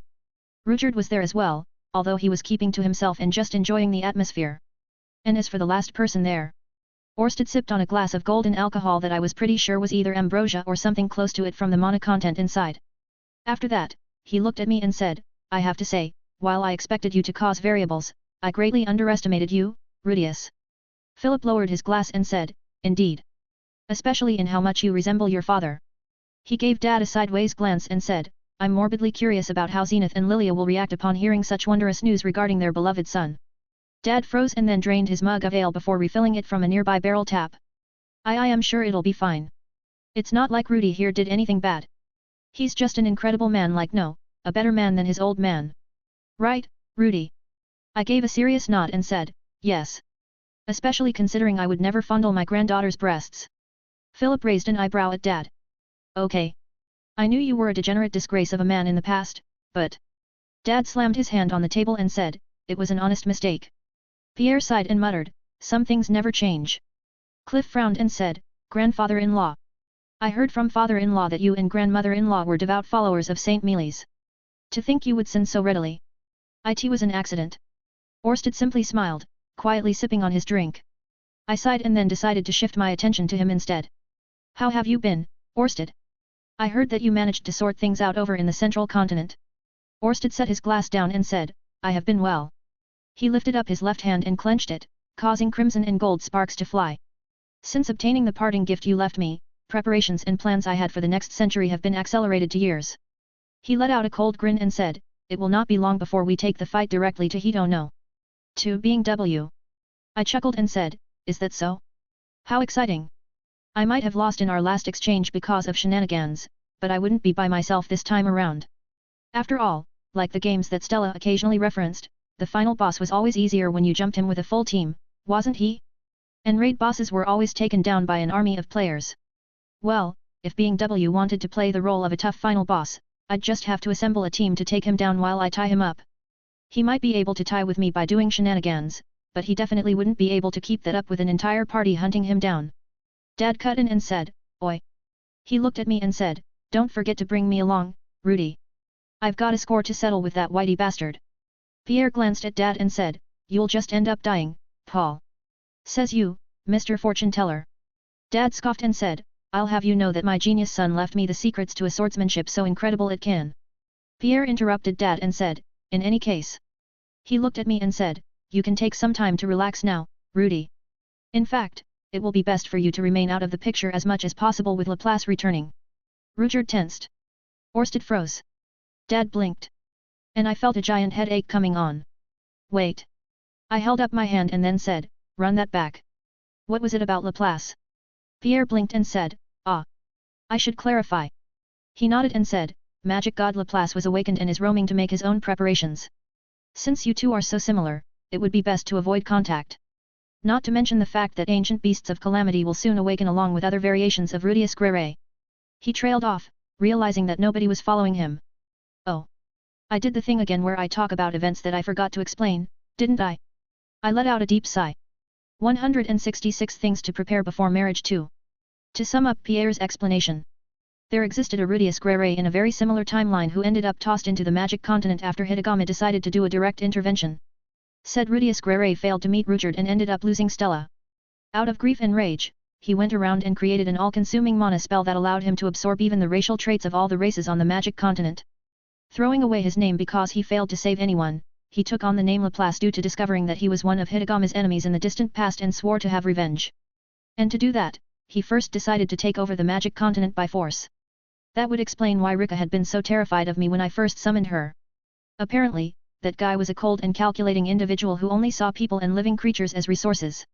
To put it in other words, he was like that guy who already knew that he was headed for a bad end, so he was burning everything to max out his stats to do a new game plus run with everything he earned. It was understandable. And to be honest, if I lost Stella back then, I definitely would have done the same. If I remembered right, that was also about the same time I was starting to experiment with the fundamental principle of mana. The answer I reached now was that mana was essentially an extension of will, and thus could be formed by logic, imagery, imagination, etc. From the way Pierre put it though, that version of Rudius had reached an answer that apparently assimilated all sorts of mana to the source. Maybe it worked under the assumption of the conservation of energy? That it couldn't be created or destroyed, only transformed? My theory of magic went against that axiom. Well, more like it went over that axiom and rolled it inside as part and parcel. But in any case, if a guy like that was actually here and roaming around, I definitely would be better off not interacting with him. After all, I knew just how crazy my theory of magic could get when taken to the extremes. Especially with the hypotheses I had about what divinity really was. It'd be bad if there was a wild card roaming around with my level of magical expertise. Especially considering how much of an edgelord that person would be. But anyway, I'd be listening to Pierre's advice and let him deal with it while quietly making preparations on the side. After all, while it was possible that Guy might team up with me, it was also possible that Guy might decide that he would do a better job of being me. Especially since things were going great for me. That, or we might have this whole resonance effect where we feed on each other's powers and become super powerful, or cause a paradox collapse event worse than the space-time collapse. Or he might just decide to try and off me to test the whole singularity soul theory where being the last you in existence allowed a person to reach omnipotent levels of power. Personally, I doubted that Guy could beat me. While it was definitely true that despair and overall edginess brought a lot of raw power and strength to the table, it also tended to narrow your perspective and creativity. And considering all that I had going for me right now, I wasn't worried about a thing. But all of that was just a side tangent distracting me from the more fundamental issue that I was facing right now. As for that issue, Rudy. Ari smacked her hands against the table and jumped out of her seat. We agreed on just having Miss Roxy. Sylphie crossed her arms, frost starting to form around her. Yes. I'll allow Ari, and Miss Roxy has always liked you, so she's fine. But that demon. Rika adjusted her glasses and said, rude. You do not see me resorting to calling you half-breed mongrel, Miss Sylphie. Roxy narrowed her eyes at me and said, would you care to explain, my dear disciple? I resisted the urge to let out a deep sigh. I also resisted the urge to make an excuse. That would be acting like Dad, and acting like Dad was a recipe for disaster. So instead, I conjured a glass of pure ethanol again and sipped on it while I analyzed the situation. After Pierre dropped that bombshell on all of us, Rika showed up. Call it fortuitous timing, excellent woman's intuition, her demonic eye of foresight, whatever the case, Rika immediately walked over and started to question Pierre on what he was talking about. Unfortunately for me, she had been under strict scrutiny from the other lovely ladies who had taken a corner of my heart. And, as expected, the moment she walked over, Ari, Sylphie, and Master Roxy followed. And then, Rika somehow let it slip that she was the Queen of Arcadia and slated to be involved in a political marriage with me to help stabilize the demon realm/magic continent. Yes. It was a mess. Granted, a mess of my own making, but a mess nonetheless. And from how my kids were staying far away in the back, how Stella was munching on a bag of popcorn she had procured from somewhere along with her elemental pals, and how Dad, Richard, and Pierre had taken Philip with them and jumped back a good 10 meters or so the moment Rika walked over, I was on my own. Ari narrowed her eyes and said, Rudy. Sylphie pursed her lips and said, are you not going to answer, Rudy? Master Roxy let out a deep sigh and shook her head. As for Rika, well, she at least had a conscience and was giving me an apologetic look. But as for a solution to this puzzle, I finished the glass of ethanol and tossed it aside. After that, I looked at Ari and said, Ari. Ari flinched and then looked at me, her hands balled up into fists. What? Unlike the fiery tomboy she was when we first met and the accomplished swordsman she had become since we reunited, she was currently dressed in a regal blue dress that hugged her figure. Not only that, but she had her hair done up in a fancy braid, just like the elegant noblewoman she was supposed to be, at least on paper. And considering how unfamiliar she was with dressing up, plus how embarrassed she got at asking for help, Ari went through a lot just for the party here. Especially since it was also technically a proper announcement party for our upcoming wedding. Although we had a rocky start, nothing can change the fact that you were the one I was promised to first. Ari's frown instantly turned into a bright smile, though she tried to stop it. At the same time, her face flushed a bit red and she said, so what? That doesn't mean. My betrothed, my fiancé, and now my soon-to-be wife. Because of you, I learned to accept that I was a genius. Mostly because I saw how much she struggled at learning the basic stuff that should have been blindingly obvious, but that'd be a secret I kept to my grave. And that I could live as myself without caring what other people thought. After all, you did. Ari froze and then lowered her head, face a deep red. Good. One obstacle down. Now on to the next. Sylphie wasn't looking at me in the eye, instead staring at the ground with her ears drooping. Like Ari, she had dressed up for the occasion, wearing a beautiful lacy white dress with intricate snowflake patterns all across it. An outfit suited for an ice queen, but also one that she probably got to compensate. Unlike Eri, Sylphie was an ordinary person from a humble background. Although she was the one I knew the longest, and also the one who I gave my heart to first, she probably felt that she didn't deserve to be with me. Even so, she couldn't help being in love with me. And it was a love that was deep and strong enough to persist through the countless years she spent diving into space-time rifts to try and find me and Stella, enough to where her natural lifespan would have come to an end in a few years if I hadn't intervened.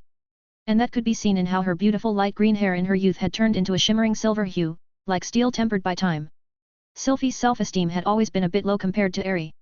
While Sylphie could put on a strong front when it came to me, when it came to herself, she was weak. And so, at a time like this after what I just said. Sylphie. Sylphie flinched and then immediately looked up at me. As always, drawn to my voice and attention. Mixed emotions crossed her face before she forced on a neutral expression and said, "What do you have to say now, Rudy?" "Too much and too little." I stepped forward to cup her cheek with the palm of my hand and said, "Too little because no amount of words I could say could make up for the time you spent chasing after me out of love. And too much, because no amount of time would be enough for me to tell you how much I adore, appreciate and love you for being with me until now, if not in person then in spirit." Sylphie flinched and then lowered her head. Still, she subconsciously reached out to hold my hand and muttered, "But I'm not the only one." I reached out with my other hand to wrap around hers before pulling them down. "Yes. But it's because of you that I can love in the first place." The concept of loving someone was clear to me. So too was the concept of being in love. But the actual emotions. The happiness at just spending time with someone beside you, the joy at exploring things together, the worry when that person was missing, and the relief when they were found. I lightly squeezed Sylphie's hands and said, "I would be a different person if I hadn't met you, Sylphie. So don't think that you're just some nobody, because you're the reason I can stand here today." Sylphie's eyes widened and then she tugged her hands away, stepping back. She shook her head, emerald eyes glistening with tears and muttered, "It's not fair, Rudy. You always know what to say." Although she was complaining, I could tell that Sylphie was satisfied with that. But now came the hard part. I looked at the third major obstacle. No, the wall I had to overcome. Well, she wasn't really a wall these days since she had matured a bit too, but... Master Roxy. Roxy crossed her arms. "Yes, my dear disciple." Like the other girls, she was wearing different attire. Instead of her usual mage outfit, she was wearing a mature black dress that emphasized her womanly charms. Probably also compensating a bit for the past, but I wasn't going to comment on that right now. Or ever. But in any case, you have always been my moon. The guide in my darkest times and the one who showed me the warmth of the sun without being blinded by its radiance. I stared into Master Roxy's clear blue eyes and said, "But like the moon, you've always been out of reach." As a child, I could only look up at the moon. Yet. I walked forward until we were only a step away from each other. In the past, she towered over me. Well, maybe not towered, but I was definitely always looking up to her. Now though, she was the one looking up to me. Now that I've become the sun, how can I let the moon out of my grasp? Roxy snorted. "You brat. Still too smart for your own good." So she said, but I could see her face turn red, along with the faint smile on her face. Roxy reached up to tuck her hair behind her ear and said, "And you've gotten pretty arrogant too. Calling yourself the sun like that. Is that why you've started collecting a few stars around you?" She stepped forward and placed her hand on my cheek, like I did to Sylphie earlier. "Is the moon not enough?" I kept staring at Roxy, but I focused my attention on the others with my clairvoyance. Eri was starting to get upset again, and Sylphie was surprisingly angry. Looks like the three still had a lot of unresolved tension between them. Something to fix in the future. But right now, I placed my hand on Roxy's cheek as well, mirroring her. It's not that the moon isn't enough but that the sun can only keep its shape with the support of the planets that surround it. Without the other celestial bodies in the sky, all that the sun would be is a light doomed to collapse. And if there was just the moon? I lightly brushed her cheek with my hand and said, "I think you would be swallowed by the light, Master." Roxy turned a bright red and then immediately jumped back. "SS stupid. I mean, that's a stupid and illogical argument." "Okay. Master Roxy. Well. I guess I should start getting used to calling her just Roxy." Anyway, she was down for the count now. Which meant that I could get started on explaining Rika. So, like with the others, I turned to look at Rika. The great empress of the demon realm from another timeline. A beautiful, competent and intelligent young woman who bore the curse and blessing of reincarnation after her death. Kishirika Kishirisu. Or as she went by now after discarding that name from arriving in this world, Rika. Again, like the other ladies, she wore a dress. But unlike the others, her dress was the definition of royal. Elegant black lace with literal gold embroidery. The stylized R that represented Demon Lord Rudras spelled out in gold over her heart. Thin rectangular glasses with a gold frame that cancelled out her demon eyes and allowed normal daily function. And a now mature and developed form that completely filled out the dress with all her curves. That, plus the fact that she was walking around with ease in a pair of black stilettos, she was the literal embodiment of Demon Empress. Which explained why Eri, Sylphie, and Roxy were so cautious. Rika. She nodded back at me and said, Lord Rudras. If I was being honest, there wasn't much to say about Rika. Unlike the others, I didn't really have any deep feelings towards her. Instead, it was more of an equal standing of trust and appreciation. A true partnership in that she kept Arcadia afloat, literally after our recent renovations, while I paved the way forward. If I had to describe it, then it would be more like a proper arranged marriage instead of the betrothal that me and Eri had in the past. Right now, there was just a bit too much baggage on both sides to be love. But at the same time, we couldn't really live without each other without things falling apart in Arcadia. Well, maybe we could, but we kind of had a smooth running operation right now that we both didn't want to ruin, so. Maybe it was love in a different way? Not really the romantic storybook sense, but the practical modern sense of a working couple trying to reach the same end point? Okay. This was definitely a ticking time bomb that I still needed to defuse. But for now. I held out my hand and said, without you, Arcadia would be dust in the wind. Rika blinked, but she quickly caught on and smiled. Reaching out to shake my hand, she nodded and said, of course. Without this one's expertise, your trifling settlement would have remained a small village at best. I nodded back and said, and that is something I can never thank you enough for. Without you, Stella and I would have never been able to have a sense of safety or place to call home in the demon realm. Especially so close to the other demon kings. Rika laughed and said, yes. A mere human acting as a demon king, such a ridiculous feat would have been impossible without my backing. Which is all the more reason why you should pay that back in the future, Lord Rudras. In due time, Rika. Rika's nose wrinkled and she said, and yet you are as disrespectful as always. But very well. This one shall be magnanimous and allow you such an address. It was a play put on by partners in crime. A hint of rationale, a bit of guilt, logical reasonings of debts and repayment, give and take.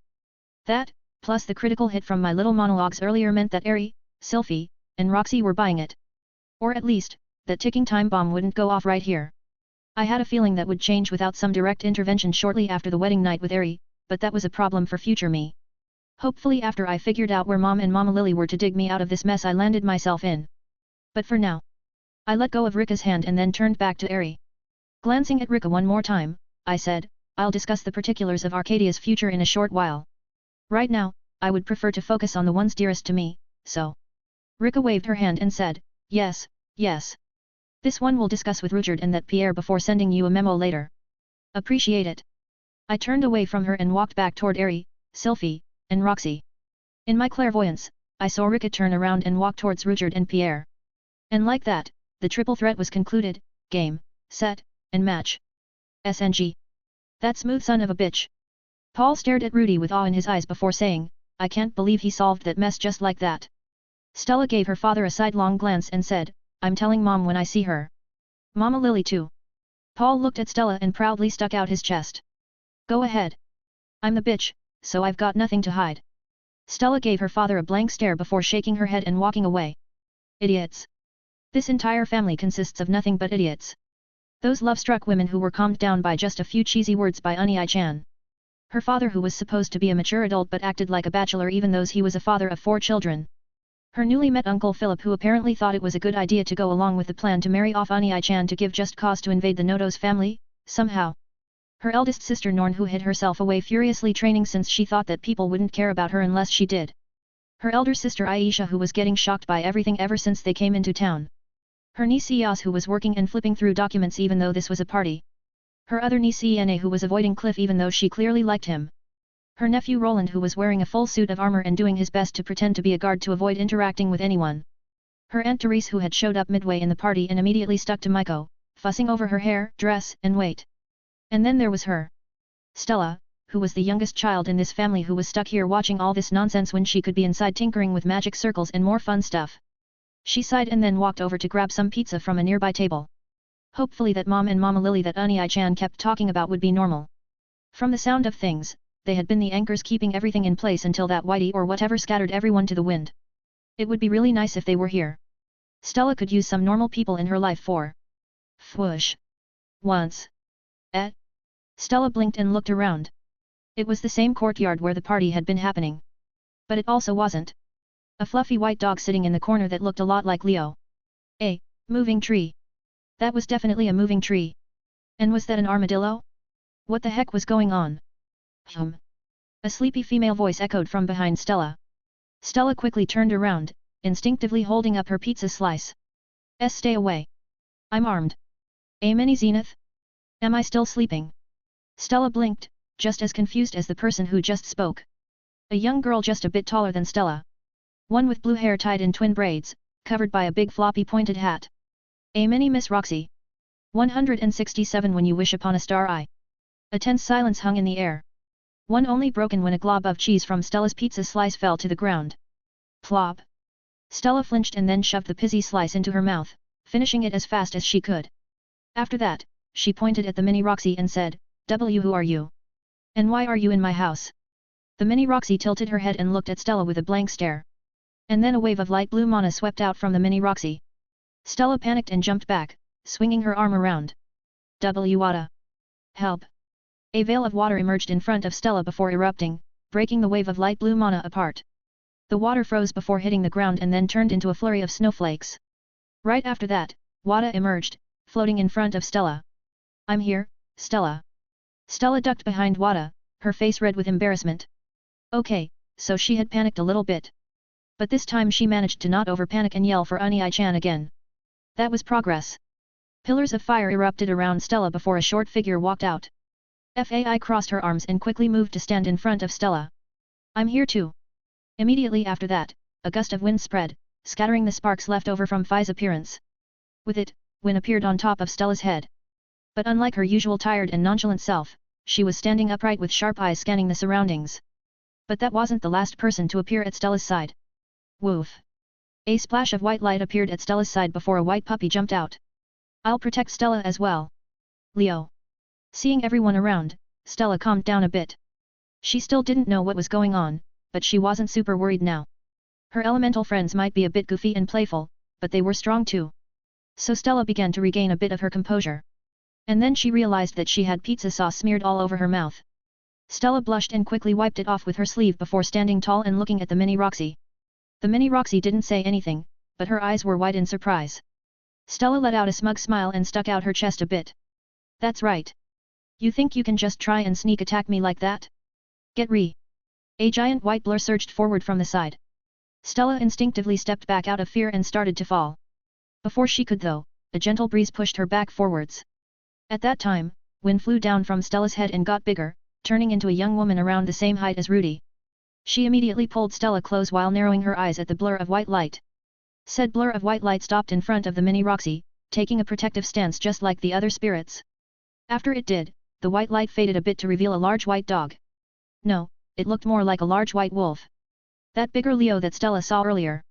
Stella was surprised. Both by wind getting bigger and by seeing that bigger version of Leo. But before she could say anything, a low growl echoed. The bigger Leo barked and then said, Who are you, and why are you trying to usurp my master's destiny? Stella blinked. Destiny? Usurp? Master? Wind pulled Stella behind her and said, I should ask you the same question. The winds of fate have already changed.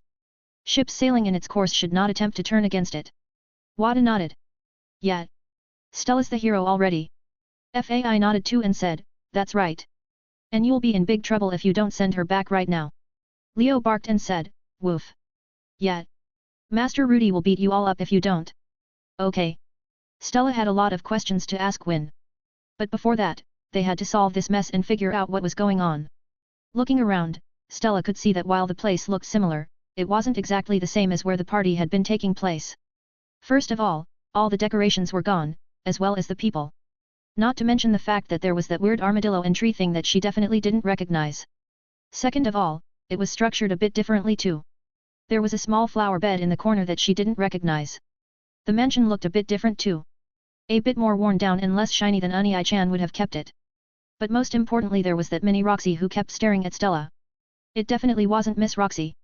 After all, Miss Roxy was bigger. Both in height and in her chest. Not only that, but Miss Roxy didn't do witch cosplay. That was more Unai-chan's thing. Miss Roxy was always dressed like a professional when Stella saw her, even when she was relaxing. So it wasn't like Stella did any time traveling back to the past or anything. After all, while she was the hero, she didn't go to the deepest parts of the forest and pull out a sacred sword of light that repels evils or anything that would send her back in time. And she definitely didn't put a sword like that back in the forest that would send her forwards in time either, so. The mini Roxy stepped forward and then placed her hand on the bigger Leo. A flicker of light blue mana spread from her hand into the bigger Leo's body.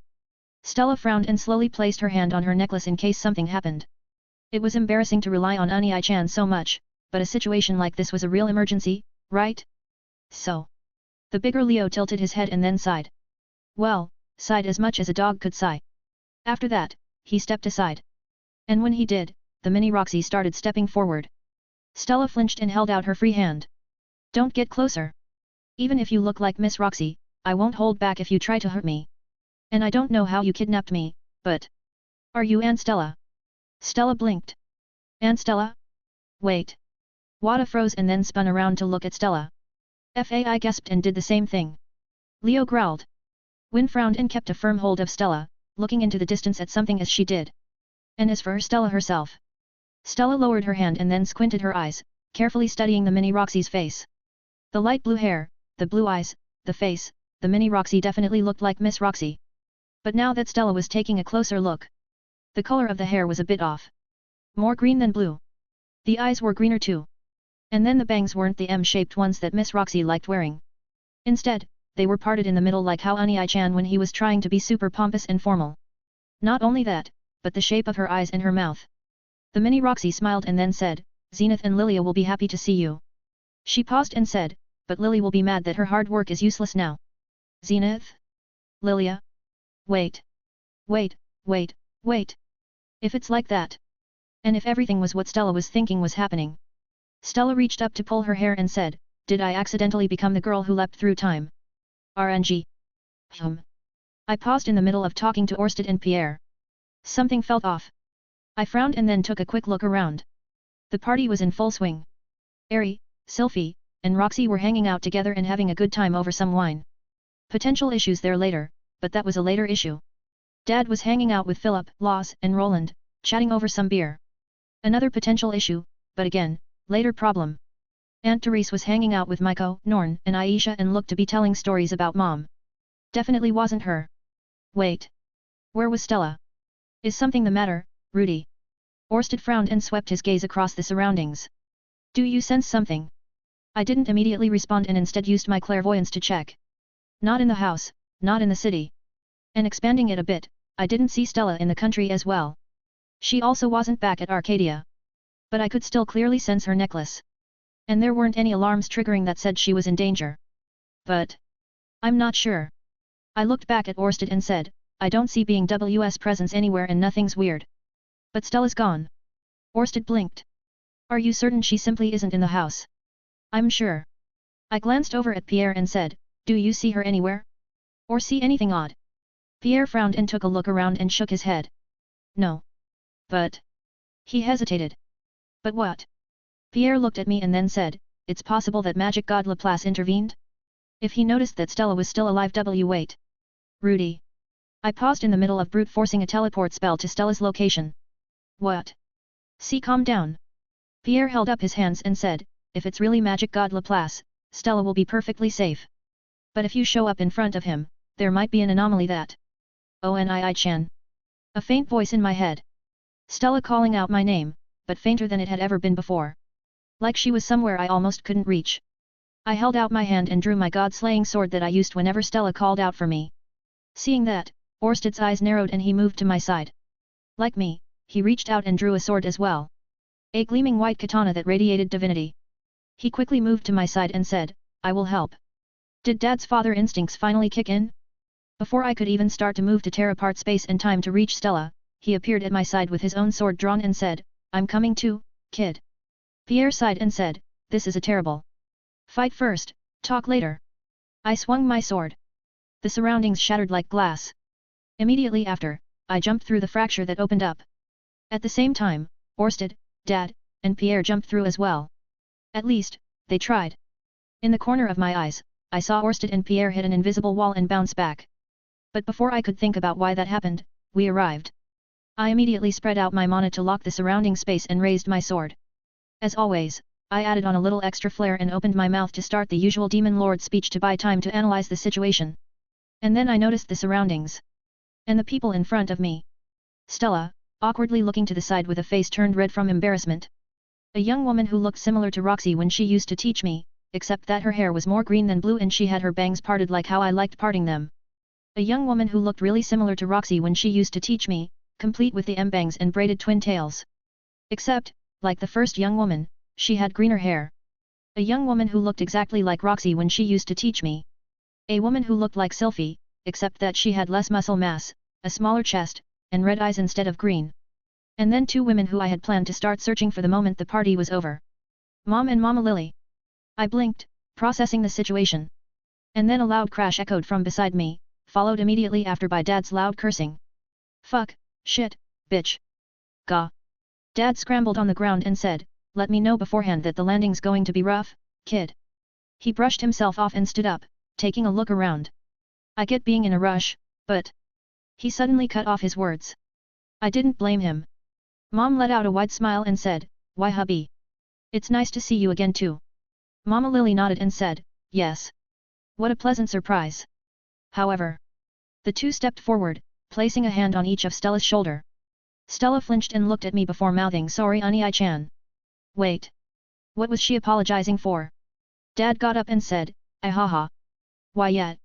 It's great to see you two again. You don't know how much I've... Mom cut him off and said, you know, Stella has been telling us some interesting stories while we were catching up. About both you and Rudy. Ah. That was why. Dad froze and then quickly moved to my side. He leaned over to whisper and said, hey kid. Any chance you can get us out of this mess? I glanced at Sylphie, and Roxy, who were giving me melancholic looks. Then I looked at Mom and Mama Lily who were giving me warning looks. And then I looked at Stella who was avoiding my gaze. Seeing that, I shrugged and said, it looks like there's a lot of catching up to do, so why don't we? The sound of shattering glass. No, time and space breaking apart. Immediately after, 4 women appeared behind me. Are you sure you have the right coordinates this time, Miss Roxy? My Sylphie. Of course. This time, I cross-referenced with Miss Rika before teleporting us. My Roxy. Ugh. I still think we should have just let Pierre help us cut through space and time. Airy. Rika keeps telling you. Only Rudy can do that properly without collapsing space-time. Rika. Mom and Mama Lily paused, slowly turning to look at the women who appeared behind me. Stella face-palmed. In the corner of my eyes, I saw Dad let out a shit-eating grin. Ha. It seems like I underestimated my cute baby sister's passive too much. 168 When you wish upon a star too. The Grere household manor in Renoa Kingdom. However, unlike the one I had just left and the one I remembered, this one was a bit old and quiet. After the chaos in the courtyard, the red-eyed Sylphie and smaller Roxy led us inside to the dining room so that we could have a more comfortable setting for the discussion. Although, considering everything that had happened, I found it hard to believe there would be anywhere in the world that could be a comfortable setting for this discussion. After all, not only were there some people meeting parallel timeline versions of themselves who were clearly different, but there were 4 women meeting their in-laws for the first time. Both on their own were recipes for drama. Combining them. Well. I'd just have to play it by ear.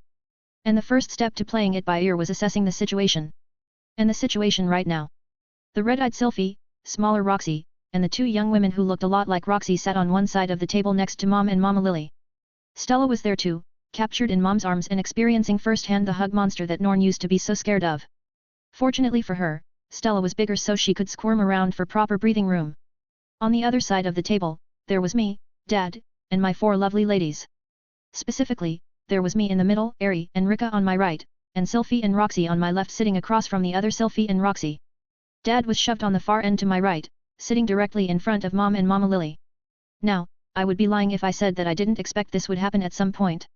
Considering my baby sister's stellar track record of finding all our family members, I figured something crazy might pop up and rehearsed a few different situations. But there was that old saying about plans not surviving contact with the enemy. And while I knew that being W wasn't behind this, someone had it out for me and decided to test my adaptability skills. So, improvising. The room was quiet. Tense, too.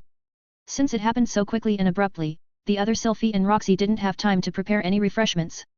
And since I didn't know where or when we were, I didn't want to show my cards too soon in case being W was watching us.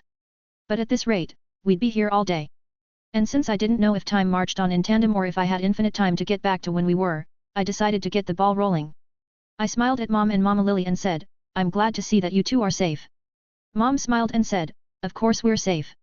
We had our genius son prepare us equipment to protect against the entire world after all. Mama Lily nodded and said, as Zenith said, it was inevitable that we would be safe even in that storm of chaos. But Rudy. She frowned and then glanced over at Dad. After that, she looked at the lovely ladies sitting beside me. It seems that you've had an interesting time of things. I chuckled. Interesting is putting it lightly. Even on a casual reflection of everything that had happened since we last saw each other. Becoming a demon lord. Finding out the multiverse theory was definitely a thing. Raising Stella from a newborn to her cute toddler self right now. Accidentally making 2 daughters after messing with summoning magic. Accidentally summoning a son from a parallel timeline with the same magic. Accidentally summoning Rika. Finding Sylphie who had been wandering for countless years in distorted time searching for me. Meeting up with Eri and Norn after making a utopian kingdom in the magic continent. Then there was the mishap meeting Dad again. Oh yeah. Then there were all the shenanigans around me and the Mealy's religion. But there will be plenty of time to catch up on that later. For now. I looked at the red-eyed Sylphie and the smaller Roxy, as well as the 2 other girls who looked similar to Roxy. Should we do introductions? I'm Rudius Notice Grere. The red-eyed Sylphie frowned and said, Notice Grere? Not just Rudius Grere. Well. I glanced at Dad and said, you're the head now, right Dad? Mom paused and narrowed her eyes at Dad. Dad flinched and started laughing. Ahaha. Why yet? He looked back at Mom and said, you know how I was planning to take over from Pileman, right honey? Yes, dear. WWL. Dad cleared his throat and said, I kind of became a sword god while roaming around with Norn and our daughter-in-law, so they ended up just throwing the title at me and running away. Because of that, we can use Notice again. I see. That's what Mom said, but the look on her face said that she clearly wasn't buying it. Or maybe she was just annoyed thinking about all the other shenanigans Dad had been up to since then. Either way, I was just glad that he took some of the fire away from me. So, continuing on with my plan to distract more from the issue with introductions. I gestured towards Mom and Mama Lily and said, it seems like you've been acquainted with my mom, Zenith, and Mama Lily. I mean, Lilia, already. And there's my baby sister, Stella. Say hi, Stella. Stella puffed her cheeks and said, I already introduced myself. And stop treating me like a kid, Ani-chan. I laughed and said, yeah, she's a smart cookie, that one. Anyway. I pointed to Dad and said, this is my dad, Paul Notice Grere. He looks unreliable. Hey. Dad frowned and said, I only look unreliable. And he is unreliable too.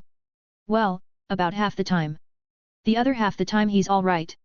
Dad opened his mouth to protest, but then he paused to think about the words and proudly raised his head instead. Mom rolled her eyes. Mama Lily sighed. I kept going and pointed at Rika. Next to Dad is Rika. Say hi, Rika. Rika let out a sigh and then said, are you going to continue with this charade of treating us as children, Rudy? I paused and said, do you want to introduce yourselves instead? Rika nodded and then raised her head, putting on a regal air. This one is Rika na Arcadia, Empress of the Magic Continent and co-founder of the Kingdom of Arcadia. I blinked and said, you just made up like half those titles, Rika. Rika blushed and she said, hush, you. Heirs are important for times like these. Eri sighed and then waved her hand. Whatever. She glanced back at the red-eyed Sylphie and small Roxy before saying, do we even need to introduce ourselves? I don't exactly know what's going on, but it's clear who we all are, isn't it? My Sylphie nodded, carefully eyeing her counterpart. Indeed. Sylphiette. That's your name too, isn't it? And you? She looked at the small Roxy and said, since you look just like she did when I was smaller. I guess you're Miss Roxy. The other Sylphie nodded back, frowning. Yes. But I don't think you're the same as me. Sylphie crossed her arms under her chest and smiled. Isn't it obvious? The other Sylphie frowned. I cleared my throat. My Sylphie paused and then lowered her arms before putting on an innocent smile. Teehee. Sorry, Rudy. The other Sylphie's eyes widened in shock before she shook her head, muttering under her breath. At that time, the smaller Roxy stared at my Roxy. My Roxy frowned and said, it's rude to stare so much. The smaller Roxy shook her head and said, my apologies. But.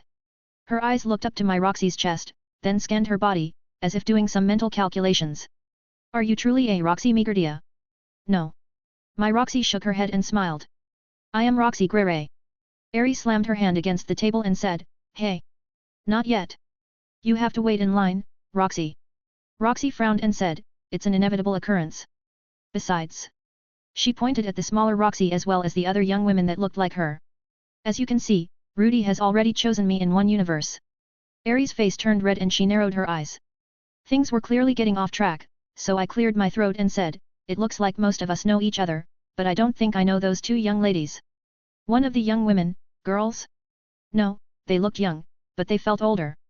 So definitely not girls. Anyway, the one who wore a pointed hat like Roxy used to in the past tilted her head to look at me.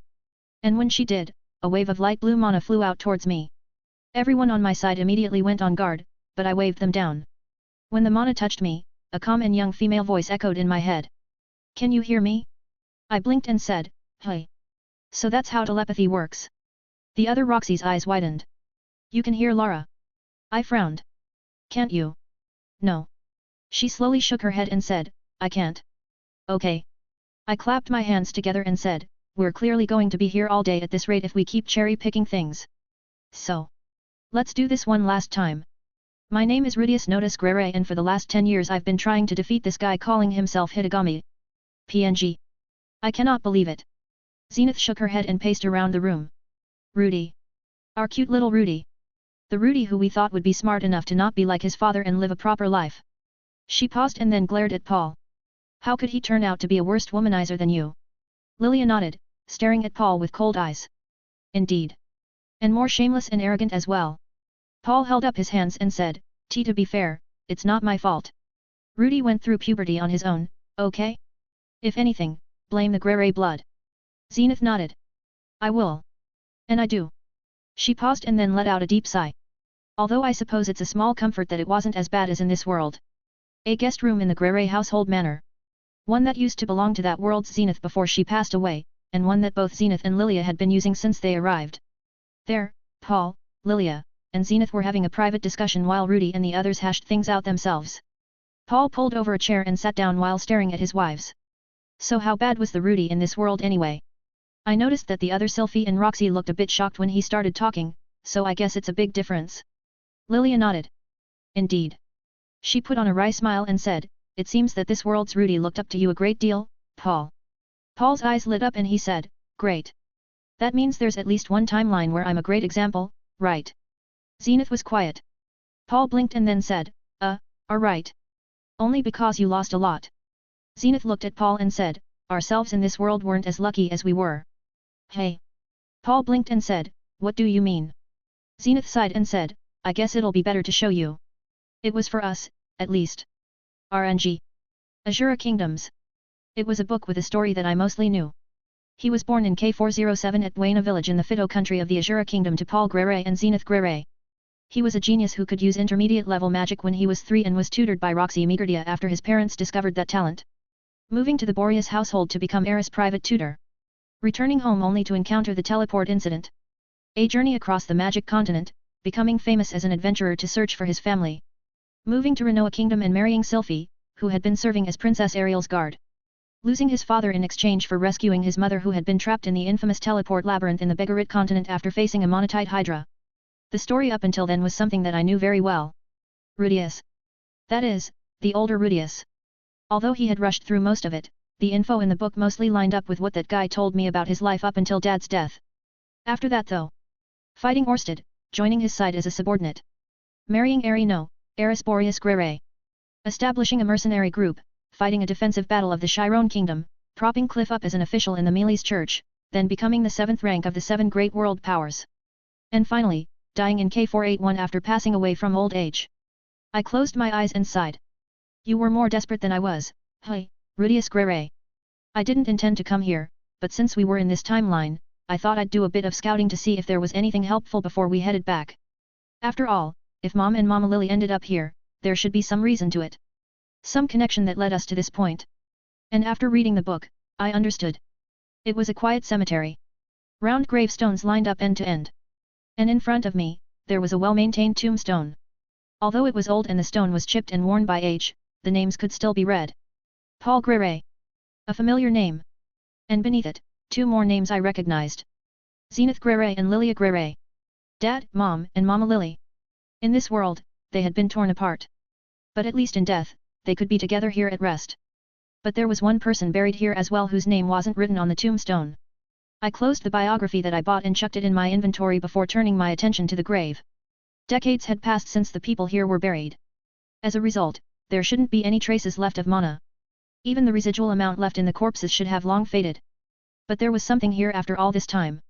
Mana that didn't scatter even though time ran its course. It seems like I wasn't the only one who inherited your will, Rudius. A familiar distorted and glitchy mana signature.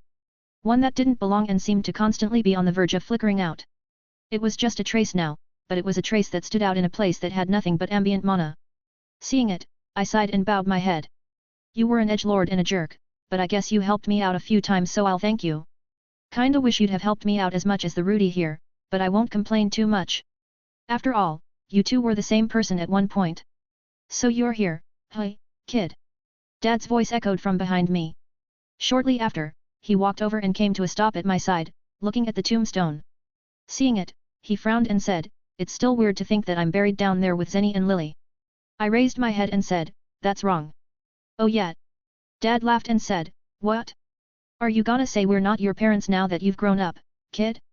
Finally getting into your rebellious teenage phase?" As if puberty was already a pain to go through even after I compressed it down to a year. "I'm not going through that again." Dad blinked and said, "You never mind." He sighed and waved his hand. "I'll get a headache thinking about it, so I'll just believe you." "But..." He looked at the grave and said, "What do you mean by saying I'm wrong? Doesn't sound like the way you usually disagree or mess with me just to get back for the times when you were a kid." I glanced at the grave and then said, "Isn't it obvious?" I looked back at Dad and said, "That guy lost everything and couldn't even save his son without dying. Not only that, but his first wife lost her mind while his second suffered having to raise her daughter by herself in a hostile environment. You might be an unreliable idiot, Dad, but I think you're better than that, right? You know, kid. You're supposed to be respectful to the deceased." I laughed. "I think I'm an exception to that rule. After all, I'd died once before already. Hey. Maybe I should use that line on being W when I smack him in the face." Dad shook his head and said, "Anyway. You done hanging around here? Stella's been begging me to do the Virgil cut and bring us home." He frowned and said, "I don't know what she means, but I'm guessing she's starting to get impatient. Not to mention that your moms and your fiancés are having long and in-depth conversations with this world's version of your wives. That's probably not something you want to let happen for longer than it needs to, you know." I laughed and said, "Fine, fine. Go tell Stella I'll be back in an hour." Dad blinked. "An hour? Why not now?" I stared off into the distance, activating my clairvoyance. A familiar but unfamiliar world. Familiar but unfamiliar people. Things that seemed the same, but were different in subtle and important ways. Like that floating mana signature in the sky. "There's someone I need to talk to before we leave." 169 When you wish upon a star 3. A gigantic castle taller than a 50-floor skyscraper floated in the sky. A garden just as vast spread out in every direction with myriad trees and flowers, shimmering like the rainbow. I touched down amidst the flowers and then hummed. "So this is how it looks like up close, hey." The sky fortress that served as Perogia's home. It was a place I had seen countless times floating in the sky as well as one that I planned to one-up with Arcadia via Project Zenith, but I had to admit that it was still fairly impressive being there in person. Especially considering the 12 powerful mana signatures inside the castle. One had about as much as mana as Orsted did when I first fought him, so that was probably Perugius. The others, they didn't have as much mana, probably around the level of a king in terms of power. But they were weird signatures that I'd never seen before. A glowing golden light reminiscent of the sun. A weird mana that seemed to shift back and forth from being empty and full. Another that was frozen in place. One that seemed to be coalesced sound waves. Another that seemed like a miniature black hole, somehow. And more that were obscured, but just as weird in that they seemed to be embodying concepts rather than elements. I rubbed my hand on my chin for a bit, thoughtfully considering a few ideas that came to light on seeing those mana signatures. But I decided to shelf them for now and focus on what I was here for. Specifically, who I was here for. It's a bit rude, but I guess there's not really a way to. A flash of golden light, immediately followed by the appearance of a young man wearing a white fox mask. His golden hair swayed as he landed in front of me while his pure white uniform came to a stop. Seeing him, I smiled and said, "Ah, that's good. I don't have to knock on the door in person then." The man was quiet for a bit, tilting his head in confusion. "Rudius Grere? Have you succeeded in a forbidden resurrection spell of sorts?" I chuckled and said, "While I wouldn't put it past that person. After all, that guy managed to brute force a physical time travel spell, even if it was flawed. I'm not the one you're thinking of. I glanced at the other mana signatures quickly approaching me and said, and I don't want to have to resort to violence, so could you tell your master that I'm a visitor from another world who wants to talk to his pupil? The masked man paused, carefully contemplating my appearance. And then he vanished. An attack at light speed, crossing space in an instant to slash at my blind spot. Formidable, but... I sighed and said, I would rather not have to destroy a magnificent work of art if I don't have to, so could you stop that? The masked man's blade, a short knife with a rectangular knuckle guard, strained against the back of my neck. And while I couldn't see his expression, I was sure that he was surprised. After all, most people wouldn't be able to react to a light-speed slash. Especially one from their blind spot. Unfortunately for him, I wasn't most people. Especially since the time Dad started developing space warping slashes that I had to deal with when sparring him. Rule number 1 of sparring with a member from the Grere family, expect to deal with cheap tricks that defy belief. Speaking of which, it seemed like these guys were all familiars. And now that I paid attention to it, there was an intricately woven magic formation threaded into the sky castle that let them respawn by saving their consciousness and mana signature. Of course, there was a cooldown time for that since it would take a bit for them to recompose themselves once recalled like that.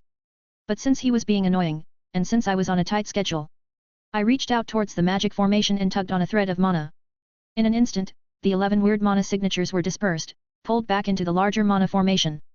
At the same time, the large mana signature that must have been Perugius flared and moved towards me. While that was happening, a thinner mana signature that had been obscured by the others emerged from the depths of the castle. One that was similar to a person I knew very well, but twisted and incomplete. Stella's. I considered whether or not to just head straight there to confirm the hypothesis I had on why being W had been so desperate to kill me and my family, as well as the method to properly defeat him. Before I could decide though, an oppressive aura locked down the space around me. No, it wasn't just an oppressive aura. A gleaming three-dimensional magic formation that completely locked away the spatial dimensions around the sky fortress as well as flooded the area with distorted mana that would be impossible for the average person to use. Shortly after that, a magic circle formed directly in front of me before a person emerged from it. A wild mane of silver hair paired with a full beard. A stern face with golden eyes. And a suit of regal silver platy-mail with gold trimming paired with a regal black cloak. Perugius Dola. Though I hadn't met him in person, there wasn't any mistaking who the guy could be. Fortunately, he seemed like a reasonable person. Although he was on guard against me, as he should be considering that I just reverse summoned his servants with a snap of my fingers, he didn't seem hostile. Instead, he stared at me for a moment and then said, "A visitor from another world, you said." A regal and majestic voice. One filled with the confidence of being at the top. Seeing that he was putting on airs, I decided to do the same. Dissolving the mana dyeing my hair the light brown that I used to have. Allowing the golden light from my magic eyes to mix in with my natural green eyes. And at the same time, unsealing enough of my mana to match his. I straightened and put on the usual Demon Lord routine before saying, "Correct. One who is here to resolve the puzzle your pupil left behind for the past 7 decades. Perugius was quiet for a moment before saying, "Your name?" I smiled and said, "I'm Rudius Notus Grere." "But you? You can call me Rudras." Perugius' eyebrow twitched. My smile grew wider. S.G. It was a miracle. Or should it be called a curse? Decades had passed since her beloved husband had passed. And more still since the passing of Zenith and Lilia. Paul as well. It was a scene that Sylphie thought she would only see in her memories. And a scene that faded more with each passing year. But today, she managed to see them all together. Paul, Zenith, Lilia. And her Rudy, standing all together happy and carefree. No. That wasn't correct. It wasn't her Rudy. Instead. So this is the difference a single choice can make. A woman with the same face. One whose eyes were a bright green in contrast to her own deep red. Like staring at a distorted mirror. After the chaotic discussion and summary of events by Rudy no. By the other Rudy. Not her Rudy. He had a similar face, but his presence, demeanor, and mannerisms were all different. Unlike her timid but courageous husband, that man radiated self-confidence and control. He made jokes and kept things light just like the Rudy that Sylphie remembered. But she could tell. There was a calm analysis in his gaze that her Rudy never had. But in any case, after that discussion, the group had scattered into small groups while that Rudy sorted out affairs on this side to send them back. Which was how Sylphie had ended up in this situation, doing chores around the house with that woman sharing her face following her around. Outside in the courtyard, Sylphie was doing some laundry and washing some spare bed sheets for the guest rooms in case they decided to stay the night or longer. While she was doing that, the woman with her face stared at Sylphie a bit longer and frowned. "It's a bit uncomfortable." Sylphie frowned back at the woman and said, I should say the same to you. She hung the bedsheet she finished washing onto a nearby clothesline and then stood up to properly examine the woman. The first immediate difference was their height. Sylvie had always been shorter than Rudy. Not only that, but she was smaller up there than Eris as well. It had been a bit of a complex for a while shortly after they married, but Sylvie got over it. But the woman. No, the other Sylvie. Cold and austere. A woman who was roughly the same height as Rudy. One who was bigger than Sylvie both in stature and up there. Not only that, but a woman whose presence was different too. Was it the difference between a knight and a queen? The other Rudy didn't go into much detail about her counterpart's past since their version of the metastasis incident, but Sylvie had a feeling that woman's life had been vastly different from her own. Just a casual glance at the woman's appearance would be enough to tell the difference. Sylvie had her fair share of injuries working as Princess Ariel's bodyguard. But for the most part, her time serving the princess hadn't left any marks save for her white hair from mana exhaustion. Like Sylvie, that woman also looked to have also suffered mana exhaustion in the past, judging from her white hair. But unlike Sylvie, that woman was covered in scars.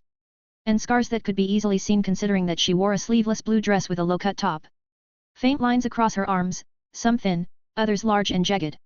Dots in some places that could only be from fangs. A large star-like wound over her heart, and one that was large enough to probably have a matching one on the back. There weren't any scars on her face, but on her neck there was a clear red line that traced all around. Seemingly innocuous, but one that could only be from a razor-sharp blade or something similar. Paired with the fact that the woman's body had clear muscular definition similar to Eris's in the past. Sylvie stared at the woman and then said, "How are you so different from me?" That Rudy said he taught the other Sylvie magic when they were young. And he also said that they didn't split apart like she and her Rudy did. So that Sylvie shouldn't have worked as hard. She didn't desperately try to learn magic and practice so that she could go together with Rudy to Renoa Magic Academy. She didn't work day and night so that Rudy's struggles working as a private tutor wouldn't be wasted. So then, how? That woman clicked her tongue and said, "I wish to know that as well. For a supposed knight, you are far weaker than you should be. Did you give up on everything to settle for being a trophy at his side?" She sighed and said, "How useless." Sylvie bristled and said, "I am not useless. If you say so."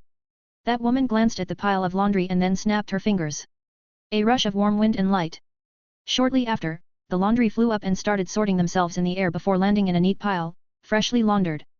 Sylvie froze and then glared at the other woman. That woman tilted her head and said, "You seem angry." Sylvie grit her teeth and said, "Are you just trying to irritate me?" Ever since Sylvie had started doing chores, that woman had only followed and critiqued her. Snide comments, rude remarks.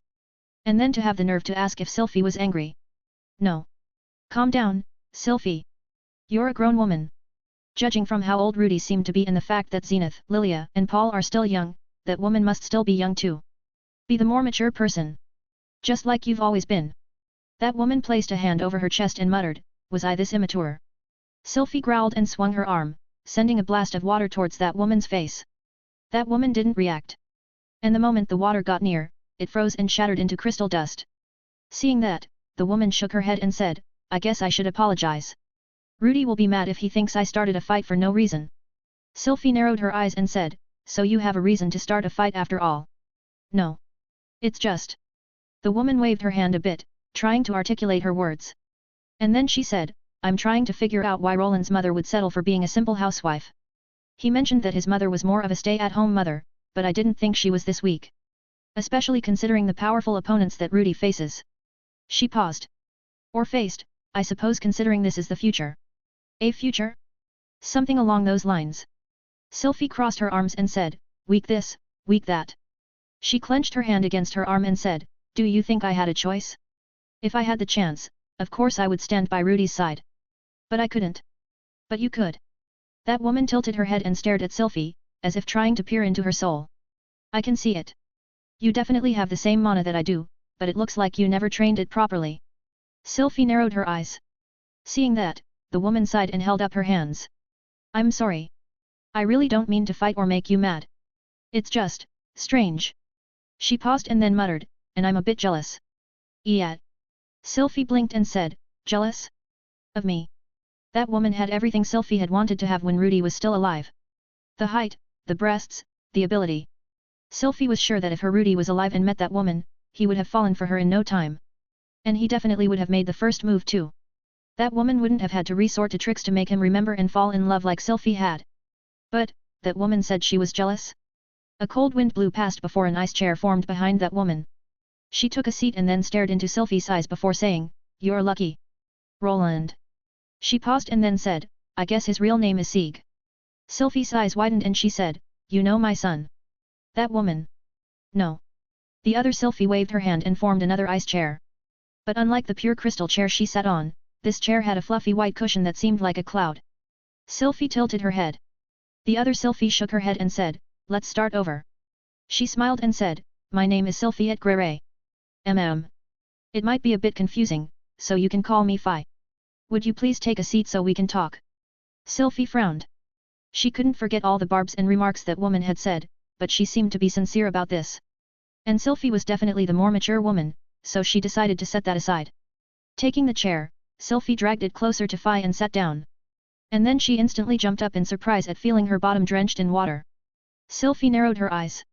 Phi giggled and said, "Sorry. I thought that you might be able to control that cloud." Here. The moisture vanished from Sylphie's bottom. At the same time, the fluffy white cushion on the ice chair turned a bit more solid. Sylphie hesitated a bit, but she sat back down. When she did, it felt like a normal cushion. Not only that, but it was nice and cool too, something welcome on a warm and sunny day like the one they had. Better. I suppose. Sylphie shifted in her seat and gingerly set her arm on her chair's armrests. Contrary to what she thought, despite being made of ice, the chair was just cool to the touch instead of being freezing cold. She traced her fingers along it for a bit before saying, "How incredible." Phi shook her head and said, "It's nothing much. Rudy can do more amazing things than this." Sylphie nodded and said, "If he's like my Rudy, I bet he can." A silence fell between them. A bit of an awkward one, but not tense like before. After a bit, Sylphie broke the silence first. She thought about asking how Phi knew Sieg. But in the end, she decided to ask something else first. "Why are you jealous of me?" Sylphie frowned and stared at the woman who looked so much like her but was so different. Taller, bigger, stronger. She had everything Sylphie lacked, so why was she jealous? Phi let out a sad smile and said, "How could I not be jealous? Your Rudy chose you first." Sylphie froze. "What?" She blinked and then said, "Rudy didn't choose you." Phi sighed. R.M. A small magical research lab at the bottom of the Grere Manor. One that Roxy's youngest daughter, Lily, had taken over as her own private lab to work on various projects. At least, this world's Roxy. Roxy herself still had yet to go on a proper date with Rudy, let alone take any steps to be intimate. Although she jokingly introduced herself as Roxy Grere, she anticipated that wouldn't come to pass until Rudy had finished a proper marriage ceremony for Eri, Sylphie, and Rika first. Eri was obvious. She and Rudy were, arguably, properly betrothed, so she would go first. Roxy would have personally argued that Sylphie should go first since she was Rudy's first love, but her dear disciple was a man of his word. And he never promised Sylphie to marry her first. Of course, Sylphie would be second then to make up for that. As for that Rika woman. Although Roxy disliked it, Rika had made a valid argument about requiring at least a formal marriage in order to maintain the rule over Arcadia. And thus, Roxy would be the fourth and last. But that was fine. After all, she would be the last. Something that she made Rudy promise. So it was fine. And waiting a little for the children to go first was something a mature woman like herself could do. But speaking of children and a mature woman, Roxy took a look around the lab and said, "It seems that you all have been quite busy." The other world's Roxy. Other Roxy? Alter Roxy? Many Roxy? Many Roxy? Many Roxy nodded and said, "Of course. Even if they are not the ones we know, we could not just leave Zenith and Lilia to suffer being separated from their family." Lara, Roxy's potential eldest daughter nodded. After that, a faint blue monopulse flashed and Roxy heard Lara's voice in her mind. "We couldn't let both grandmas suffer again when we could help it." Roxy nodded. "That makes sense. Although not the same, it is essentially a second chance." "Right." Mini Roxy looked between Roxy and Lara and frowned. "I still do not understand how both yourself and that Rudy can understand Lara." Lily, Mini Roxy's daughter with the braided twin tails, nodded and said, "Yet. It's supposed to be the Meagard race's special ability." She furrowed her brow and said, "Papa was smart and inherited the Laplace factor, but even he couldn't figure out how to talk to Lara like that." Roxy shrugged and said, "I could explain it, but we would likely be here for the next week as I delve into the esoteric magical theory behind monomatter and thought energy conversions, as well as the structure of magical formations that ingrain artificial sensory input into physical sensory organs in order to induce monosynesthesia." Lily's eyes widened and she ran around the lab, looking for something. Wait a minute. Big Mommy, wait until I can write notes before explaining it. Roxy blinked. Big Mommy. Lara looked at Roxy and then sent out another telepathic message. Asterisk your mommy, but bigger. So Big Mommy asterisk. Mini Roxy furrowed her brow and said, are you talking with telepathy again, Lara? Ah. Lara blinked and said, sorry, mother. It's fine. Mini Roxy sighed and said, I suppose it's a dream come true to talk to your mother like that. She crouched down and then started tracing symbols into the ground. Lara walked over and patted Mini Roxy on her shoulder. It's okay, mother. I still love you even if the bigger mother from a different timeline is taller, bigger, and better at magic. Kuh. Mini Roxy flinched and then started to tear up. Roxy watched the mess unfold and then sighed. Could you take this more seriously? I thought we were going to brainstorm ideas about timeline collisions as well as information about how to defeat Hitagami. Found it. Lily ran back with a worn-out journal and pen. Opening it up, she looked at Roxy and said, could you repeat that again, Big Mommy? Roxy sighed and said, just call me Roxy or Miss Megardia. She wrinkled her nose and said, Big Mommy. It was cute coming from Lily. But it reminded her a bit too much of a few of the deviant Asuran Kingdom students who liked coming to her office just to be punished. Yes. Anything but that, please. Okay Miss Megardia. Lily immediately went along with it and said, so, you were mentioning something about induced monosynesthesia. Hey.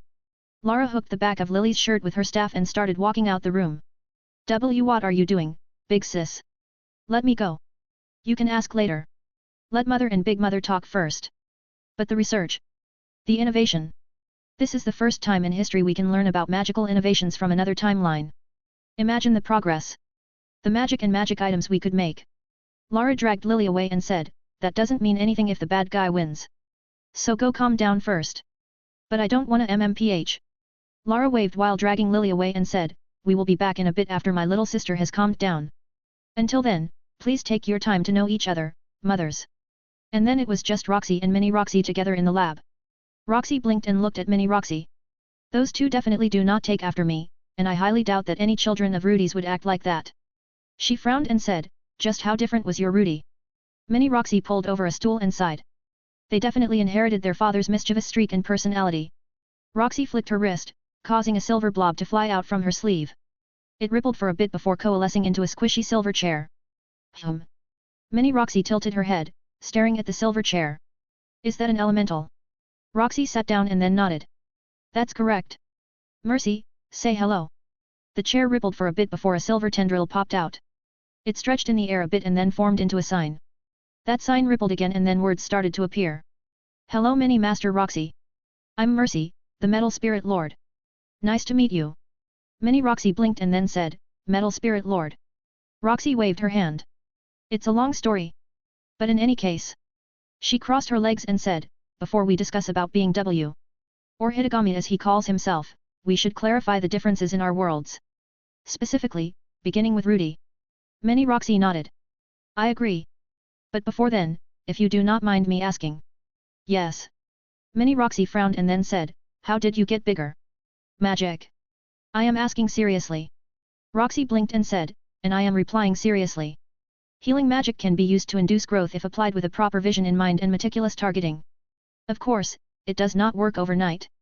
But with a carefully designed regime consisting of proper diet, exercise, chest massages.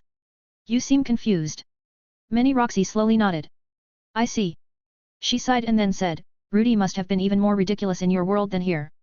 170 The Silent 7 Stars, 7 decades passed. It was a hypothesis that had been reinforced by attempts across the years. Nanahoshi Shizuka could not return home until a certain event had come to pass in the future.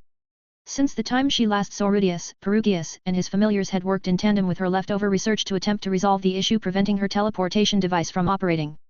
But the result was the same. An unknown force culled the spell before it could reach completion.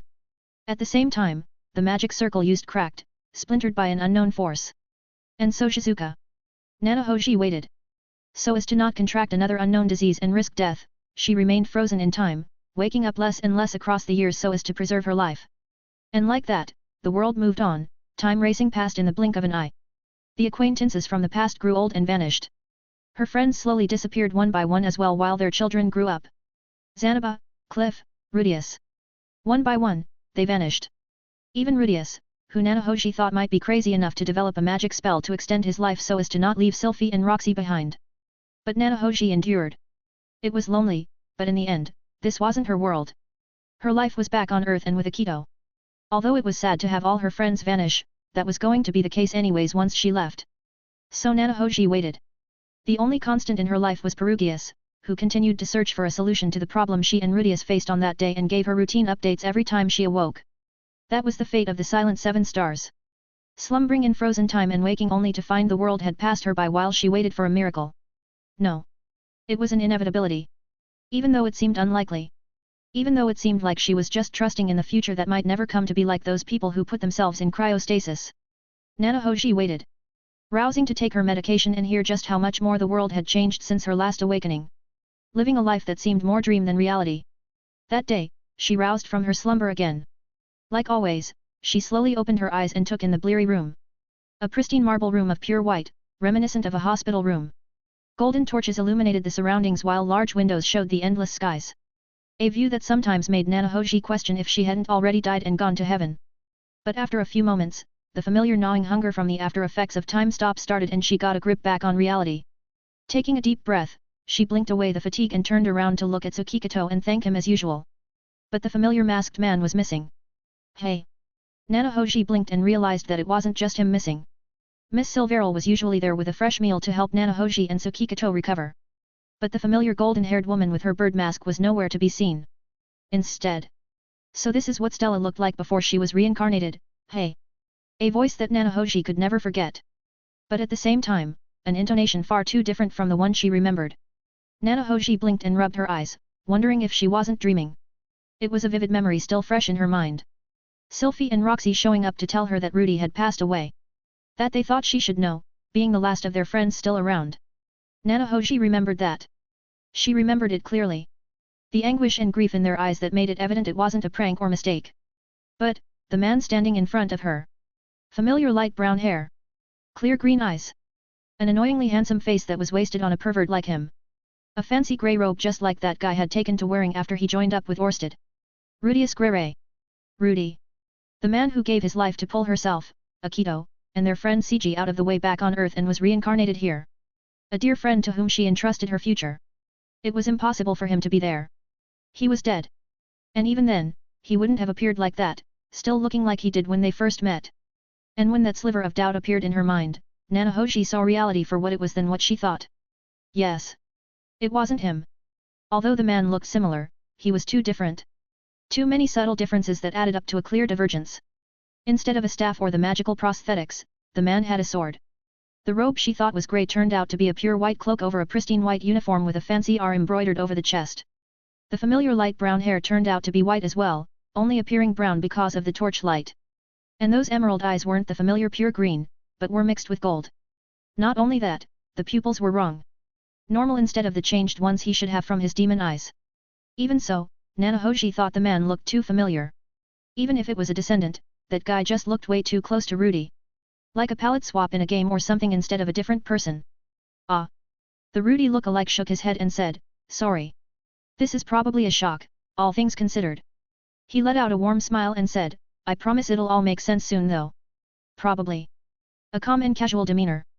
But also one filled with confidence. Different from the somewhat awkward air that Rudy had. That realization was enough to finally draw Nanahoji out of her thoughts and take stock of the situation. Specifically, the fact that her caretakers were gone and the one to greet her was someone who had the face of a dear friend long departed. Nanahoji immediately raised her arm, priming the various magic rings she wore for self-protection. Who are you?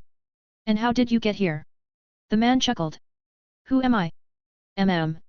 That's a complicated question to answer. The same with how I got here. If we went into detail, we'd probably be here all day. But to keep it brief. He smiled and held out his hand. My name is Rudius Notus Grey, visitor from another world. Although it's by chance, I've a lot to talk with you about, Shizuka-chan. Specifically. After saying that, he shifted into Japanese and continued. I want to confirm and revise a few of the hypotheses and theories you worked on with Rudius and Perugius about returning to Earth. You see, I believe you've all missed a crucial piece of the puzzle. Not that I blame you. He laughed and said, it's one that was left in a different box, after all. Nanahoji stared at the man. At Rudius Notus Grey. The fact that he spoke Japanese gave him some credibility. The fact that he specifically mentioned Earth added more. But even then. No. Although this could potentially just be a fever-induced dream due to a flare-up from the mana drain syndrome, especially since it made zero sense, she had to acknowledge even the slightest possibility it might not be. That this was reality, and that she was truly meeting a Rudius from a parallel world who had somehow reached her in the distant future. Nanahoji was hesitant. There were still too many odd points. Like how Perugius wasn't here and how neither Silveril or Tsukikato were here either. Not to mention the fact that this Rudius was so different.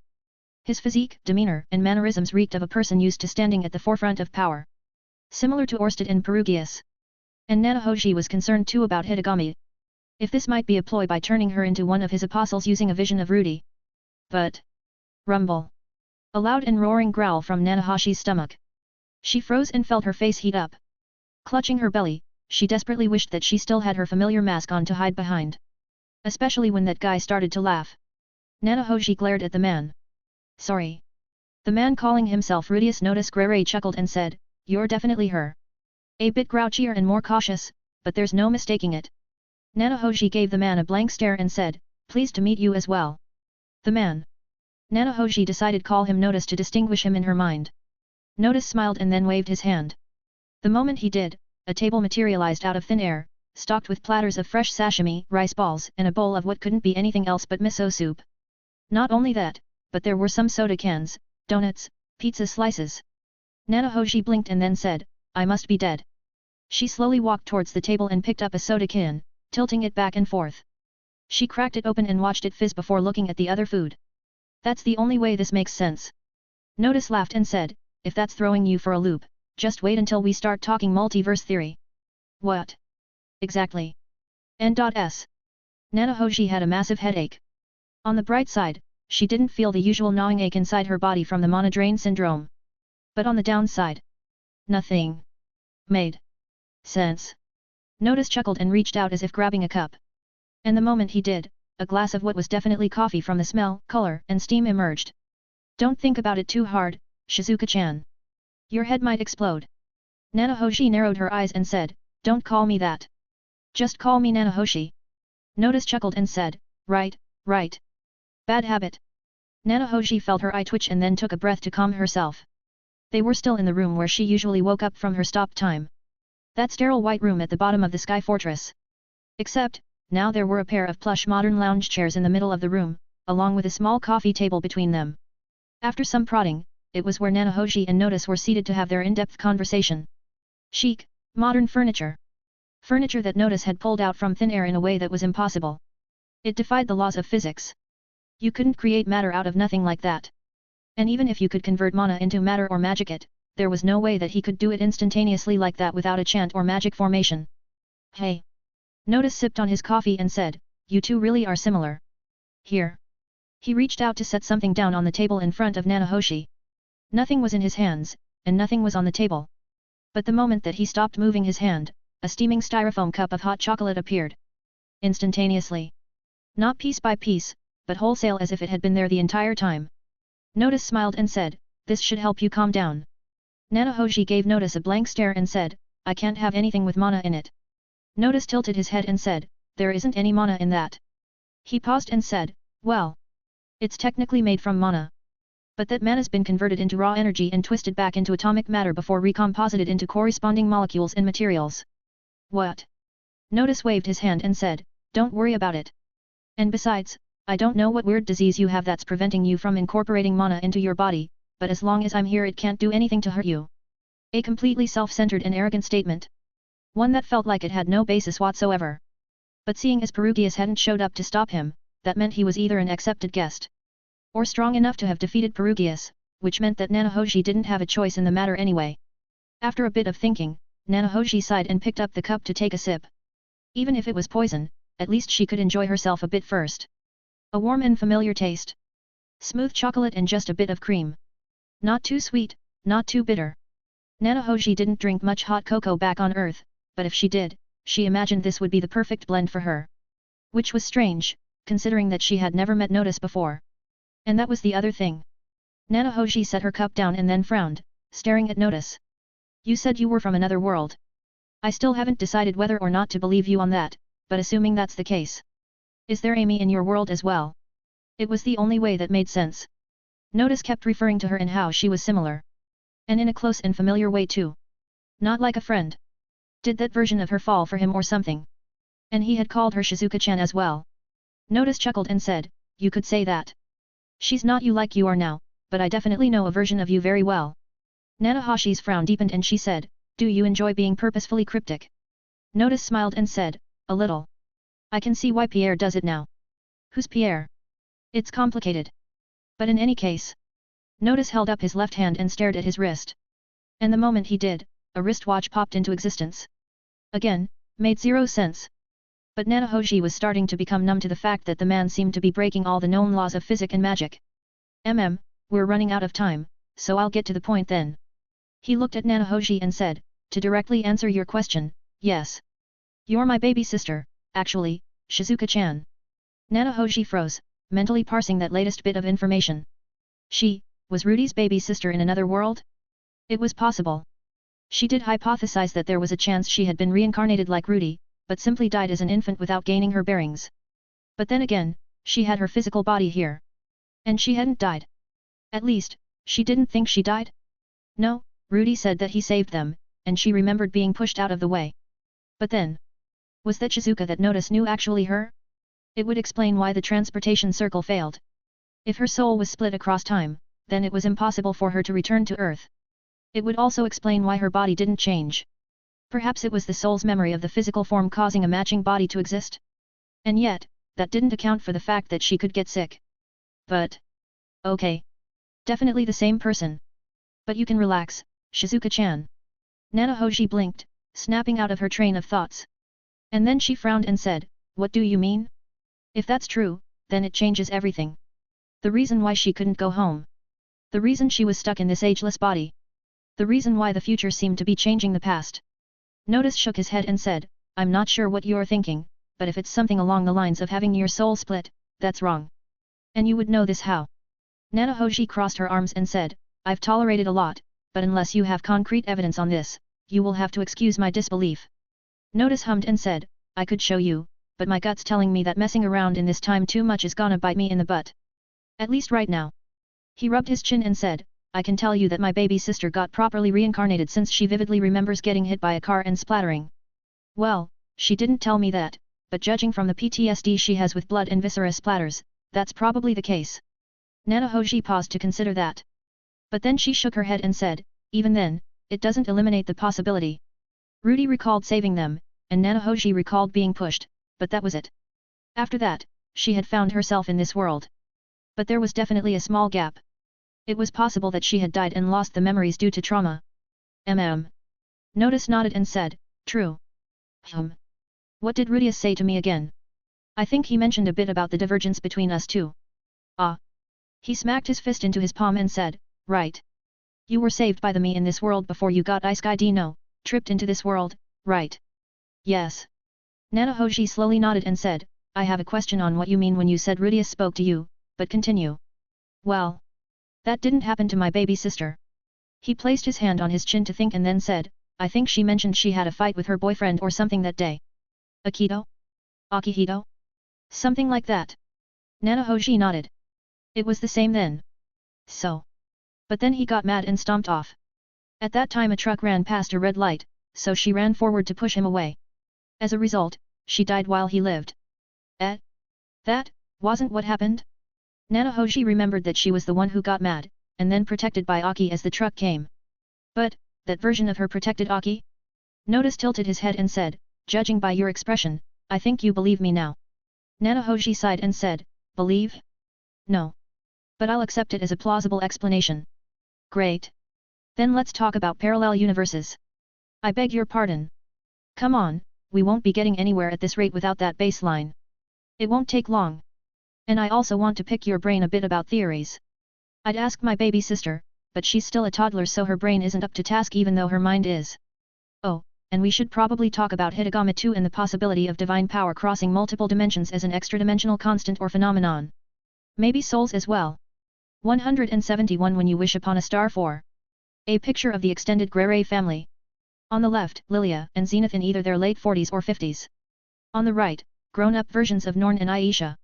Rudy in the back with his 3 wives in front of him. Roxy, Sylphie, and then Eris. Then beneath them, their children. 2 from each wife. For Roxy, a pair of daughters with matching colored blue hair that took a lot after her instead of Rudy. For Sylphie, a son and daughter. Her son had green hair like Sylphie did in her youth paired with green eyes like Rudy. As for her daughter, she had Rudy's brown hair but Sylphie's red eyes. For Eris, there was also a son and daughter pair. A cool-looking son sitting in the front with crimson hair like Eris and green eyes like Rudy. A cute daughter with crimson hair and a wide happy smile. Stella stared at the worn-out picture hanging on the wall and tilted her head. So this is Ai-chan and everyone in the future, hey. With everyone going out to do their own thing, Stella had taken it upon herself to do some exploring around the house and see the differences. And out of curiosity, she went to check the room that should have been Ai-chan's in the house. Surprisingly, it still was. But it was also really different. Stella took another look around the room and frowned. Was the Ai-chan here that different from Ai-chan? It seemed like the Rudius here was the sentimental sort. Well, considering the room was untouched despite him passing a long time ago, maybe it was Sylphie and Roxy that were the sentimental sort. But in any case, there was a room with a pillow made from Trient materials. An eerily detailed figurine of Mini Roxy that reminded Stella of those otaku figures back at home. A desk with various books and some prop-up picture frames of the kids in that first picture Stella looked at.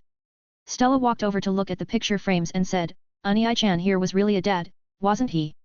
It was just like a typical salaryman's room. Pictures of the kid, work documents, a few trinkets here and there. Nothing like Ai-chan's room.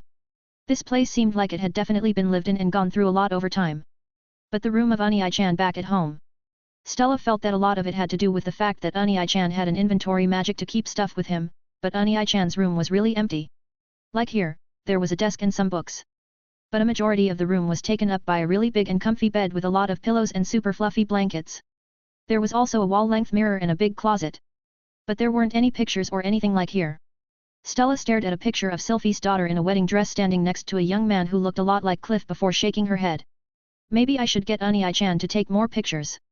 She had heard that a lot of bad things happened to their family here too.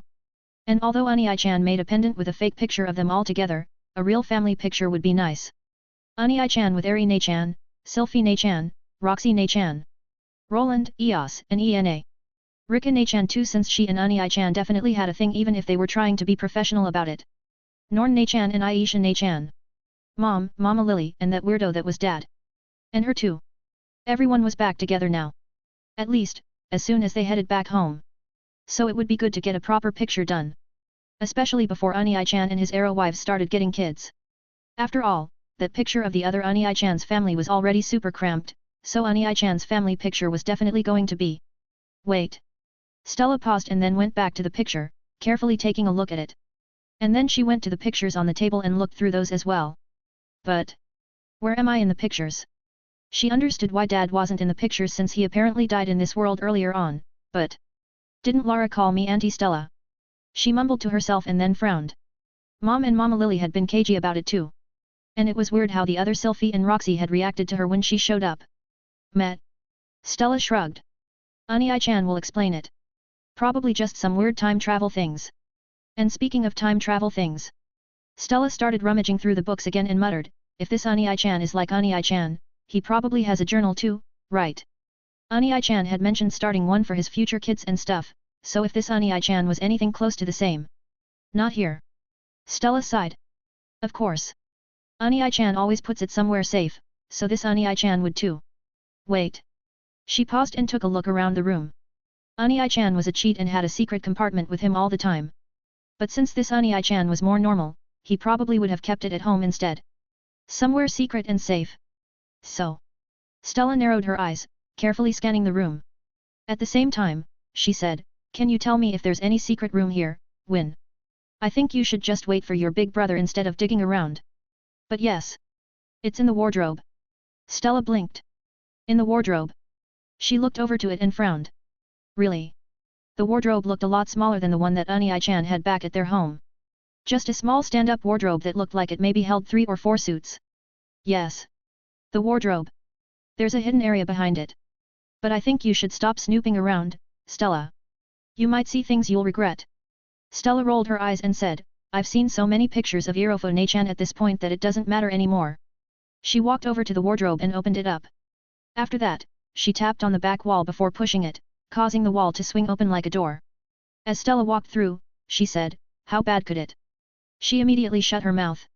The space behind the wardrobe wasn't very big. Just enough for a person to step inside and stand. It was just a small closet, really. But what was inside the closet? Anatomically correct figures of a mature Eri Nachan and Sylphie Nachan. One of a smaller Roxy Nachan too. Folded pieces of lacy cloth that Stella prayed were just handkerchiefs and not what she thought they were. And then plastering the walls. Stella felt her face heat up and she quickly backed out of the room, slamming the wardrobe shut. Shut up, Win. Stella rubbed her face, trying her best to calm down. What the hell was wrong with this world's Unai-chan? Was he a pervert? No, he had to be a mega pervert with a secret place like that. Unai-chan did it a lot with Irofo Nachan and Eri Nachan, but he definitely wasn't like that. Was this world topsy-turvy?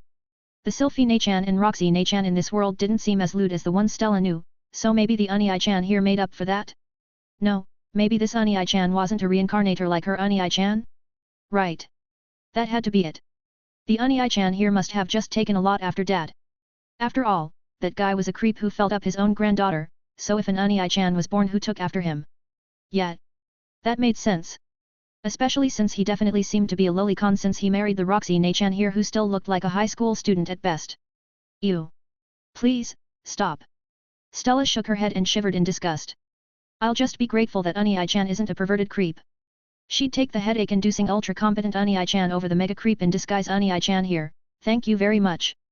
But in any case. Stella walked out of the room and shut the door behind her. After that, she looked around the house. It was empty. Stella could see Sylphie Nachan and the other Sylphie Nachan chatting outside, and she could see Roxy Nachan's mana along with some other mana emanating from the basement. But there wasn't anyone actually in the main part of the house except for her. Dad had taken Mom and Mama Lily out for a walk, and Unai-chan still wasn't back yet. Not only that, but Fai and Wada were hiding because they said they felt the spirits in the world staring at them.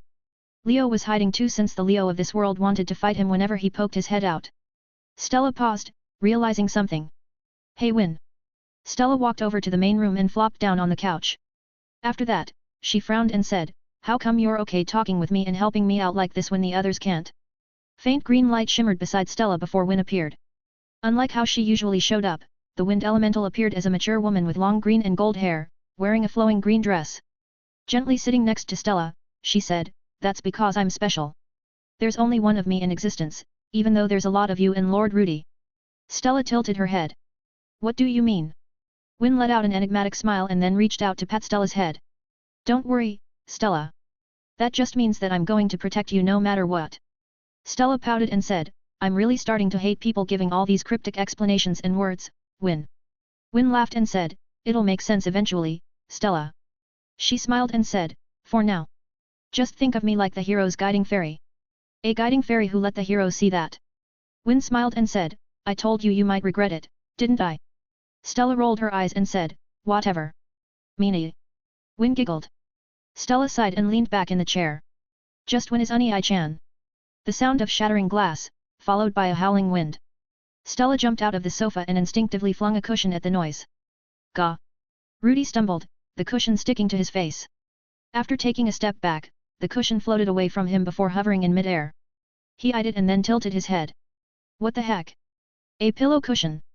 Stella blinked and then growled. Unai-chan. You can't just pop into places like that. Rudy looked over at Stella and then said, ooh. Yeah, sorry. He glanced at the surroundings and said, must have miscalculated a bit. I meant to pop into the courtyard. Guess the time bubble I made caused space to be a bit wonky. Time bubble. Rudy waved his hand and said, long story. Involves you, but you'll probably faint if I explain it right now. Not to mention that I think the being W from this world is catching on to us now and I'd rather not test the theory of whether or not I'm considered an extra-dimensional threat that will trigger an existential pruning mechanism by the world. Not that it'd really do anything to me, but... Stella pinched her nose, staving off the budding headache. After that, she waved her hand and said, whatever. Just... take us home already. She huffed and said, I miss my room. And Norn Nachan. And Aisha Nachan.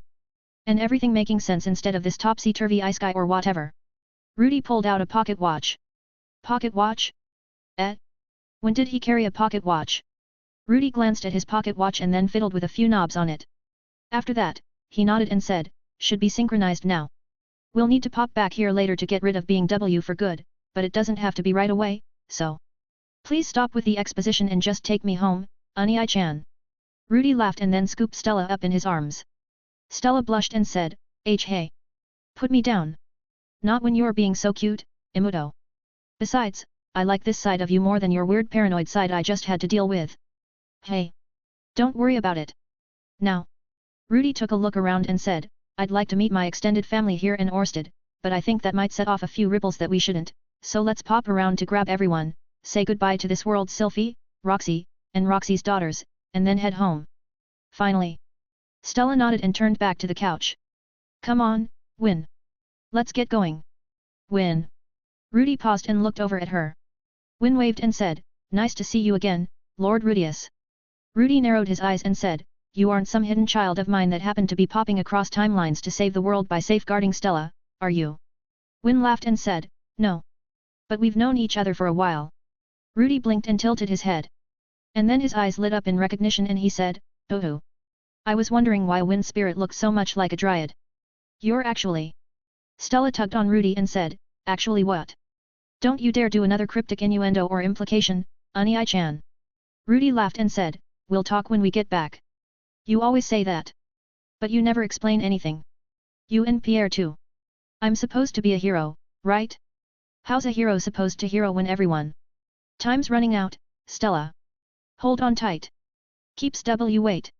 ONIICH. 172 Things to Prepare Before Marriage 3. After a quick farewell to everyone in the other timeline, I grabbed everyone and brought us back to our world. Although I wanted to meet a few more people, and while Sylphie and Roxy in that time were insisting we stay a bit longer, we had to get going.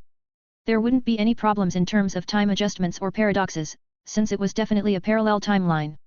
But I had a feeling that the being W in that timeline would notice something was wrong. And I would rather not find out if they would be able to communicate or do a fusion dance to ruin my life. So, back home we went. I stepped through the portal first, opening the way for everyone else to follow behind me. It looked like night had fallen. However, it seemed like it wasn't because of a time synchronization or ratio thing. I think it was more because I missed the target a bit on the warp back. First time operating parallel worlds, after all. Still, we made it to right timeline. I think. There wasn't anyone outside, but I could see that there were people inside our house. Before I worried about it too much though, two white blurs emerged. Orsted and Pierre. I stepped forward, leaving the portal behind me open for the others to come through. After that, I waved at Orsted and Pierre. Yo. Things all good on this end? Orsted nodded. After the disturbance, Pierre and I secured the perimeter. He frowned and said, though the fact that we could not follow you. Was it the intervention of being W? I shook my head. No, I think it's more like the world doesn't permit two of the same people to be in the same time as each other. Pierre frowned. Strange. I'm a unique existence, so I should be allowed. Maybe you're too unique. Pierre's frown deepened. I shrugged. At that time, the portal behind me flared up and then spat out Stella. She tumbled on the ground and landed with a flop. After that, she moaned and stood up, clutching her head. You need to, warn me next time Ani I blurg. She doubled over and then started spitting up rainbows. I cleaned up her mess and then conjured her a lemonade to calm her stomach down. I'll remember next time, Stella. Stella grumbled and then walked to the side and plopped herself down, sipping on the lemonade. I smiled and patted her head. The portal rippled and then Dad jumped out, doing a flip. After landing on the ground, he pumped a fist in the air and said, Ha! I knew I'd get the hang of it after one go. The portal rippled again and then Mom and Mama Lily walked out after him. Dad looked back and said, I'm surprised you two are fine though. Mom shrugged and raised her hand, showing off her bracelet. Our lovely son has thought of everything. Mama Lily nodded and looked towards me, smiling. I coughed and averted my gaze. It seemed like there was some benefits to my edgy and paranoid past.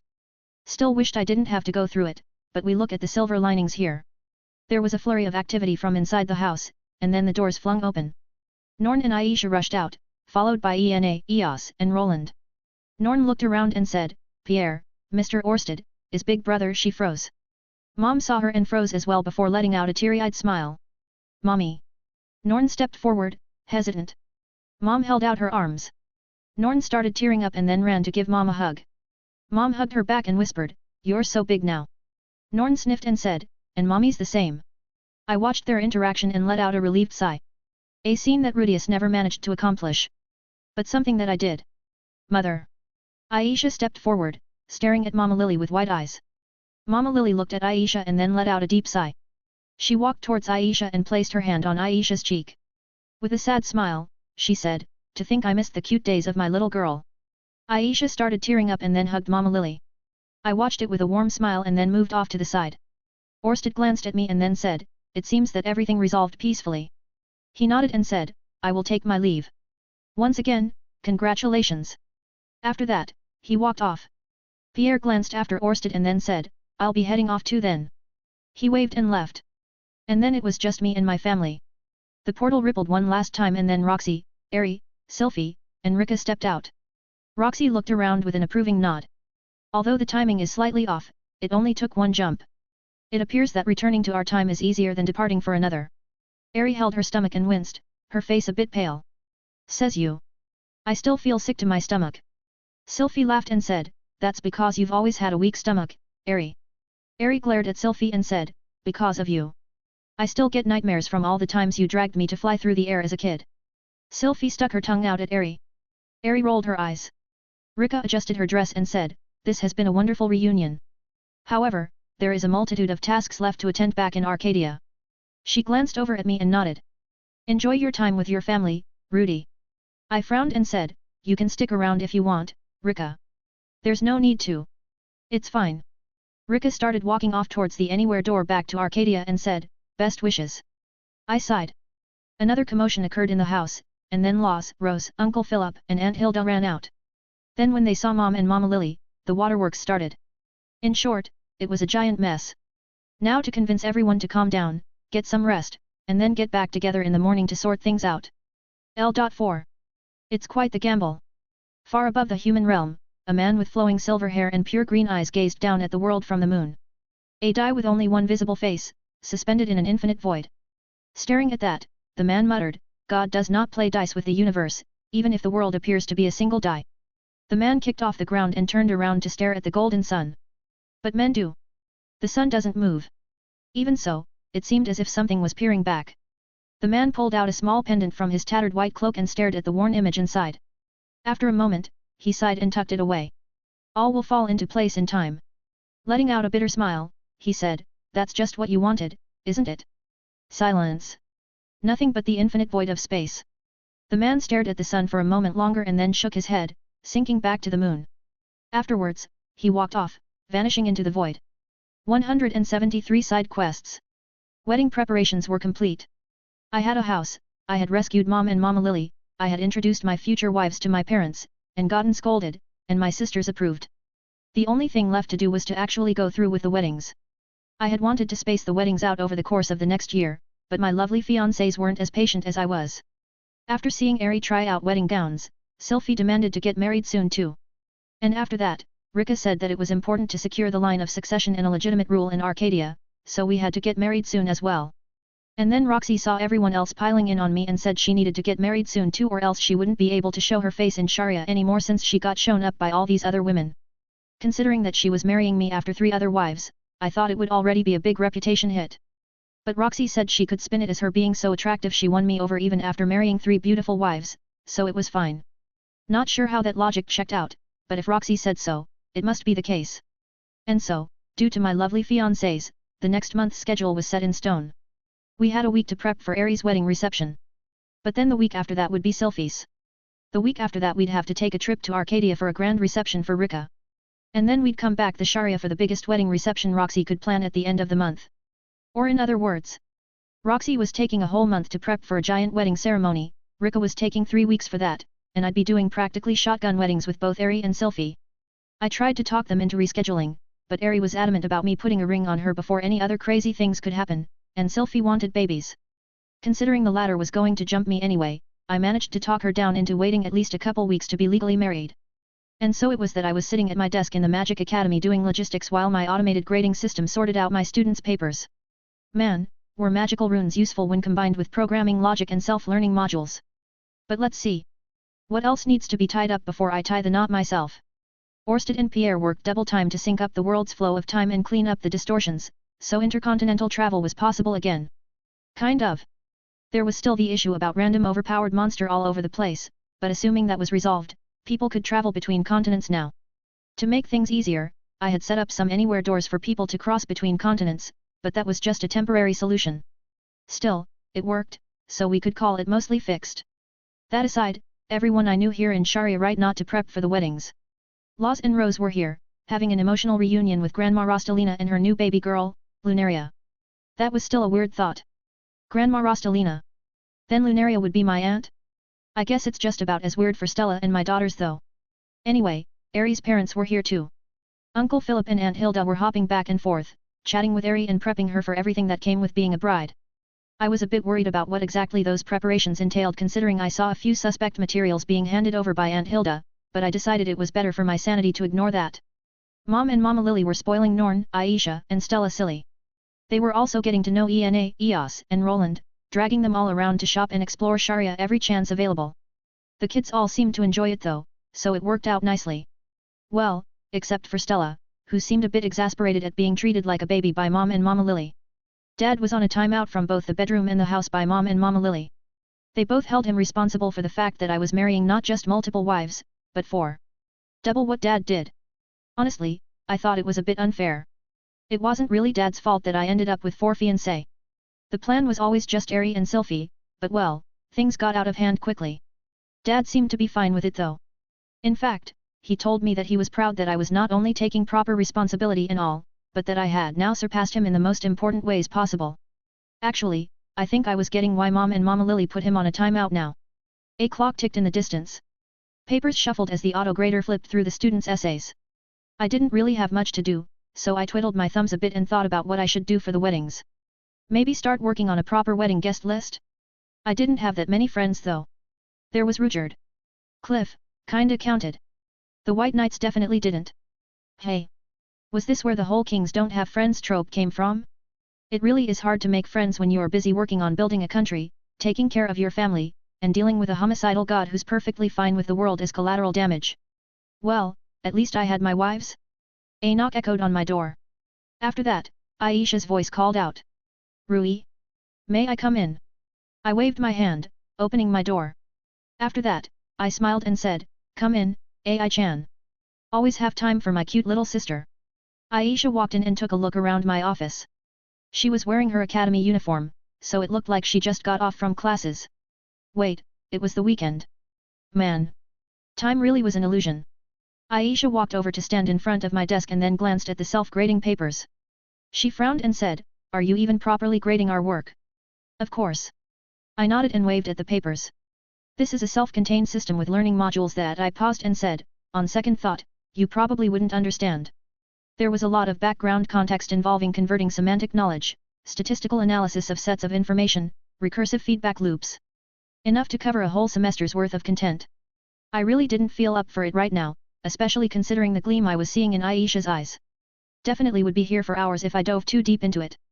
Aisha puffed her chest out and said, try me. I'm the student council and honor student of Renoa Magic Academy for a reason, Rui. I laugh and reach out to pet her head.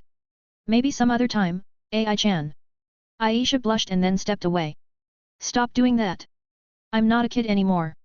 I laugh and say, you and Stella react the same way. It's kind of funny. But you know. I let out a soft smile and said, you, Stella, and Norn will always be my cute baby sisters, no matter how big you get. Aisha stared at me and then sighed. I frowned. What? Aisha shook her head and said, you are going to be in so much trouble when you have daughters, Rui. Probably. I got up from my chair and stretched. But that's a problem for future me. But anyway, what brings you here? And all dressed up too. Aisha coughed and her ears turned red. I just want to spend a bit of time with my older brother. She glanced at me and said, I think I'm overdue for some time with you, right? And it isn't fair that you spend so much time with Stella and Norn. I frowned and did a quick mental calculation of the time I spent with my sisters. No, I definitely spent an equal amount with them all. But if Aisha is acting like this. Stella's been bragging again, hasn't she? My cute little Imuto has been recently getting into the habit of flexing the fact that she grew up and spent her childhood with me to tease her big sisters. It seemed like it was finally starting to get a bit on Aisha's nerves. And case in point. Aisha's face turned a bright red and she said, and no. It's not like I'm jealous or anything. She coughed and said, I just want to know more about my big brother. She lowered her gaze and said, unlike Norn, I don't remember much about those days. Oh right. I took it for granted that Norn remembered, and Stella was Stella. But Aisha had been a toddler. Plus, unlike Norn, she didn't have any of her parents to rely on. Or any of her family actually. I could see how that would take a toll on her memory at such a young age. Aisha looked up and said, "Is it no good?" I walked around to pat her head and said, "Of course I'll spend some time with you. I haven't had a chance to catch up with my cute little sister either, you know." Aisha stepped back and pouted, fixing her hair. "Could you stop that? It take a lot of time to fix up my hair, you know." I smiled and held up my hands. "Fine, fine." After making sure my papers were set up, and that the system with my prep-hard lectures was rendering my videos properly. Actually, could you call it rendering if it was more projecting a lifelike hologram that gave the illusion I was teaching a class? Food for thought. But anyway, after making sure those systems and magic formations were good to go, I looked at Aisha and said, "So where does my cute little AI-chan want to visit today?" Aisha let out a sigh and said, "Why are you so flirty all the time?" "Hey. Never mind." Aisha shook her head and said, "There's this cafe I wanted to visit. It's quiet and has good sandwiches and dessert." "Sounds good to me." I waved my hand in a sweeping gesture towards the door and said, "After you, milady." "Really, way too flirty. No wonder you're getting married 4 times in a row." Aisha shook her head again and walked out of the office. I cleared my throat and followed after her. Ang. Aisha felt weirdly shy today. Not embarrassed, but hesitant? Reserved? It was hard for her to pin down that particular emotion. It was definitely different from the morbid embarrassment she had when Rui revealed that he was her classroom teacher though. Heavens, the number of questions she had that day. Right now, Aisha and her older brother were walking down the main street towards the commercial district. Aisha was taking the lead, as her older brother requested. But that was still strange to think about. Older brother, and the name Rui. It was nostalgic. Aisha had to admit that calling Rudy by Rui or by older brother made her feel safe and content. It also reminded her a bit of summery fun days in the sun. But it was just the feeling. Aisha still couldn't remember anything from her childhood days. The earliest she remembered was clinging to her wand, which was apparently Rudy's childhood wand, and following Roxy and big sister Sylphie around. She had always heard stories about her older brother from them, but they were so ridiculous that Aisha found it hard to believe. And yet, now that she had been around her older brother so long now, Aisha took a sneaky look back at Rudy with the corner of her eyes. An objectively handsome face. A relaxed smile, but paired with a confident atmosphere. Intense green eyes that seemed to see through everything, but ones that were contrasted by messy and wispy light brown hair. An objectively cool person. Aisha hated to admit it, but her older brother was even cooler than what big sis Sylphie and Roxy said in the past. "Is something wrong, Aisha?" Aisha flinched and then realized that Rudy had noticed her staring. She coughed and said, "And no." "Oh good."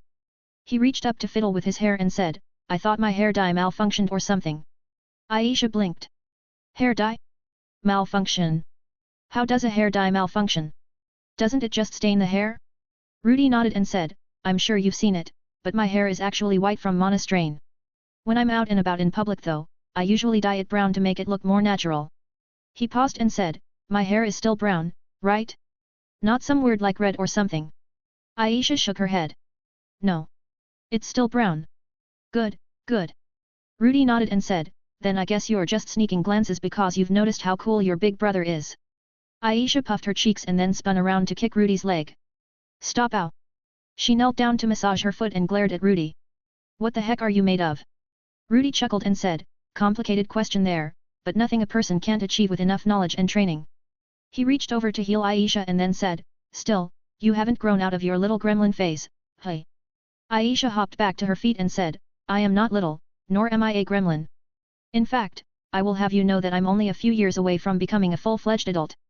Rudy paused and then let out a bitter smile. "That's right. Ai-chan's almost a proper adult now, hey? Just in the blink of an eye." Aisha didn't know how to respond to that. She felt a bit weird seeing Rudy's expression, so she looked away and started walking again. "Anyway, we're almost there." Rudy followed after Aisha and said, "Where exactly are we going anyway?" Aisha glanced back and said, "Like I said, it's a cafe with good sandwiches and desserts. It's also pretty popular for the fact that it has stories you can check out and read while you're there." Aisha paused and then realized that Rudy had stopped following her at some point. Rui. Rudy had stopped in front of a nondescript shop with an unmarked sign. Staring at it, he frowned and said, "Hey Aisha. Do you know what kind of shop this is?" Aisha walked back and took a closer look. Seeing the unmarked signs, she nodded and said, that should be a slave shop. Big sis Roxy never let me visit one, but it should be where you can buy people you need. People you need, huh? That's a pretty way of dressing that up. Rudy frowned and said, still, when the world's like this, they're still in business. Rui. Aisha tilted her head.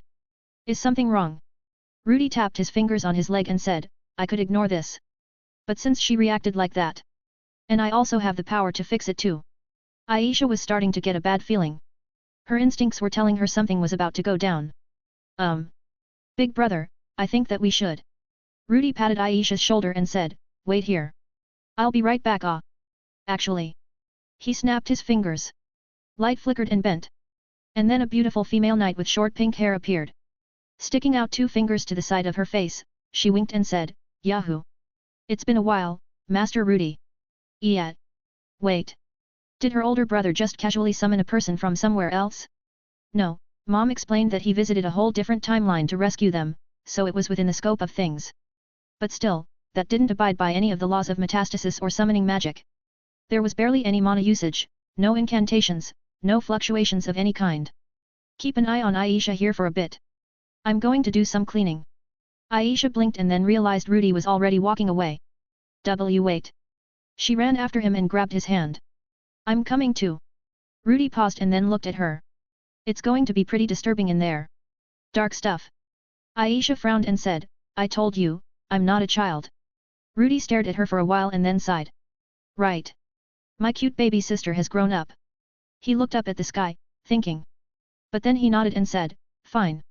It might get ugly though. He looked back at Aisha and said, by the way, do you know a bit about this city and kingdom? Aisha blinked. Yes. Okay. Rudy nodded and said, hypothetically, what would happen if I destroyed the slave industry here? Would the entire kingdom declare war against me? Obviously. Aisha frowned and said, slavery is an integral part of the Renoa kingdom's economy. Not to mention that it's a core trade with the Azura kingdom. In terms of morality, I can see the concern, but it would be more harm by removing the income and negatively affecting the kingdom's economy, wouldn't it? Rudy stared at Aisha for a long while. Aisha frowned, feeling a bit uncomfortable by the intense gaze. And then Rudy sighed. Okay, I get what Dad was trying to teach me back then now. Really isn't too good being too rational and objective. Hey. Rudy cracked his neck and said, well, whatever. I can actually blame this on Dad this time. He walked towards the building and said, keep an eye on Aisha, Astolfo. Got it, boss. Wait. Aisha looked at Rudy and then the shop and said, you aren't seriously. Bang. Open up. This is the order of the temple. We've come in the name of Milis to demolish this obscene practice. Astolfo giggled, and then started cackling when a platoon of knights in blue armor and the emblem of Milis appeared behind Rudy. Oh dear heavens above. Aisha stared at Rudy marching in with the knights and said, he's serious about this. Astolfo patted Aisha's shoulder and said, boss is always serious. Now, come on. Let's go see him being cool. Wait a minute, Miss Astolfo. I really don't think this is a good 174 The Sisters' Thoughts. A boutique clothing store in Sharia's commercial district. Standing in front of a mirror, Stella suddenly paused and then turned around, looking into the distance. Zenith noticed and frowned. Is something wrong, Stella? Stella puffed her cheeks and said, Unai-chan is causing trouble again. Lilia frowned and said, women trouble, or regular trouble? Stella paused. Regular trouble. I think. She couldn't exactly see, hear, or sense what Unai-chan was doing. But Stella had been around him enough that she kind of had a sixth sense for when he was doing ridiculous stuff in the background again. Ah. Lilia nodded and then said, then it's fine. Stella sighed. I just wish Unai-chan could be normal. Zenith tidied up Stella's hair with a ribbon and then said, don't we all? But anyway, what do you think, Stella? Stella stared at her reflection. The latest dress her mother had stuffed her into was a fluffy white dress with red frills. Stella had to admit that it looked cute and pretty. But it was also really flamboyant. Why can't I just wear a normal white dress for Reincarnation's wedding? Zenith stepped back and gave Stella a once-over before letting out a satisfied smile. After that, she said, that's because each dress has to be special for each of your big sisters, and also because your big brother gave us an unlimited budget. She placed her hand on her cheek and said, ha, it's nice to be able to spend money like this again. Right. Stella glanced in the corner where Eos and Ena were twisting and turning, looking at their dresses. Then she looked at poor Roland standing by the entrance and already lugging 4 bags of clothes. Eos eventually looked up and said, "Gee grandmother, is this fine?" She lightly tugged on her form-fitting white dress and then fiddled with the red roses embroidered on her sleeves. I think this is a bit too much." Zenith walked over and said, "Be more confident, Eos." She puffed out her chest and said, "You've inherited the best parts from me, so you've got to strut it. Just like your older sister there." Ena flinched and then crossed her arms over her chest. I agree with Eos. This. People will stare." Zenith pouted. "But you're so cute." Stella stepped away from the mirror and then said, "You shouldn't force them, Mom. You don't want them to hate you like Dad, right?" Zenith paused and then let out a long sigh. "But they're so pretty." She frowned and said, "I should give Rudy a piece of my mind. Having 2 beautiful daughters who don't know how to dress up at all." Lilia walked over to Eos to help her change out of the dress and said, "Well, neither of us truly dressed up in the past as well. That's because our dear husband didn't know how to manage or make money very well." Zenith crossed her arms and said, "Rudy could drown the Azura kingdom in riches, so his daughters should look the part." Stella muttered, "Ani-chan could definitely drown the Azura kingdom in more ways than one. If he was feeling biblical, a giant flood. If a bit pragmatic, crashing the economy by literally printing gold. Or if he was just a bit more of a proper harem cheat ice guy protagonist. Yet. Good thing Ani-chan had standards, morals, and values."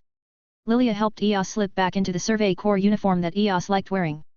After that, Lilia looked over at Zenith and said, "Isn't it better to raise children to appreciate what they have instead? Rudy seems to have done a wonderful job of that." Stella paused to think about it. Mama Lily made a good point. While Eos definitely trolled her subordinates a bit and Ena was a bit airheaded, they were far from being spoiled brats. And just thinking about herself, Stella remembered that Rudy made sure she never wanted for anything. Not only that, but he talked with her, kept her happy, sang lullabies to keep her mood up. Hey! Ani-chan would make a great father, actually. No, he already was a great father. And a great father figure too. Better than Paul at least. Paul. Come to think of it, wasn't there another guy named Paul that people hated in the American comics or something too? Wait. Oh no. She was starting to do tangents like Ani-chan now. Focus, Stella. Ena smiled and said, "Daddy did a great job at that. And he also always gave us gifts when we wanted them and worked to get them. Like this." She reached into thin air and then pulled out an ominous dark orb emitting black light. "Wait, black light?" Stella blinked and then stared at the almost reality-bending object Ena was holding. "Sis." Eos snapped at Ena and said, "Put that away." Ena frowned and said, "But I want to show it to Grandma." Zenith stared at the orb, her eyes struggling to focus. "What is that?" Ena let out a bright smile and said, "It's the soul stone from a greater lich Daddy found in a distortion dungeon. I've always wanted to try and learn dark magic, so Daddy got it for me after I helped him save a lot of people." Eos walked over and then grabbed the orb from Ena before shoving it into thin air. The space rippled for a bit, and then the orb vanished. Ena pouted. "What was that for?" Eos sighed and said, "Did you forget that Dad said it was dangerous to pull out around other people?" Ena blinked and then blushed. "Oops. Right. He did say that, teehee." Stella bit her tongue. "Must not say joke." Zenith shook her head. "Rudy still gives out ridiculous gifts, I see." Lilia paused and placed a hand on her chin. "That's true. But, does this not mean that the weddings will be completely and utterly outlandish in scale?" Stella froze. That was a good point. Stella could already imagine it. An altar floating in the infinite expanse of space. Phoenixes flying in the background to celebrate the marriage. And then stars exploding in supernovas for fireworks. Stella started to sweat and then said, It won't be that bad though, right? The bride plans the wedding ceremony. Right. Oh. Zenith nodded and said, that's true. She laughed and patted Stella's head. My cute baby girl is smart too, isn't she? Stella puffed her cheeks and said, I don't like head pats. Hey. Zenith tilted her head. But I see Rudy give you head pats all the time. Ani-chan is different. Lilia smiled at the interaction. But then she tilted her head, as if suddenly remembering something. Aries' wedding should be fairly standard. Perhaps a bit opulent due to Philip and Hilda being nobles. But Sylphie. Considering her ability with magic. Stella could already see it. A castle made of ice. Sylphie, walking down with a dress woven from unmelting snow. Maybe even an artificially created biome. Stella was never going to have a normal life after this, was she? Zenith hummed and said, it should be fine. Laws and Rose are more reasonable, so they should stop her. But... She let out a sigh and said, I'm worried about us later down the line. Stella here is still a baby. I'm not. But there's only a few more years for Norn and Aisha. When that happens, hubby and Rudy are going to go off the walls preparing for it. Lilia nodded and then said, it's fortunate then that there's still some time for us to convince Rudy. It will be a few years yet before any wedding proposals happen for any of the girls so. Ena raised her hand. I've already been proposed to though. Silence. Zenith slowly turned to look at her. Stella blinked and then remembered. Oh yeah. Mr. Cliff did do that. And Uni-chan seemed to approve of the guy. But since the guy was practically the Pope now too. The silence grew tense. But then an explosion erupted in the distance. Immediately after, Aisha's voice cut through the air. Did you have to blow it up? Rudy's voice echoed after that and he said, in the name of Saint Mealy's, we will punish you. Prepare yourselves, evildoers. Rudius Notice Grere. That's my name, Ai-chan. Don't wear it out. You're making me insane. At least I'm not making you a scion. What nonsense are you spewing now? Stella face-palmed. It's always something. Always something. RNG. It was fun at least, right? I sipped on a fruit smoothie and smiled. Nothing you'll be forgetting anytime soon. Aisha pouted and munched on her sandwich. I hate you. And when were you going to say that you're a big shot in the Mealy's religion? She set her sandwich down and wiped her mouth with a napkin. After that, she frowned and said, summoning the order of the temple like that. You've to be the cardinal or something equivalent, don't you? Something like that, yeah. I had a feeling that she'd faint if I said people thought I was Mealy's reincarnated, so I kept it vague for now. We were in that cafe Aisha wanted to visit. It was a pretty neat place. The building itself was pretty big, but there were lots of bookshelves, so the dining area paired with the place you ordered food was pretty small and cozy. There also weren't many people around, though that was probably because the main customers here were teenagers who ran off at the first exciting thing they saw. It seemed like Aisha was enjoying the peace and silence though after all that mayhem. It was a bit unfortunate, but I couldn't just leave those slave markets around. Knowing Stella, my cute Imuto would get herself into a boatload of trouble again after trying to play a hero. As the responsible older brother, I had to clear out the more dangerous side quests ahead of time for her. Plus, I had to emphasize to Aisha that certain things shouldn't exist. Slavery was one of those things. Interns were okay, but slavery and human trafficking were no good. The commoditization of lives always ended up leading to the most corrupt of individuals hiding in the shadows and innocent people vanishing from the face of the world. Which reminded me that I needed to double-check with Orsted about how exactly he cleaned up the Azura Kingdom. He was a guy who protected children and valued them, so he probably dealt with most of the scum there, but it was good to double-check. Since I was practically head of a zealous religious organization, I might as well start resolving various humanitarian crises while I was at it. Double down or go home were the only real options here, and I hadn't lost yet when doubling down. Well, other than all the weddings and wives I'd be dealing with in the near future, but whether that was a complete loss or an absolute victory was still in the air. Aisha sighed and then stuck a straw into a milkshake she ordered, slowly stirring it. It was surprisingly modern. The cup was even made of a weird plasticky material. Sufficiently advanced technology really was indistinguishable from magic, and vice versa. Aisha took a sip from her milkshake and said, whatever. I suppose I'll simply accept that my older brother is an over-the-top and flashy force of nature. She sighed and said, it will make it easier for me to fend off pushy suitors anyway. I narrowed my eyes. Pushy suitors? Aisha nodded. Yes. There are some annoying guys who she paused and then stared at me. Rui. No. What? I grabbed my fruit smoothie and took a sip. I'm not going to do anything to them. Just asking some questions. Aisha pursed her lips and then said, I'll hate you forever. TCH. I looked away and said, you're lucky I'm weak to guilt trips. Aisha rolled her eyes and said, that's about the only thing you're weak to. But speaking of guilt trips. She let out a sly smile and said, when are we celebrating my birthday? Norn keeps gushing about how fun her party in Arcadia was. I started to sweat. Right. Your birthday party. I knew this would come back to bite me. Can we wait until after I get married? It would be great to not have to think about planning a birthday party for my sister and all the weddings. Not to mention family planning, sorting out endgame plans against being yet. I would really appreciate that. Aisha rolled her eyes and took another bite from her sandwich. After swallowing, she said, that's obvious. But don't wait too long. It's a bit sad, you know. She lowered her gaze and said, out of all your sisters, I'm the only one who was left out. Is it because I'm just your half-sister? I immediately get up to hug her and said, that's not true. No matter what anyone says, You're still my precious baby sister, just like Norn and Stella. Aisha hugged me back and said, thanks, Rui. Then, can you make me a new wand with expensive and high-carat gemstones for me to use? I stepped back in shock. And then I flicked Aisha's head and said, you sly young woman. Ow. Aisha rubbed her forehead and said, I need a new wand. My old one is breaking anyway. She reached into her uniform and pulled out a wand. I tried not to think about where she was keeping it and instead focused on the wand itself. It was familiar. A metal container at one end, holding 6 polished gems that looked like spiraling comets in a cage. Originally, a beautiful soft blue mana was woven into it, carefully circulating around tightly knit magic circles. But now, elegant violet mana had replaced it, and the magic circles had been repatterned as well. That was the wand that Roxy made me for my 5th birthday. I forgot that Aisha had it. Aisha noticed my reaction and said, you recognize it? Yeah. I nodded and said, it's the one Roxy made me for my 5th birthday. I paused and said, did she or Sylphie never tell you about it? Aisha paused to think and then said, I think they might have at some point.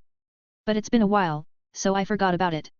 How do you forget about something that belonged to your older brother? Was this karma? Was this because I didn't pay as much attention to her when I was younger, despite being close to Mama Lily? From what the biography said, as well as the memories I had of Rudius, Aisha practically worshipped him in an almost unhealthy way. Meanwhile, Norn wasn't as close.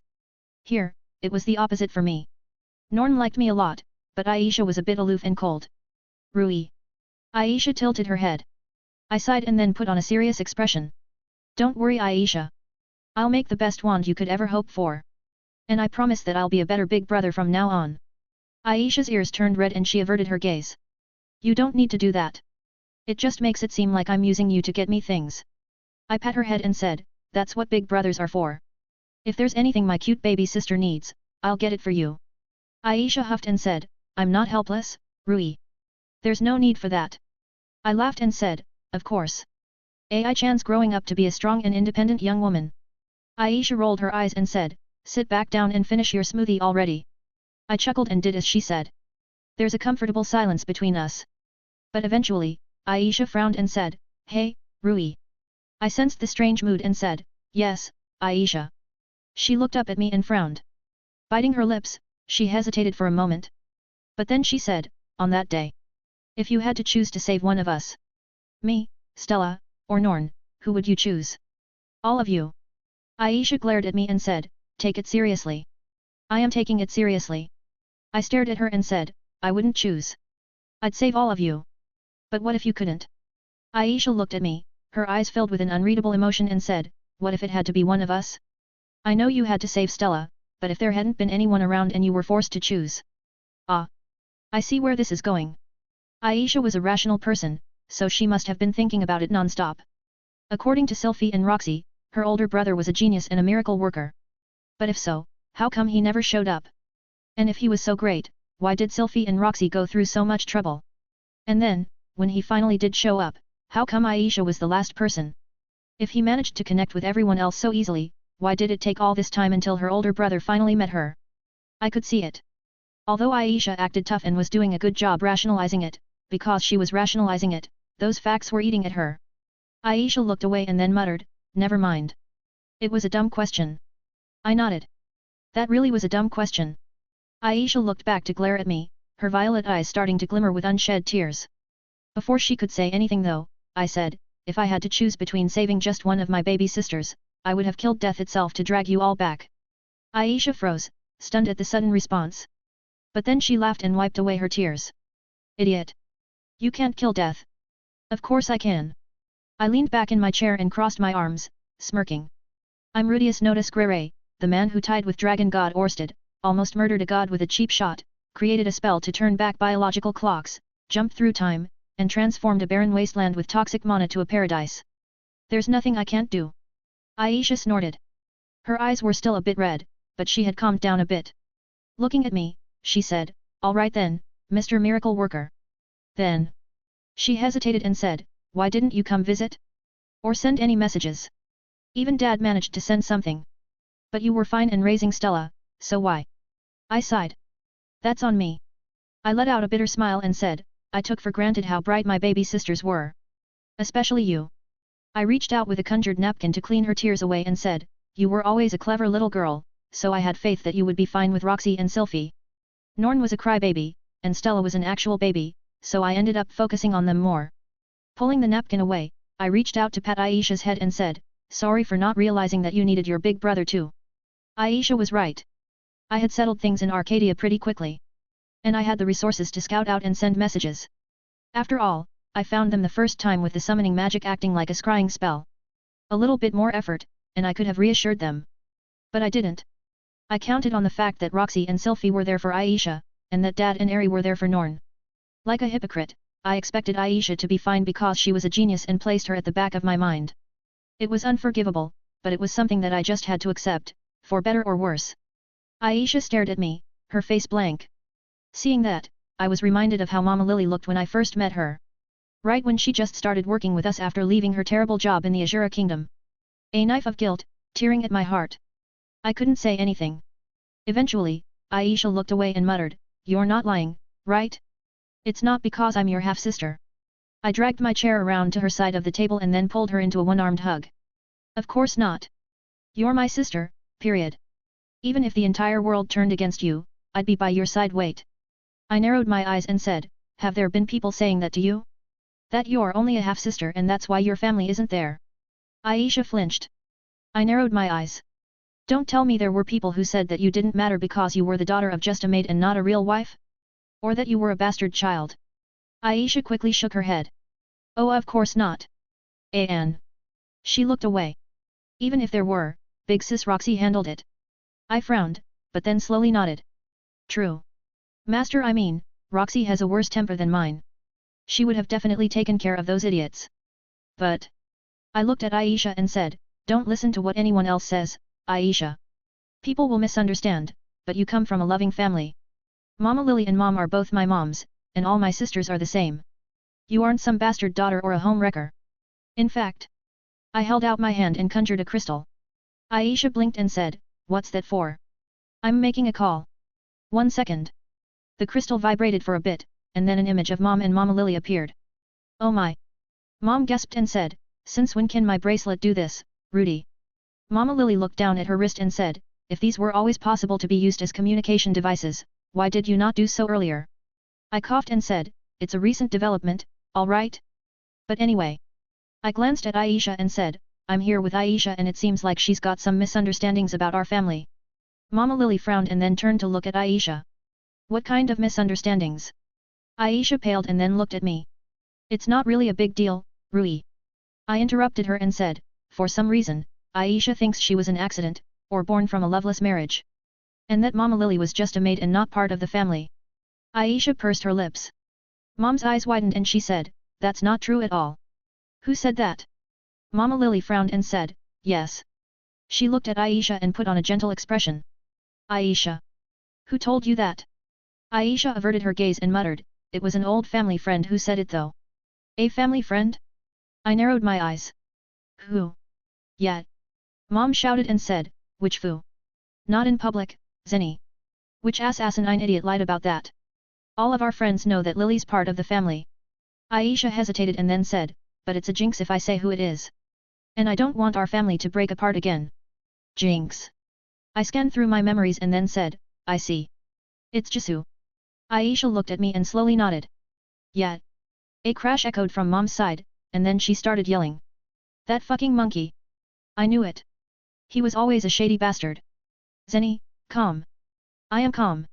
Stella's voice suddenly chimed in from the background. Hey. How come I get yelled at if I curse, but when Mom does it? Quiet, sweetie. Mommy's not in a good mood. GRK. At that time, Ena's voice echoed. I hear Daddy. Is he there? Hi Daddy. Ea sighed in the background and then said, Sister, please read the room. Roland's voice echoed next and he said, wait. Did someone mention Jisoo? That traitor. Aisha froze, stunned by the sudden chaos on the other side of the line. Then she turned to look at me. I sighed. Fucking going to tear being a new one, I swear. 175 The voice of reason. And that's why today has been a complete mess, Eri. Rudy let out a deep sigh and said, why can't I just have a normal and peaceful life enjoying it with family? Eris resisted the urge to laugh. It would be mean, and she was practicing to be a good wife, so. PFT. Rudy clicked his tongue. Glad someone's finding it funny. Eris laughed and shook her head. Sorry, Rudy. It's just. She leaned on the table with her elbows and stared at Rudy's face. It's fun seeing you upset. Ever since Eris met him, Rudy had always been either confident to the level bordering on arrogance, super composed, or murderous. Whatever the case, it was mature to the level where he sometimes didn't seem human. But it was good to see him act up like this every now and then. The two were sharing a private dinner together and unwinding after a long day. Well, more like Rudy grabbed Eris when he got home and claimed to have a chat to talk about the wedding before anyone else could interrupt before warping them off somewhere private. Seriously. Rudy had no common sense. Rudy chuckled and said, I guess it's fair considering how much I used to tease you. Eris pointed a fork at Rudy and said, how much you still tease me? Seriously, do you just like seeing me flustered? Of course. You're so cute when you're flustered, Eri. It's really adorable, you know. Eris blushed and said, save the smooth talk for the altar. Rudy chuckled again and said, fine, fine. But thanks for this, Eri. He let out a deep sigh and said, you're the only one I can rant to who won't either go off the handle or do something crazy, you know. Eris let out a sigh and said, yet. Somehow I'm the only sane woman here. How did it even end up like this anyway? Of all people, Eris would never have expected to become the voice of reason. Rudy coughed and then took a look around. He threw a few more barriers in place and then leaned forward to whisper. It's a secret, but that's actually why I want to marry you first. Please help keep the others in line. Eris blinked and then puffed her cheeks. Is that something you should be asking your wife before we've even gotten married? Rudy nodded. It's shameless, I know. But I trust you a lot, Eri. Not to mention how you keep me grounded. He paused and said, it's really weird how it worked but that way, but I'm sure without you here I'd have ended up going off the rails sooner or later. I mean, Sylphie's all up for me being a real demon lord, Rika wants me to be a proper emperor, and we have my beloved master Roxy, who I think has seriously lost a few marbles over the years. Eris laughed and said, never say that to any of the others. She paused and said, or let them know that you told me. I love you, Rudy, but I would rather not die before I even see our children. Rudy nodded, but then he paused and said, our children. Eris blushed and said, what? She looked away and said, Sylphie's been talking about it, and I've been thinking too, you know. Rudy leaned forward with a sly smile and said, oh yeah? How many were you thinking? Eris felt her face heat up more, but she looked Rudy in the eye and said, a son like you would be nice. But I'd like a daughter I could spoil too. Hearing the serious answer, Rudy blushed and cleared his throat. I'll do my best. The atmosphere turned awkward for a moment, but then Rudy cleared his throat and said, anyway. The wedding. He looked at Eris and said, I know that Uncle Philip. He paused and said, well I guess it's father-in-law now. Anyway, he said he wanted to handle everything, but is that fine? Eris rolled her eyes. Mom and Dad are being stubborn. She sighed and said, they want to bring Grandpa along to visit and also do a grand banquet here in Sharia to show off our wealth. I told them I just want something small, but they won't listen, not to mention Dad's trying to convince my older and younger brother to come as well. Hey! Rudy blinked and said, you have brothers. Apparently. Eris frowned and said, I was just reminded of that the other day. I actually forgot since I think I only saw them once when I was a kid. Understandable. That was already, what, 13 years ago for you now? 15. He paused and then said, wait. How old are you anyway, Eri? Eris hummed and said, somewhere between 16 and 20. It was hard to keep track of time in a few distortion dungeons. Why? Rudy rubbed his chin and said, I owe you a birthday present too then. And come to think of it, Sylphie too. Oh yeah. And Stella's 5th birthday's coming up soon now too. Eris laughed. What? Eris shook her head and said, only you would be worried about making up for missed birthdays instead of all the other craziness going on in the world. Well of course. Rudy nodded and said, family is the most important thing you know? Which is why I'm really happy I get to spend time here with my lovely fiancé. Eris reached out to flick Rudy's nose. Keep the flirting down. She looked away, ignoring the heat rising in her cheeks. We've been lucky so far, but we don't want an accident before we get married, do we? Rudy immediately put on a stone-cold expression and said, correct. Absolutely not. Sylphie will go crazy if that happens. Eris shivered just thinking about that. Right. At that time, a knight in silver armor walked up to their table and delivered their food. Expertly prepared steak, diced potatoes, and lightly sautéed green beans. Eris grabbed her plate of food and said, I still can't believe things like this can be found in the magic continent. Rudy turned up his nose and smiled. Go ahead, praise me more. Eris rolled her eyes and grabbed her silverware. After pulling out a knife, she said, I'm surprised at how much life's changed though. And how much time has passed. She cut into her steak and sighed. I miss the days where we just ran around and had fun all morning long without worrying about anything. Rudy sighed and said, I miss it too. He grabbed his own food and silverware before saying, that's why I can't wait to fuck up ol Whitey and make him pay for all the pain and stress he's caused us. Eris pointed at Rudy with her knife and said, make sure to bring me with you when you go. Of course. Rudy let out a cold smile and said, I'm going to bring everyone with a grudge to punch that guy's face in. Maybe chain him up while we're at it and crucifix him too. Ooh, or make him an eternal seal against humanity's sins or something. Eris blinked. Rudy paused and then looked away, ears turning red from embarrassment. Eris laughed. Rudy cleared his throat and said, I'll leave you to surprise me with the wedding ceremony then, Eri. But let me know if you need anything. Of course.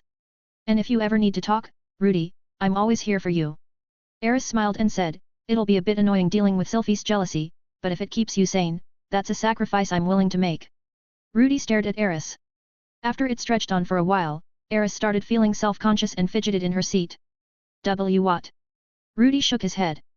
Nothing. Just, you've changed a lot, you know? It's a bit cheesy to say it too, but I'm glad we're getting married. Not just because you're beautiful, but because I can really depend on you. He paused and said, not that I can't or don't depend on Sylphie, Rika, and Roxy, but I think you're the only one I can really relax with. Eris smiled, feeling her heart warm up a bit at the words. That's sweet, Rudy. But... She laughed and said, you need to stop bringing up other women when you're complimenting the one in front of you. Rudy blushed. Sorry. I'll try to do better about that. Still working out how to treat everyone. It's not fair to treat you all equally, but it's also not fair to play favorites. And even then, I love you all, but I don't love you all in the same way. Eris ate a piece of her steak and then said, isn't it fine just to make the woman you're with feel special? She set her knife down and then smiled. Like today. I'm really happy that you took me out for a date like this. I know I'll be sharing you, but at least for now you're mine, so that's fine. Right. Rudy stared at Eris, his golden eyes wide. Eris felt her cheeks burning and then looked away. What? I just... Before Eris could finish, Rudy leaned over to kiss her on the cheek. Eris panicked and shoved him back. What was that for? Rudy laughed and said, I couldn't resist. You're just so lovably adorable right now, Eri. Eris huffed and said, eat your damned food already, Rudy. Rudy smiled and then sat back down, cutting up his steak. Eris looked over and said, so what's your plans now then? It's clear that bastard is making moves now, so are we doing anything to stop him? Rudy munched on a chunk of steak and then said, I'm leaving that to Pierre and Orsted right now. They're the experts in fixing both distortions and rooting out any hidden cards that guy has. From what they told me though, it should be all done in a year. After that, we'll drop the ball in that bastard's court and see how he handles it. Eris nodded. That makes sense. But, what is it, Eri? Eris blushed and said, if it's a year, could you wait a bit longer? She looked at Rudy and then looked away. I'd like you to be around for our first child to be born. Rudy froze. Eris noticed and looked at him. Rudy. Without a word, he rigidly got up and then walked around the table towards Eris. Eris frowned and said, what are you doing eek? Rudy pulled Eris into a tight hug and said, oh my god. You're so cute right now. It can't be legal to be this cute. Eris squirmed and said, let go of me. Stop that. Pervert. Rudy shook his head and said, this isn't lust, this is pure, wholesome love. Since when is my hot-headed fiancé so sweet? Eris felt like her face was on fire. But she realized she couldn't get free, so she just leaned against Rudy's chest and said, idiot. Dummy. Blockhead. I hate you. Let go already. Rudy shook his head and said, just a bit more. My heart is so warm and fuzzy right now. Eris felt like she was going to melt from the embarrassment. But eventually, her torment was over. Rudy let out a content sigh and walked back to his seat. Eris felt dizzy. Glaring at Rudy, she said, it's not fair for you to do that, Rudy.